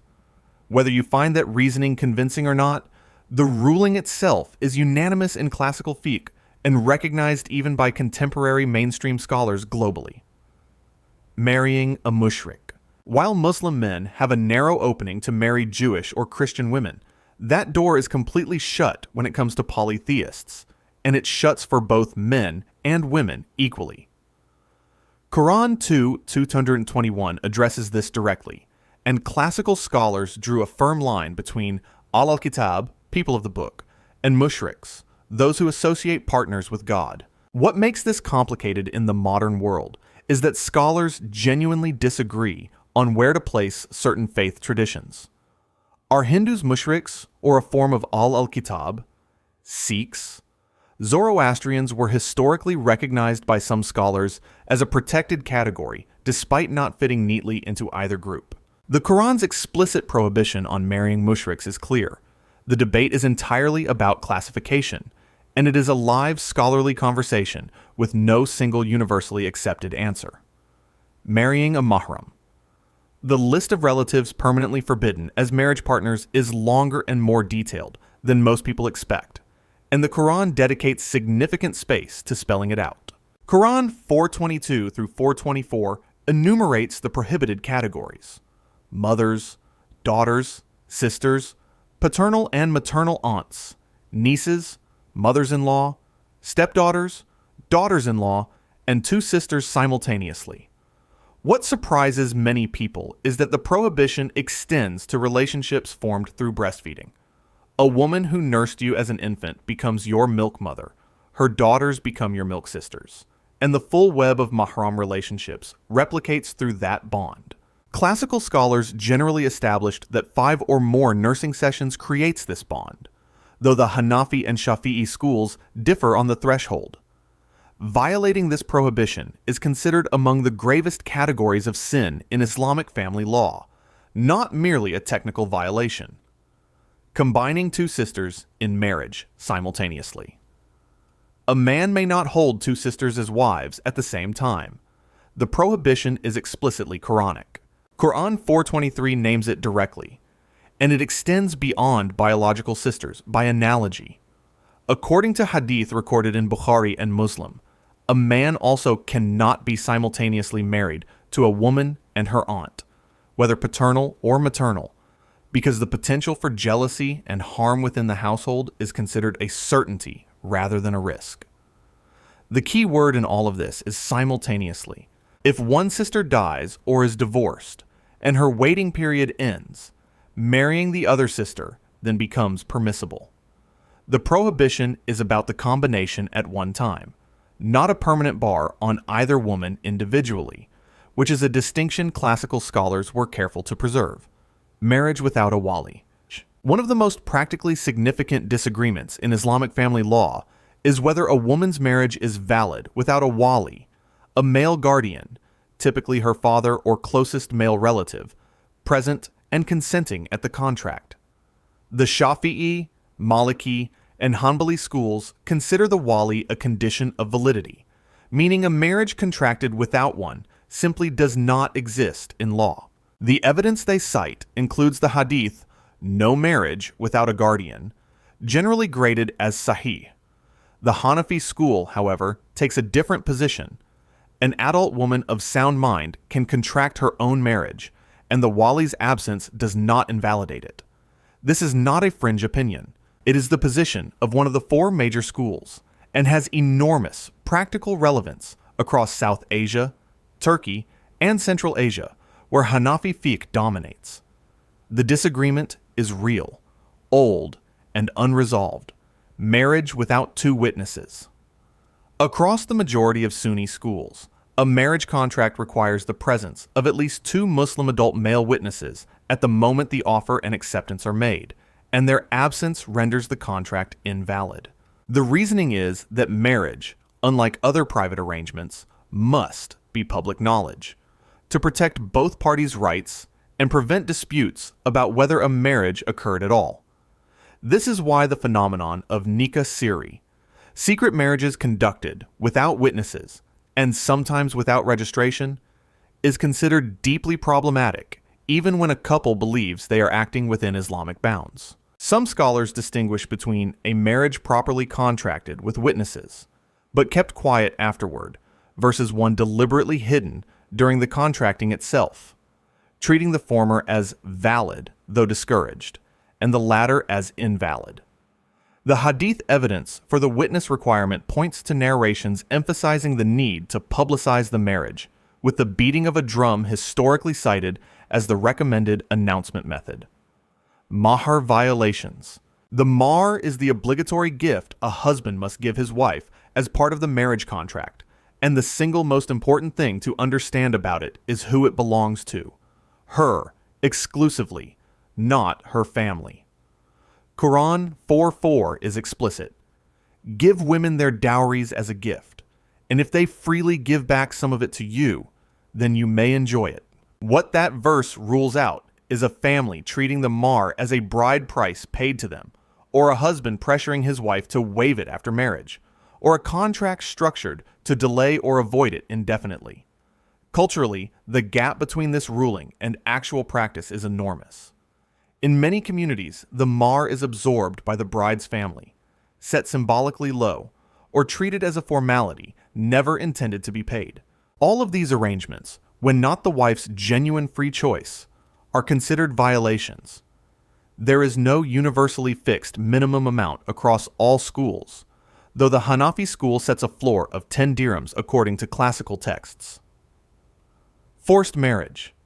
A marriage contracted without the genuine free consent of the bride is not merely sinful. It is invalid. The Prophet reportedly annulled at least one marriage on exactly these grounds.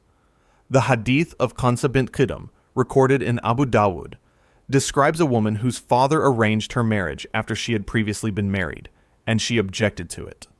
The Prophet gave her the choice, and she rejected the marriage. The distinction scholars make is between physical coercion, which is obvious, and the subtler pressure of sustained family expectation that removes real choice while technically leaving the woman able to say yes. The Maliki school historically permitted a father to contract his virgin daughter's marriage without her explicit verbal consent through the concept of ijbar, guardianship authority. But most contemporary scholars treat this as a contextually limited position that does not override a woman's objection when she clearly expresses one. Nikah al-Muta. Nikah al-Muta is a marriage contracted for a fixed, pre-agreed period of time, a week, a month, a year, after which it automatically dissolves without divorce. It was practiced in the early period of Islam, and then, according to Sunni sources, explicitly and permanently prohibited by the Prophet, with narrations to this effect recorded in both Bukhari and Muslim. All four Sunni schools treat it as categorically haram, not a gray area. The practice remains permissible in Twelver Shia jurisprudence, which rests on a different reading of the same historical record. Shia scholars argue the prohibition was never issued, or was temporary and then lifted. This is one of the sharpest jurisprudential divides between Sunni and Shia Islam, and both sides have been arguing the historical evidence for over 1,000 years. Neither position is simply an error. They rest on genuinely different assessments of the hadith record. Nikah al-Tahlil. After a husband has pronounced a triple divorce, Islamic law imposes a condition before the couple can remarry. The woman must genuinely marry another man, that marriage must be consummated, and the second husband must then divorce her of his own free will before she can return to the first. The logic was presumably to make triple divorce so consequential that men would think carefully before using it. Nikah al-Tahlil is the scheme designed to game this system. A second man agrees in advance to marry the woman and divorce her immediately after consummation, effectively acting as a human instrument to satisfy the legal condition. The Prophet reportedly cursed both the muhalil, the man performing this service, and the muhalallahu, the original husband arranging it, in narrations found in Tirmidhi that are generally graded as Hasan or Sahih. The condemnation is near universal across all schools, despite the act being technically constructed to appear legal. Iddah violations. When a marriage ends, whether through divorce or the death of a husband, a woman must observe a waiting period called iddah before she can remarry, and contracting a new marriage before that period ends is invalid. For a divorced woman, the iddah is 3 menstrual cycles, established in Quran 2228. For a widow, it is 4 months and 10 days, from Quran 2:234. For a pregnant woman, regardless of how the marriage ended, the iddah extends until delivery, as Quran 65.4 clarifies. The practical purposes are multiple: confirming whether a pregnancy exists, preserving lineage clarity, and allowing space for potential reconciliation in divorce cases. Schools note that if a marriage was never consummated, no iddah is required for the divorced woman. Even indirect marriage proposals to a widow during her iddah are prohibited, though scholars permit indirect hints, a distinction classical texts spend considerable time defining. Withholding conjugal rights. The obligation of physical intimacy in marriage runs in both directions, though the second direction is far less commonly discussed. The more cited ruling is that a wife should not refuse her husband without valid reason. Hadith recorded in Bukhari and Muslim describe the angel's displeasure at a wife who keeps her husband away from her all night. But classical scholars equally established that a husband carries his own obligation of availability to his wife. And the Hanafi school specifically codified a minimum of once every 4 months, drawing on Quran 2:226 through 2:227, which addresses the maximum period a husband may swear sexual abstinence from his wife before she is entitled to demand divorce. The husband's obligation in this area is less culturally prominent, but equally grounded in the tradition, and scholars who addressed it did not treat it as a lesser right simply because the wife holds it. Anal intercourse. Between husband and wife, anal intercourse is prohibited according to the majority position across all 4 Sunni schools, and the evidence base includes multiple hadith in Abu Dawud and Tirmidhi that address this explicitly. It is worth noting that a minority of early scholars did hold a permissive opinion, and this is sometimes cited today as evidence of scholarly disagreement. However, the majority rejected this position, and later scholarly consensus across the major schools consolidated firmly against it. The prohibition is specific to this act and does not extend to other forms of physical intimacy between spouses, which classical jurists discussed in considerable detail. The mainstream ruling is clear, consistent, and not a product of modern conservatism. It appears in the classical fiqh literature of every school. Intercourse during menstruation. This is one of the few sexual prohibitions within marriage stated directly in the Quran itself. Quran 2:222 instructs believers to keep away from women during menstruation and not to approach them until they are pure. The prohibition covers penetrative intercourse specifically during the period of bleeding, and scholars are generally in agreement on this. Where disagreement emerges is on the question of what is required before intimacy resumes after bleeding stops. Does the wife need to perform a full ritual bath, ghusl, or is washing the relevant area sufficient? The Hanafi school takes the more lenient position in some cases, while Shafi'i scholars require ghusl as a precondition. The surrounding intimacy that stops short of intercourse during menstruation is a separate discussion, and classical scholars did not simply prohibit all physical contact. They drew careful distinctions that their students spent centuries refining. Zihar. Zihar is an ancient pre-Islamic form of marital severance in which a husband would say to his wife, "You are to me like the back of my mother," effectively declaring her forbidden to him by comparing her to a mahram. Pre-Islamic Arab custom treated this as a binding divorce. Islam refused to accept it as a valid divorce, but also refused to let it pass without consequence. Quran 58.1 through 58.4 addresses zihar directly. Famously, this passage was revealed in response to the complaint of a real woman, Khawla bint Thalaba, who came to the Prophet distressed that her husband had used zihar against her and left her in an impossible legal position, neither truly married nor divorced. The Quran's response was to mandate kafara. The husband must free a slave, or if unable, fast for 60 consecutive days, or if unable, feed 60 poor people, all before he may resume marital relations. The passage is remarkable, partly because it opens by acknowledging that God heard the woman's complaint. Li'an, accusing a spouse of adultery without 4 witnesses, is among the most serious sins in Islamic law, carrying its own Quranic punishment for false accusation. Between spouses specifically, if a husband accuses his wife of adultery and cannot produce 4 witnesses, Quran 24:6 through 24.9 establishes the procedure of li'an. The husband swears 4 oaths that he is telling the truth, and a 5th invoking God's curse upon himself if he is lying, and the wife counters with 4 oaths of her own denial, and a 5th invoking God's wrath upon herself if he is truthful. The legal consequences are permanent and severe. The marriage dissolves immediately and irrevocably, and scholars across the schools are generally in agreement that these 2 people can never remarry each other. Any child whose paternity the husband denied through li'an is attributed solely to the mother. Invoking li'an falsely, using a sacred legal mechanism as a weapon, is considered an enormous sin, and the permanent dissolution serves as a deterrent against using it carelessly. Spousal abuse and nushuz.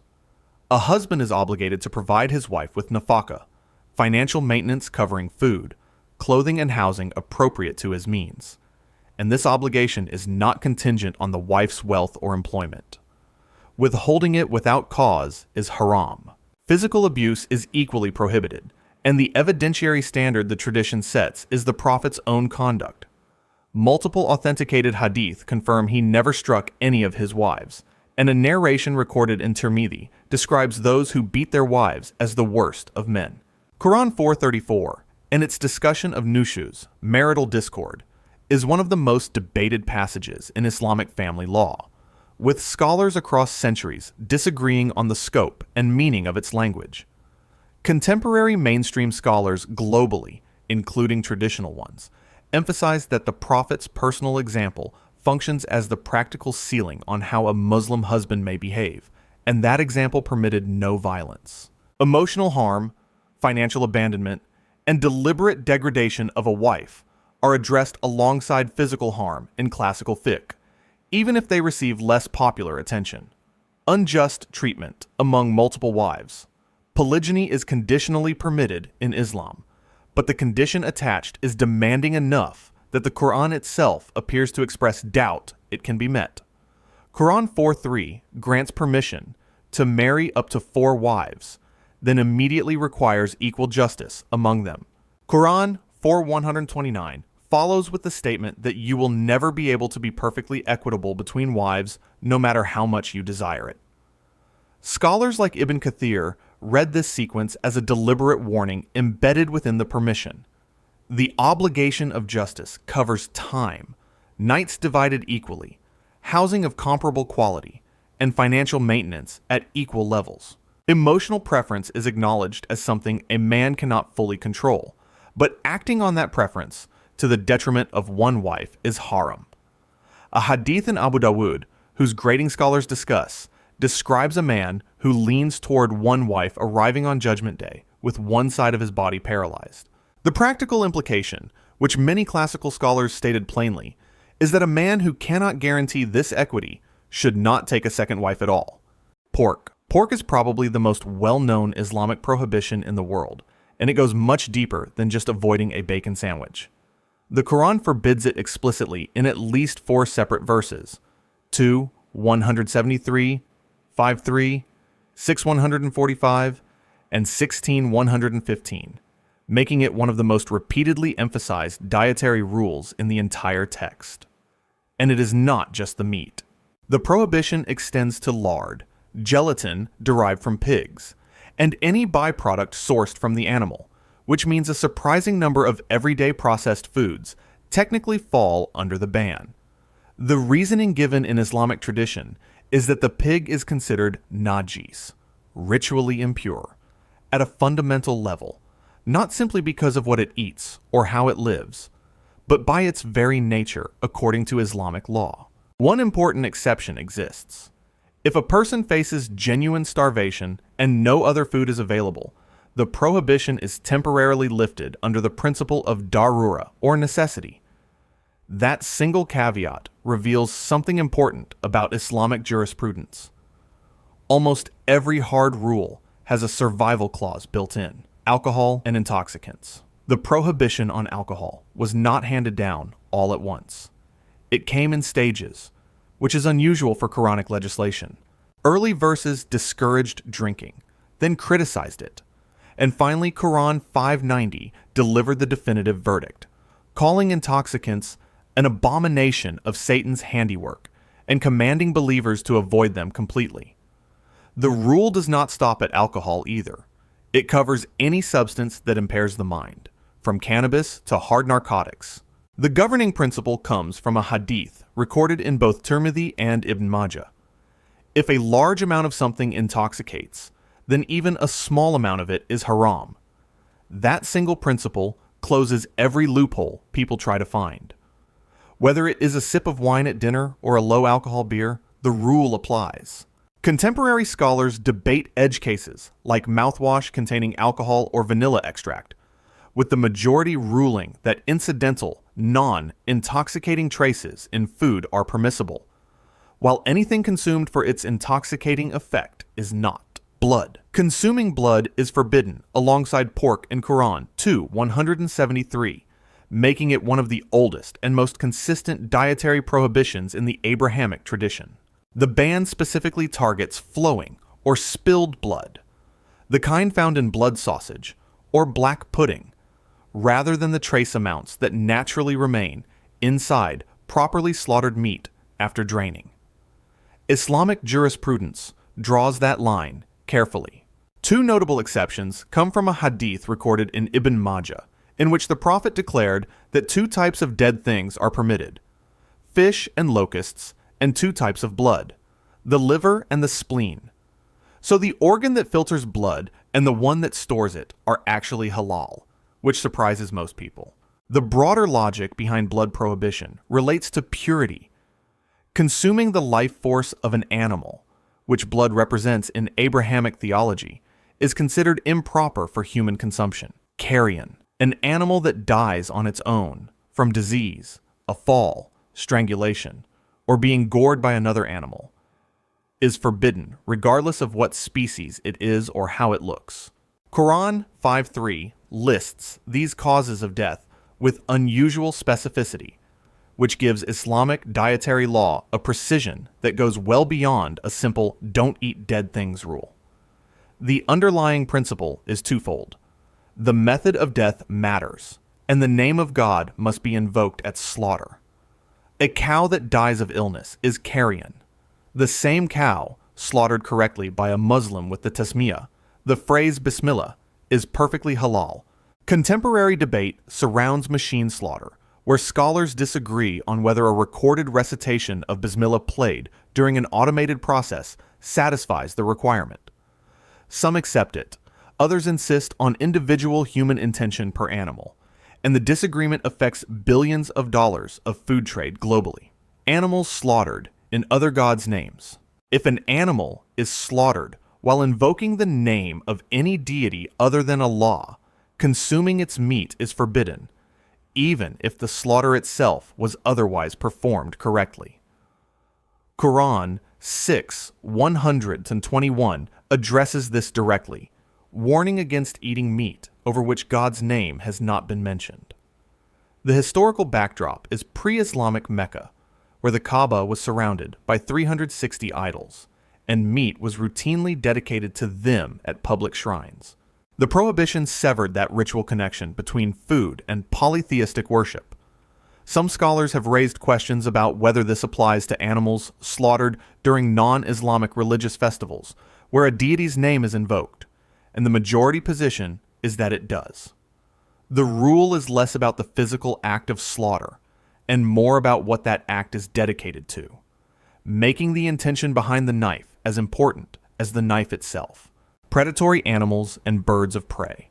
The Quran does not list these explicitly, but the hadith collections of Sahih Muslim and Sahih Bukhari do. And in Islamic jurisprudence, authenticated hadith carry legislative weight alongside the Quran. The prohibition covers all animals with fangs used for hunting: lions, wolves, tigers, leopards, and dogs. It also covers all birds with talons used for seizing prey: eagles, hawks, falcons, and vultures. The reasoning offered in classical scholarship is that predators carry a quality of aggression and impurity that makes them unsuitable for human consumption. Domestic donkeys are also forbidden based on a specific hadith, while wild donkeys are generally considered halal, a distinction that illustrates how granular Islamic dietary law becomes. Different legal schools, madhabs, diverge on some edge cases. The Maliki school, for instance, takes a somewhat more permissive stance on certain disputed animals, which means a Muslim's location and tradition can affect what ends up on their plate. Gambling. In Arabic, it is called maysir, and the Quran groups it directly alongside alcohol in verse 590, which means it received the same decisive condemnation in the same sentence. The word maysir originally referred to a pre-Islamic Arab gambling game involving the division of a slaughtered camel through drawing lots. Even the word has ancient stakes baked into it. The prohibition covers lotteries, casino games, sports betting, and any game where money is won or lost by chance rather than skill. Crucially, even winnings are considered haram. You cannot justify keeping the money just because you came out ahead. Contemporary Islamic finance scholars have extended the principle to certain speculative financial instruments, like stock options and derivatives, where the outcome resembles a bet more than a legitimate investment. The line between acceptable risk in business and forbidden gambling is one of the most actively debated areas in modern Islamic economics. Riba. Riba means usury, and the Quran's language around it is startling in its intensity. Verse 279 does not merely discourage charging interest on loans. It states that those who persist in it are declaring war on God and His messenger. That is about as severe as Quranic rhetoric gets. The prohibition covers conventional mortgages, credit card interest, and payday loans, essentially the foundation of modern Western banking. In response, Islamic finance developed alternative structures: mudaraba, profit sharing between investor and entrepreneur; ijara, leasing arrangements; and sukuk, Islamic bonds that generate returns through ownership rather than interest. A hadith recorded in Ibn Majah warns that riba has 73 categories, with the lightest being equivalent, in terms of moral severity, to a man committing incest with his own mother. Islamic banking is now a multi-trillion-dollar global industry precisely because the prohibition never went away. The financial system had to bend around it. Theft and fraud. Theft is haram, and Islamic law treats it with a seriousness that goes beyond most legal traditions. Quran 538 prescribes amputation of the hand, as the had prescribed punishment for theft. But the evidentiary and circumstantial conditions required before that punishment can be applied are so demanding that classical jurists made it functionally rare. The stolen item must meet a minimum value threshold, the nisab historically approximating the value of a shield, or around 3 dirhams of silver. It must be taken from a secure place, and the thief must not be acting out of genuine hunger or desperation. The Prophet reportedly said, according to a hadith in Bukhari, that he would apply the law even to his own daughter Fatima, a statement designed to emphasize that no one is above the rule, not to celebrate punishment. Fraud receives equivalent condemnation. Deceptive business practices, short measuring, and false advertising are all treated as forms of injustice that corrupt society at its foundation. Zina. Zina covers all sexual intercourse outside of a valid marriage, premarital sex, adultery, and by extension in classical jurisprudence, same-sex intercourse. What makes the Quranic prohibition distinctive is its phrasing. Quran 1732 does not simply say, do not commit zina. It says, do not even come near zina.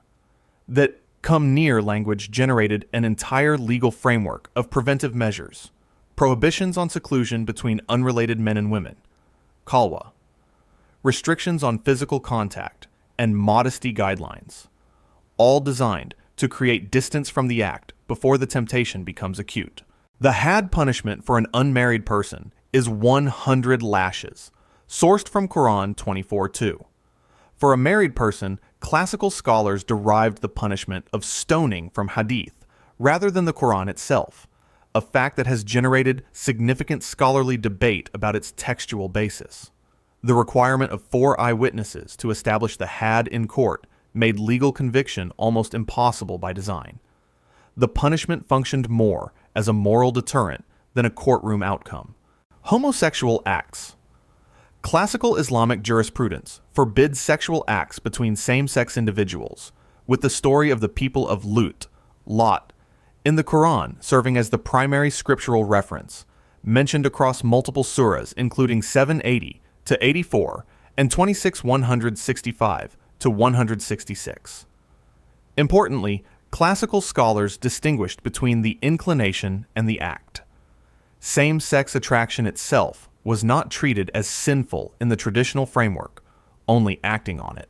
The Quran does not specify a had punishment for homosexual acts directly. Different legal schools derived punishments through analogy, qiyas, with zina, which led to varying scholarly positions.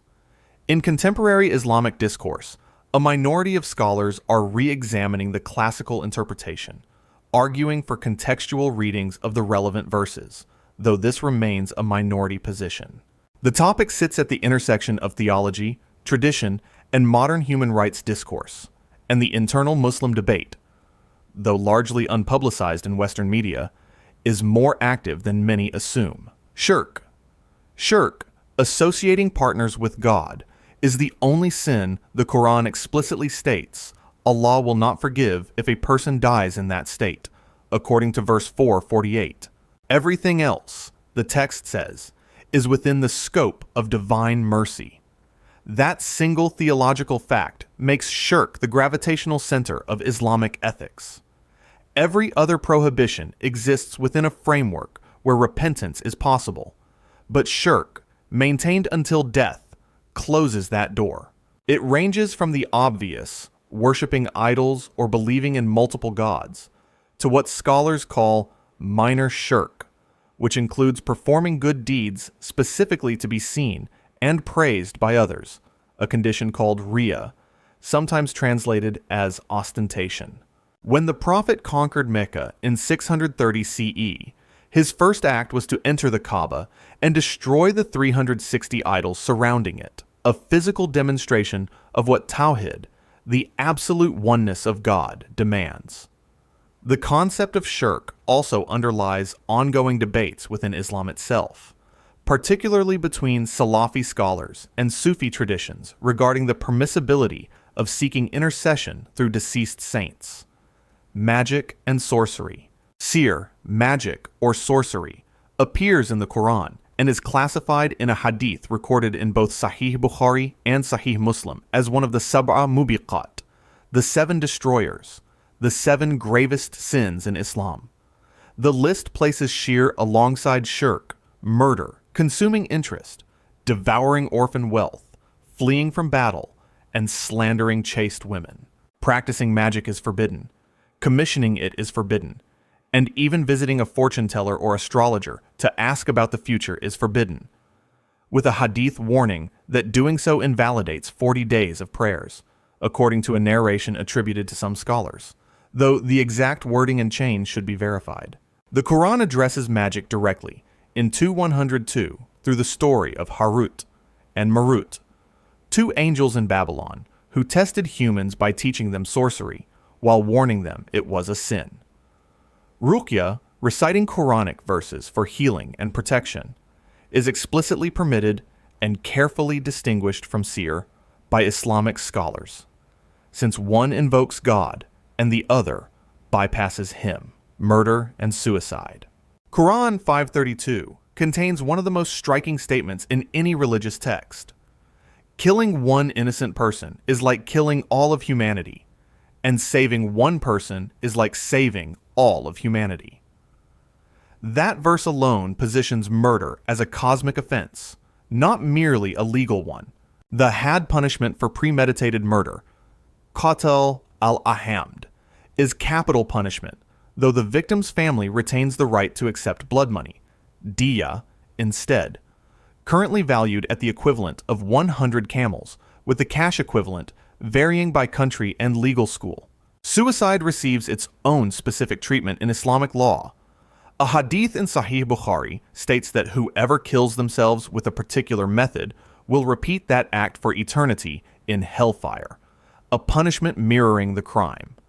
The prohibition on suicide is cited extensively in contemporary Islamic mental health counseling, where scholars emphasize the balance between forbidding the act and extending compassion to those experiencing the despair that leads to it.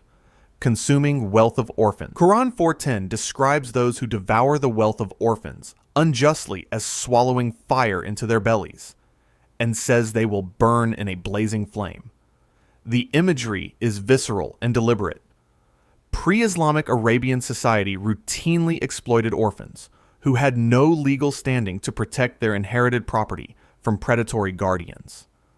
The Quran's repeated emphasis on orphan rights, addressed in multiple surahs, represented a legal revolution in 7th century Arabia.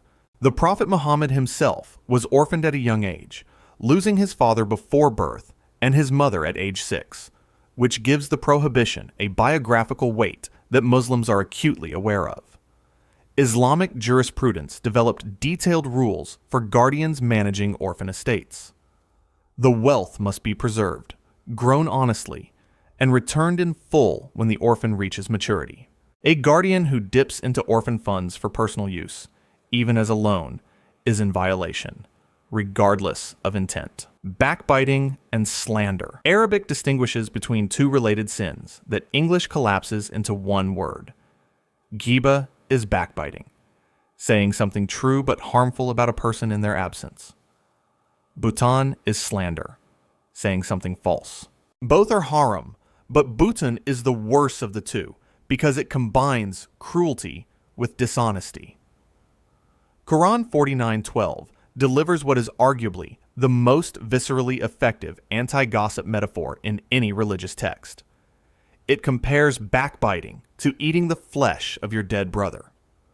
Would you want to do that? The verse asks. Islamic jurisprudence does permit certain exceptions. Warning someone about a dishonest business partner, reporting oppression to an authority who can stop it, or a woman describing her abusive husband to a judge. These are called cases of necessity, and they prevent the prohibition from becoming a shield for wrongdoers. Slander of a chaste person, KDHF, carries its own had punishment of 80 lashes, sourced from Quran 24:4, reflecting how seriously the tradition treats reputation as a protected right. Lying. The Prophet Muhammad listed lying as one of 3 signs of a hypocrite, alongside breaking promises and betraying trust. A hadith recorded in both Sahih Bukhari and Sahih Muslim that Muslims encounter early in their religious education. The Quran 9:119 commands believers to be with the truthful. An Islamic ethical tradition treats honesty as foundational to every other virtue. What makes this prohibition interesting are its 3 classical exceptions: lying to reconcile 2 people in conflict, lying in war for strategic necessity, and, according to some scholars, a spouse saying kind things to maintain peace at home. These exceptions are sourced from a hadith in Abu Dawood and reflect a pragmatic ethical calculus rather than absolute deontology. Islamic scholars also debated the concept of tawriyah, saying something technically true in a way that leads the listener to a false conclusion, as a possible workaround, with scholarly opinion divided on whether it constitutes a permissible form of misdirection or a subtle form of the very deception it claims to avoid: arrogance. Kibr, pride or arrogance, is one of the few prohibitions in Islam that operates entirely inside the heart. You can do nothing visible and still be committing one of the gravest sins in the tradition. A hadith in Sahih Muslim states plainly, "He who has in his heart the weight of a mustard seed of pride shall not enter paradise." A mustard seed. The threshold is that low. The archetypal act of kibr in Islamic theology belongs to Iblis, Satan, who refused God's command to bow before Adam, declaring himself superior because he was made of fire while Adam was made of clay. That single moment of pride, according to Islamic tradition, was the original sin, not Adam's, but Iblis's. Quran 31:18 specifically prohibits walking with arrogance or turning one's face away from others in contempt, suggesting the sin expresses itself in posture, gaze, and gesture just as much as an internal attitude. Scholars distinguish kibr from legitimate confidence. It is not pride in one's work that is forbidden, but the belief that one is inherently superior to another human being. Disrespecting parents. The Quran's architecture is revealing. In multiple places, the command to honor parents appears immediately after the command to worship God alone, placing it second on a list of only 2 things.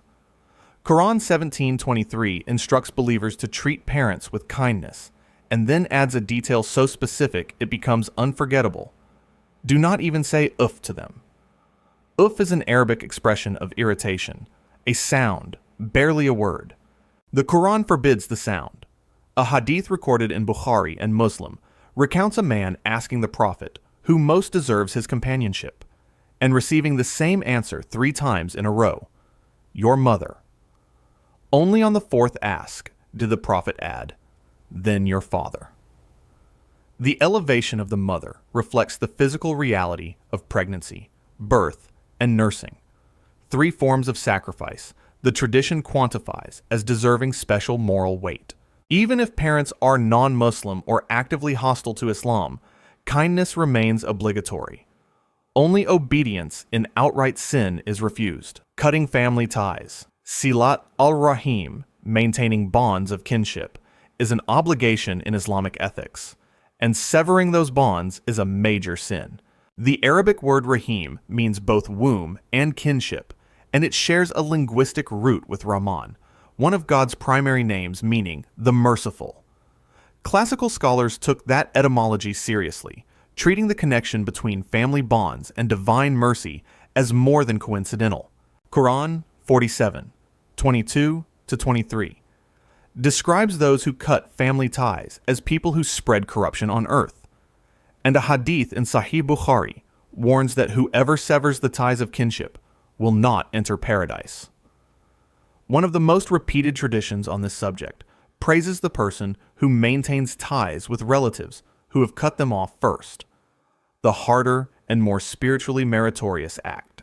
The practical question of what minimum contact looks like when a relationship is genuinely toxic or abusive is an area where contemporary Muslim scholars have developed nuanced positions, generally requiring at minimum that one not be the party who initiates the severance. Tattoos and permanent body alteration. A hadith in Sahih Bukhari explicitly curses the tattoo artist and the person who requests one, language strong enough that scholars classify tattoos as haram rather than merely discouraged. The theological reasoning draws on Quran 4:119, where Satan declares he will cause people to alter God's creation, fitra, framing unauthorized modification of the body as participation in a satanic agenda. The prohibition targets permanent, non-medical alteration. Cosmetic surgery for purely aesthetic reasons falls under the same ruling in the majority scholarly opinion. The line shifts at necessity. Reconstructive surgery after injury or illness is generally permitted, and some scholars permit procedures that correct genuine deformity causing psychological harm. Ear piercing for women is broadly accepted across the legal schools. The distinction reveals the underlying principle. It is not change itself that is forbidden, but change driven by vanity or dissatisfaction with what God created, as opposed to change that restores function or addresses genuine medical need. Silk and gold for men. This prohibition is gender-specific in a way that surprises many non-Muslims and some Muslims alike. A hadith recorded in both Sahih Bukhari and Sahih Muslim describes the Prophet holding pure silk in one hand and gold in the other, and declaring both forbidden for the males of his community while permitting them for the females. A man in a silk shirt or a gold necklace is therefore in violation, while a woman wearing either is completely within the rules. The prohibition extends to gold rings. Silver rings are permitted for men. The reasoning given in classical scholarship centers on preventing effeminacy and maintaining gender distinction, as well as avoiding the kind of ostentatious luxury display these materials represented in 7th century Arabia. Modern debates include white gold, technically a gold alloy, with scholars divided on whether its chemical composition changes its legal status, and gold-plated items, where the majority ruling depends on the proportion of actual gold in the plating. Music and entertainment. This is one of the most genuinely contested prohibitions in Islamic jurisprudence, and presenting it as settled would be inaccurate. The majority classical position holds that musical instruments are forbidden, particularly string and wind instruments. The primary Quranic evidence comes from 31:6, which mentions idle talk, lahw al-hadith, a phrase that some classical scholars interpreted to include music, though the verse does not name instruments explicitly. A hadith in Bukhari warns of people who will make music, silk, alcohol, and other things permissible, grouping them as signs of moral decline, though some scholars of hadith have questioned the strength of its chain of transmission. The medieval scholar Ibn Hazm famously argued that the prohibition has no solid textual basis, and contemporary scholars like Yusuf al-Qaradawi have staked out more nuanced positions, distinguishing between types of music and context. Drums for celebrations, particularly weddings, are broadly permitted across the schools. Nasheeds, vocal Islamic songs without instruments, are universally accepted. The debate is alive, ongoing, and unlikely to be resolved soon. Wearing crosses and idolatrous symbols. Wearing a cross as a religious symbol is forbidden in Islamic law, not because the cross is inherently evil, but because displaying it implies acceptance of the belief that Jesus was crucified, a belief the Quran explicitly rejects in 4:157, which states that Jesus was not killed and not crucified, but that it was made to appear so. Wearing the cross would therefore be a silent theological statement at odds with core Islamic belief. A hadith in Abu Dawud describes the Prophet removing or covering cross-shaped images when he encountered them, establishing a behavioral precedent that scholars have extended to wearing such symbols. The question of whether a cross worn purely as decorative jewelry with no religious intent changes. The ruling is debated, with scholars generally still advising against it due to the symbol's inseparability from its theological meaning. Flags containing crosses, Swiss, British, Scandinavian, generate occasional scholarly discussion, with the majority opinion finding no issue with national symbolism where religious intent is absent. Despair of God's mercy. The final prohibition on this list is not an action. It is a state of mind. And the Quran forbids it as explicitly as it forbids pork or usury. Quran 39:53 addresses sinners directly, telling them not to despair of God's mercy because God forgives all sins. Then Quran 12:87 takes the opposite angle, calling despair of divine mercy a quality of disbelievers. The prohibition creates a theological safety net. No matter how many of the other items on this list a person has violated, the door to return is meant to remain open. Islamic ethics frames the ideal spiritual posture as a balance between two equally forbidden extremes: khawf, fear of God's punishment, on one side, and aman min makr Allah, false security that one's sins don't matter, on the other. Too much fear collapses into despair. Too much ease collapses into recklessness. The corridor between them is narrow, and staying in it is, according to Islamic tradition, the entire challenge of living a faithful life. Saying halal, meat without verified slaughter. Most Muslims buying meat from halal-certified shops assume the label is enough. It is not. The requirement for halal slaughter is precise: a living, conscious animal, a sharp blade, the name of Allah spoken at the moment of slaughter, and the blood fully drained from the carcass. Machine slaughter, pre-stun kills, and recorded audio of the tasmiyah, played over a conveyor belt, do not satisfy these conditions, according to the majority of classical scholars. Reports suggest that in many Western countries, the overwhelming majority of facilities carrying halal certification use pre-slaughter stunning, a practice that Hanafi and some Hanbali scholars consider to invalidate the slaughter entirely. Buying from a Muslim-owned shop adds nothing to this equation. The owner's faith does not transfer to the knife. The label on the package is a business decision. Whether the animal died in a halal manner is a separate question entirely, and most consumers have never asked it. Gelatin and halal packaged foods. Gelatin is in more places than most people realize, and almost none of it is halal by default. It shows up in gummy candy, marshmallows, yogurt, capsule medications, certain chips, and dozens of other processed foods, typically listed as E441 on European packaging. The default source is pork bone and skin, or the bones of animals not slaughtered according to Islamic rites. Bovine gelatin is not automatically safer, since the slaughter method of the source animal still matters. Some Hanafi scholars permit gelatine derived from pork on the basis of istihala, the principle that a substance so chemically transformed from its origin becomes a new substance and loses its original ruling. But this position is contested by Shafi'i and Maliki scholars who reject it. Most Muslims scanning ingredient lists for the word pork are missing the problem entirely, because the pork has already been processed into something with a different name. Eating at non-halal restaurants and ordering safe items. The logic seems reasonable enough.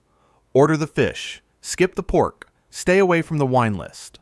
The problem is the grill it was cooked on, the fryer oil it shared with chicken strips, and the spatula that just flipped a bacon burger before touching your salmon.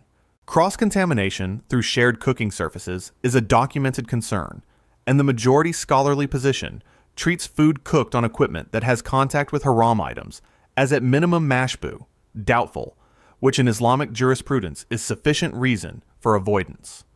Some scholars permit it under conditions of verified cleanliness, but most restaurant kitchens do not operate with the kind of separation those conditions require. The social pressure to eat where everyone else eats is real, but it is not a fiqh argument. Convenience is not the same as permissibility. Music with Islamic themes. The nasheed industry has made it easy to feel like listening to music is worship if the lyrics mention Allah. The classical position is more precise than that. The voice alone is permissible. The dispute has always been about instruments, and that dispute did not disappear because the song is about the Prophet. Contemporary nasheeds regularly include drums beyond what scholars permit, synthesized instrumentals, and studio production techniques indistinguishable from pop music. The duff, a simple frame drum, is the instrument most widely permitted in classical fiqh, and even that has conditions. An electric beat sample is not a duff. The content of the lyrics does not transform the method of production. A song about paradise, built on a haram musical arrangement, is not an act of worship. It is, at best, a complicated entertainment product with a spiritual aesthetic. Celebrating Mawlid. Hundreds of millions of Muslims mark the 12th of Rabi al-Awwal with processions, recitations, and gatherings in honor of the Prophet's birth. The scholarly dispute about whether this is itself permissible is centuries old and genuinely unresolved.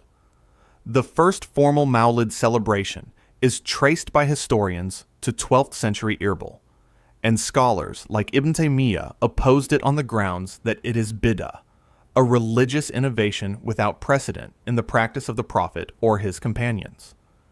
Maliki and Shafi'i scholars have argued it is a praiseworthy innovation.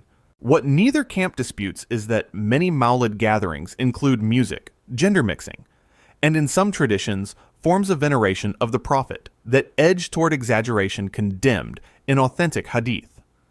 Even those who consider the celebration permissible often acknowledge that the way it is practiced contains elements that are not. Praying with impure clothing, knowingly. Tahara, ritual purity, is not a recommendation before prayer. It is a condition of its validity. The four major madhabs are in agreement that performing salah while knowingly wearing clothing with najasah, ritual impurity, renders that prayer invalid. The prayer does not count. It does not accumulate reward. It must be repeated. The forgetful person is excused, but the person who notices a stain, decides it probably does not matter, and proceeds to prayer has not prayed in the fiqh sense at all. The intention to worship does not override a broken precondition, in the same way that intention to fast does not count if you forgot to make niyyah before Fajr. Muslims frequently conflate sincerity with validity. They are separate categories, and sincerity cannot substitute for the conditions the prayer itself requires. Giving sadaqah for show. Charity is one of the most emphasized acts in Islam, which makes it one of the most vulnerable to Riya, the desire to be seen doing good. Riya is described in authentic hadith as a form of minor shirk, associating partners with Allah in worship, because the act that should be directed entirely toward Allah is redirected toward the approval of other people. Filming a charity donation for social media, announcing a contribution publicly so others know about it, or giving specifically because it will be seen are all mechanisms by which an act of worship becomes an act of performance. The Prophet, according to a narration in Sahih Muslim, described a generous man being among the first thrown into hellfire precisely because he gave so that people would call him generous. And they did, and that was his entire reward. The Quran describes the right hand not knowing what the left hand gives as the ideal. The camera knows, fasting, without guarding the fast. The fast of Ramadan has conditions beyond not eating and drinking, and most of them receive far less attention. The Prophet said, according to a narration recorded in Sahih Bukhari, that whoever does not give up false speech and acting upon it, Allah has no need of him giving up his food and drink. Scholars distinguish between a fast that is sahih, legally valid, and a fast that is kamil, complete. Backbiting at iftar, watching haram content on a phone during the afternoon, losing your temper with your family, and lying at work during Ramadan do not technically break the fast in the fiqh sense, but they strip it of the spiritual substance that makes it worth keeping. The hunger is real. Whether it constitutes worship depends on what the rest of the day looked like. Nikah without wali. The secret nikah has become something of a cultural institution among young Muslims who want to make a relationship halal without involving their families. According to the majority of scholars across the Shafi'i, Maliki, and Hanbali schools, a nikah conducted without a wali, a male guardian for the bride, is not a valid marriage. The couple remains unmarried in the eyes of Islamic law, meaning everything they do on the basis of being Islamically married is still haram. The Hanafi position offers more latitude in some cases, permitting a woman of sound mind to contract her own marriage, but even the Hanafi position requires 2 witnesses. A private ceremony between 2 people in a room alone, with no wali and no witnesses, is not a valid nikah by any madhab. The hadith, "There is no nikah without a wali," narrated by Abu Dawud, is the basis of the majority ruling, and its chain is assessed as authentic by most hadith scholars, taking out a mortgage. The Quran's treatment of riba is among the harshest in the entire text. Surah Al-Baqarah, verses 275 through 279, describes those who deal in interest as declaring war against Allah and His Messenger. A conventional mortgage is a straightforward riba transaction. You borrow an amount and contractually agree to return more than you borrowed, with the excess going to the lender as profit. The rationalization of necessity, known in Usul al-Fiqh as darura, is real and recognized by scholars, but its conditions are strict. Darura requires that the harm being avoided is genuine, immediate, and not avoidable by other means. Renting is a means. Relocating is a means. The desire to own a home in the neighborhood you prefer does not satisfy the threshold. Islamic mortgage alternatives operating on murabaha or diminishing musharaka structures exist, though their genuine compliance is itself debated among scholars, which is a separate problem from the conventional mortgage, not a resolution of it. Insurance policies. Conventional insurance is haram according to the majority of contemporary Islamic scholars and major fiqh bodies, including the OIC Fiqh Academy, primarily because of gharar, contractual uncertainty. You pay a premium. You may receive a payout. You may receive nothing. The outcome is unknown to both parties at the time of contract, and this uncertainty over a financial exchange is what classical fiqh prohibits. Some policies also involve riba through the investment of pooled premiums in interest-bearing instruments. Car insurance mandated by law is treated differently by most scholars, falling under the darura exception for legally compelled transactions. Life insurance and elective health insurance in countries where alternatives exist receive no such exemption. Takaful, a cooperative model where participants contribute to a shared pool rather than paying premiums to a for-profit insurer, is the halal alternative, but it remains unavailable or impractical in many countries, which is a logistical problem, not a jurisprudential permission. Backbiting framed as just telling the truth. The definition of ghiba in Islamic law closes the most common escape route immediately. The Prophet was asked what backbiting was, and according to a narration in Sahih Muslim, he defined it as mentioning your brother in a way he would dislike. When asked what if the thing said is true, he replied, "If it is true, you have committed ghiba. If it is false, you have committed buhtan, slander." The truth of the statement is not a defense. The Quran in Surah Al-Hujurat, verse 12, describes it as eating the flesh of your dead brother, a metaphor that is deliberately extreme because the casual nature of the act is precisely what makes it dangerous. Comment sections, group chats, and honest conversations about mutual friends are not exempt. The subject's absence from the room is what defines the category, and their absence is almost always the precondition for the conversation happening at all, lowering the gaze. The command is in Surah An-Nur, verses 30 and 31, addressed to both believing men and believing women, instructing them to lower their gaze and guard their private parts. The hadith is more explicit. The Prophet described the eyes as committing their own form of zina, and their zina is the look, according to a narration in Sahih Bukhari.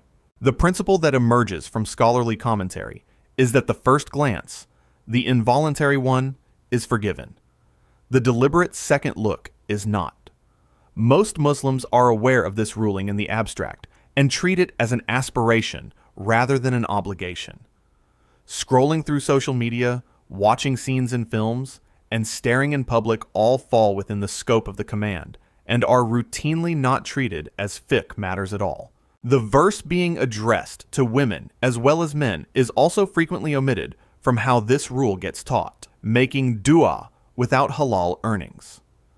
Dua has conditions, and most people focus entirely on the form, the words, the times, the posture, without examining the preconditions that affect whether the supplication reaches its destination.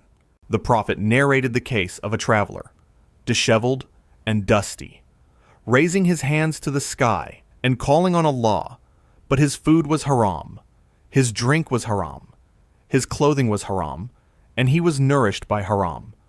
So how, the Prophet asked, could his dua be accepted? The narration is recorded in Sahih Muslim. A person earning through interest, fraud, or haram employment, and then making earnest supplication, is not doing something that cancels the dua mechanically, but they are holding up a barrier that scholars describe as standing between the supplication and its acceptance.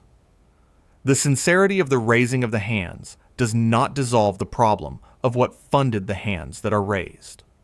Following a madhab to avoid stronger evidence. Taqlid, following a school of law, is legitimate and recommended for the layperson who lacks the tools to derive rulings from primary sources. The problem is what it becomes when used as a shield. A Muslim who knows a hadith clearly prohibits something and continues on the basis that their madhab allows. It is in contested territory with classical scholars themselves, several of whom argued that following a school's position against clear prophetic evidence is impermissible.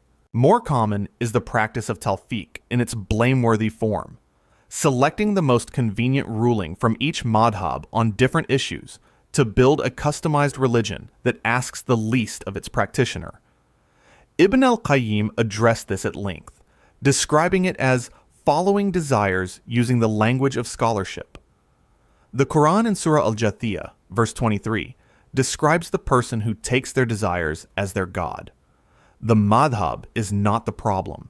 Using it as a menu is backbiting. Most Muslims know the word ghiba, but very few realize how often they commit it every single day.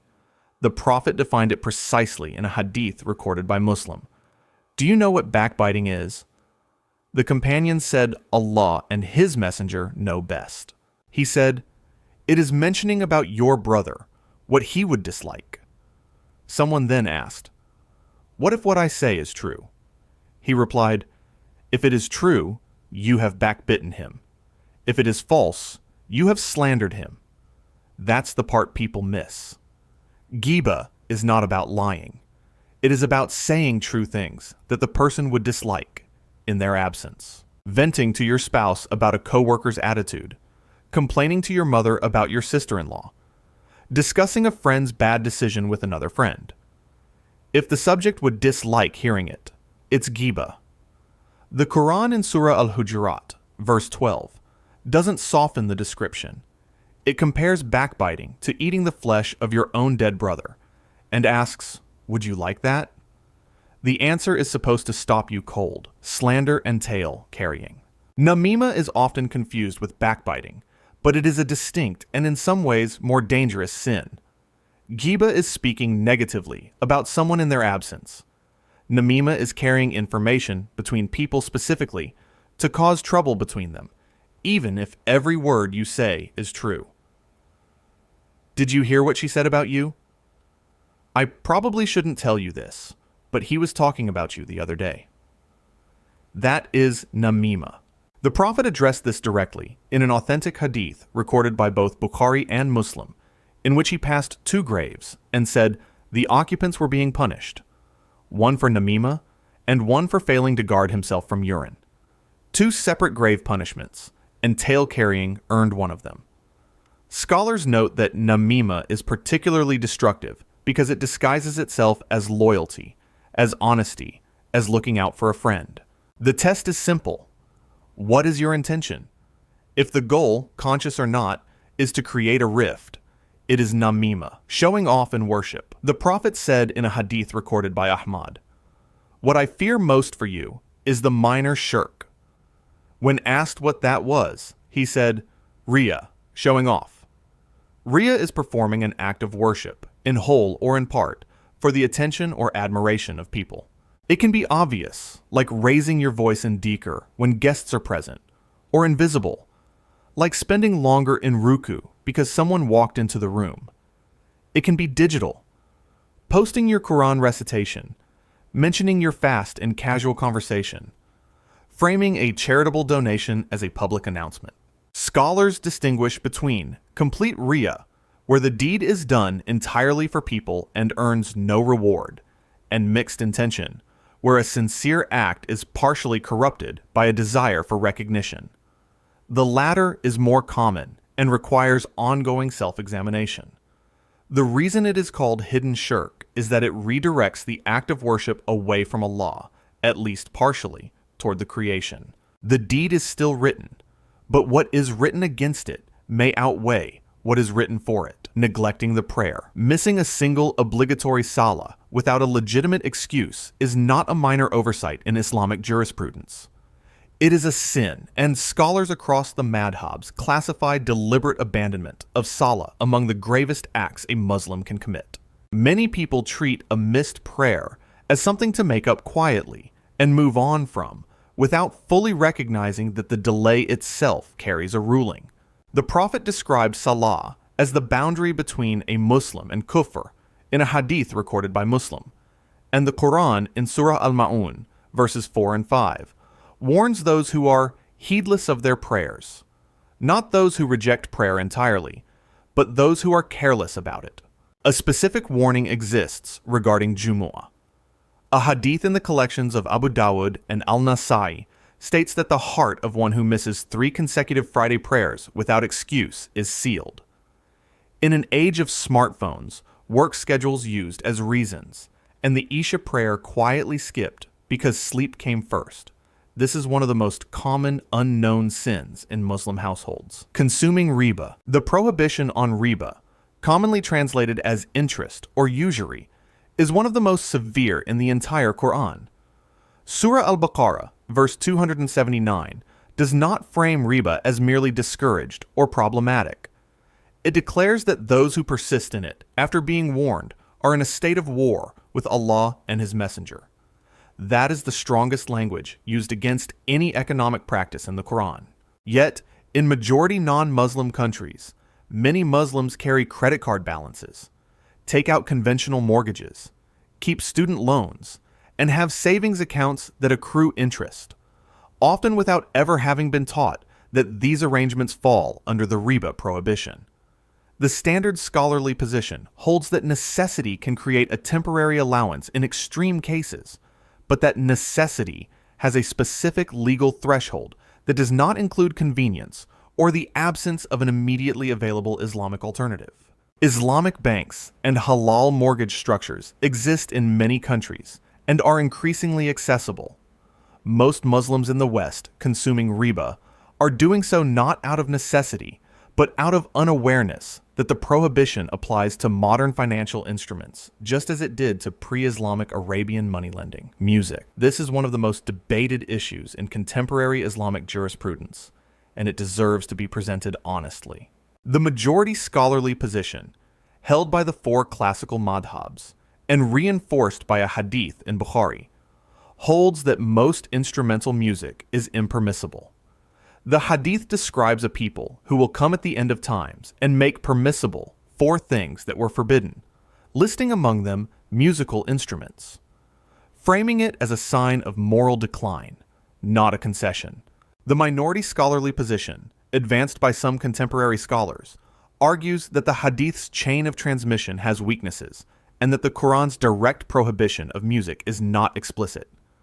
Both positions exist within mainstream Islamic scholarship. What is not in dispute is that lyrics containing vulgarity, sexual content, or shirk are impermissible across all scholarly opinions. Most Muslims who listen to music daily have never been introduced to the majority ruling at all, and simply absorb the cultural norm of the society around them.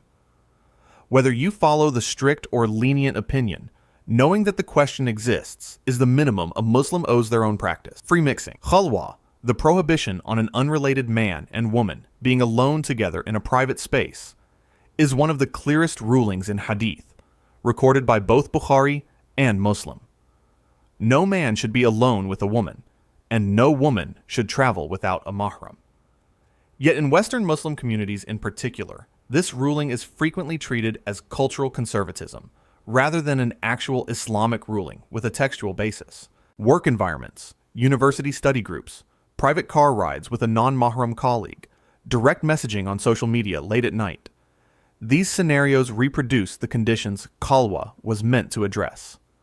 The broader principle of ikhtilat, unrestricted free mixing in social settings, has a more nuanced range of scholarly opinions, with some allowing mixed public spaces while maintaining separation and lowered gaze, and others applying stricter standards. The distinction that almost every scholar agrees on is that normalized, intimate social interaction between unrelated men and women, identical to non-Muslim social norms, is not the Islamic default. Most Muslims who engage in it have simply never been taught. It has a specific ruling. Bad treatment of parents. Surah Al-Isra, verse 23, contains one of the most precise behavioral prohibitions in the Quran. After commanding worship of Allah alone, it immediately instructs, "Be good to parents, and if one or both of them reach old age with you, do not say to them, 'Uff,' not even a sigh of irritation, and do not repel them, but speak to them with noble words." The word oof in classical Arabic represents the smallest possible verbal expression of annoyance. The Quran chose it deliberately to make clear that even the most minor display of impatience toward parents falls under the prohibition. The Prophet listed disobedience to parents among the three greatest sins, alongside shirk and false testimony, in a hadith recorded by Bukhari. Yet eye rolls, dismissive tones, ignoring calls, leaving elderly parents to nursing homes without necessity, cutting off a parent after a disagreement, all of these are common behaviors among Muslim adults who would be shocked to have them described as major sins. The ruling also applies, with some conditions, to non-Muslim parents. The right of parents does not expire when the relationship becomes difficult. Arrogance. The Prophet said in a hadith recorded by Muslim, "He who has a mustard seed's weight of arrogance in his heart will not enter paradise." A mustard seed. The threshold is not obvious arrogance or publicly dismissive arrogance. It is the smallest measurable unit used in classical Arabic to indicate near nothing. Kibr manifests in ways people rarely recognize as sin.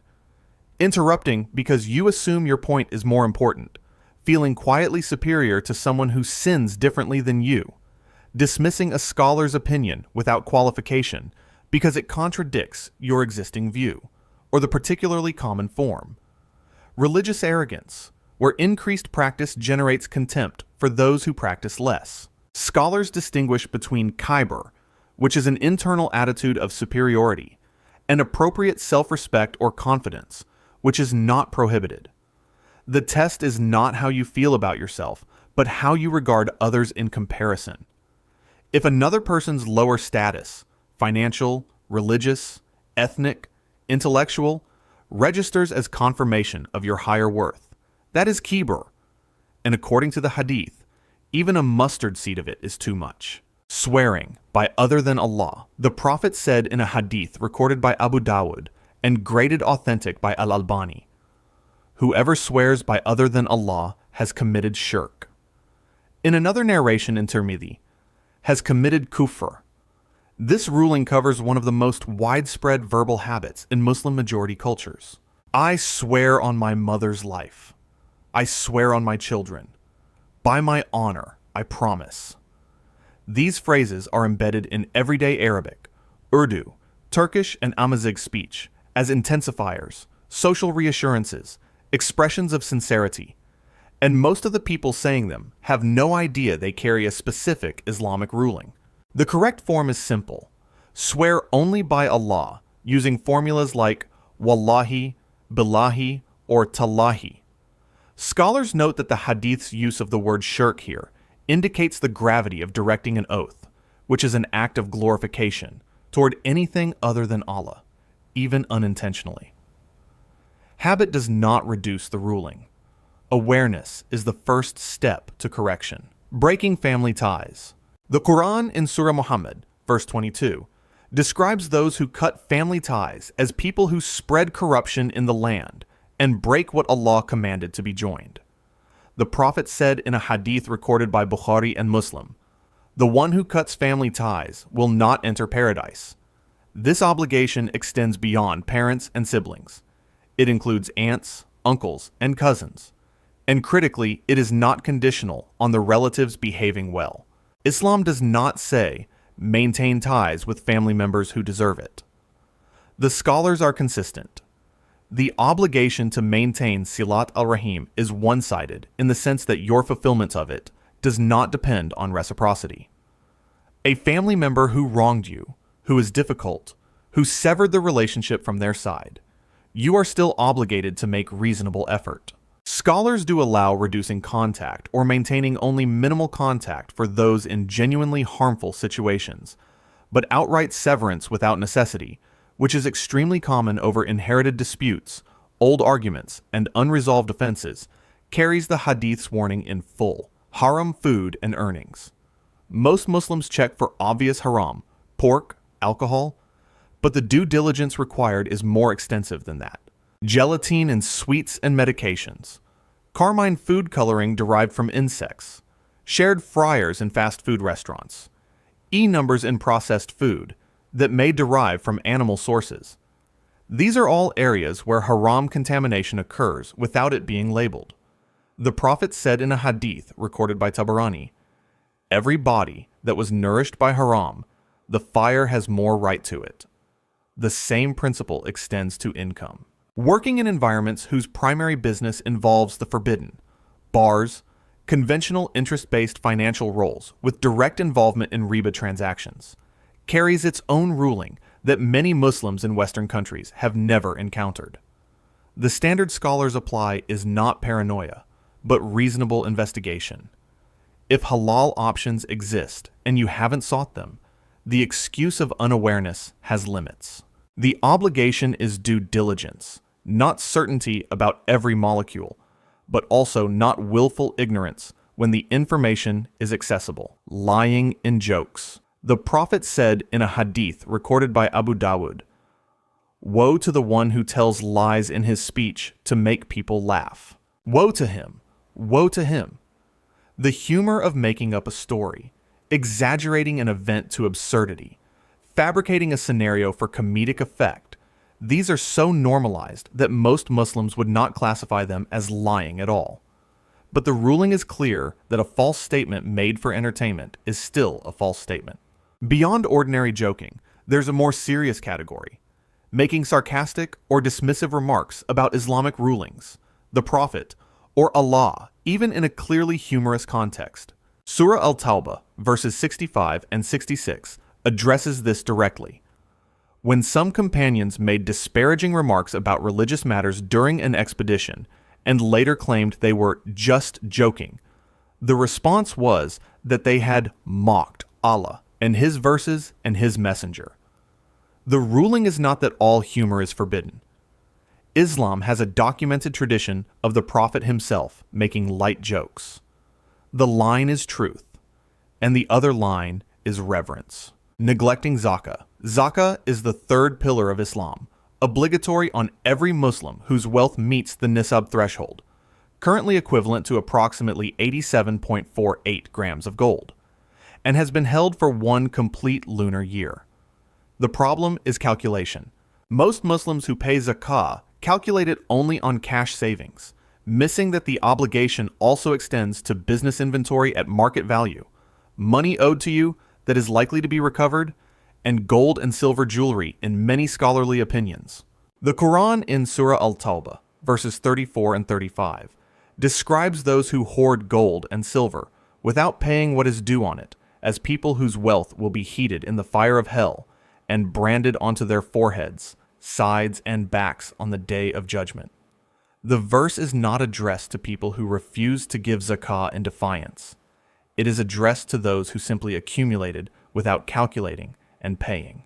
Many Muslims in the middle and upper middle class particularly those with business assets, are zakah liable in ways they have never been informed of and have therefore never fulfilled. Despairing of Allah's mercy. Surah Al-Zumar, verse 53, contains one of the most expansive statements in the Quran. Say, O my servants who have transgressed against themselves, do not despair of the mercy of Allah. Indeed, Allah forgives all sins.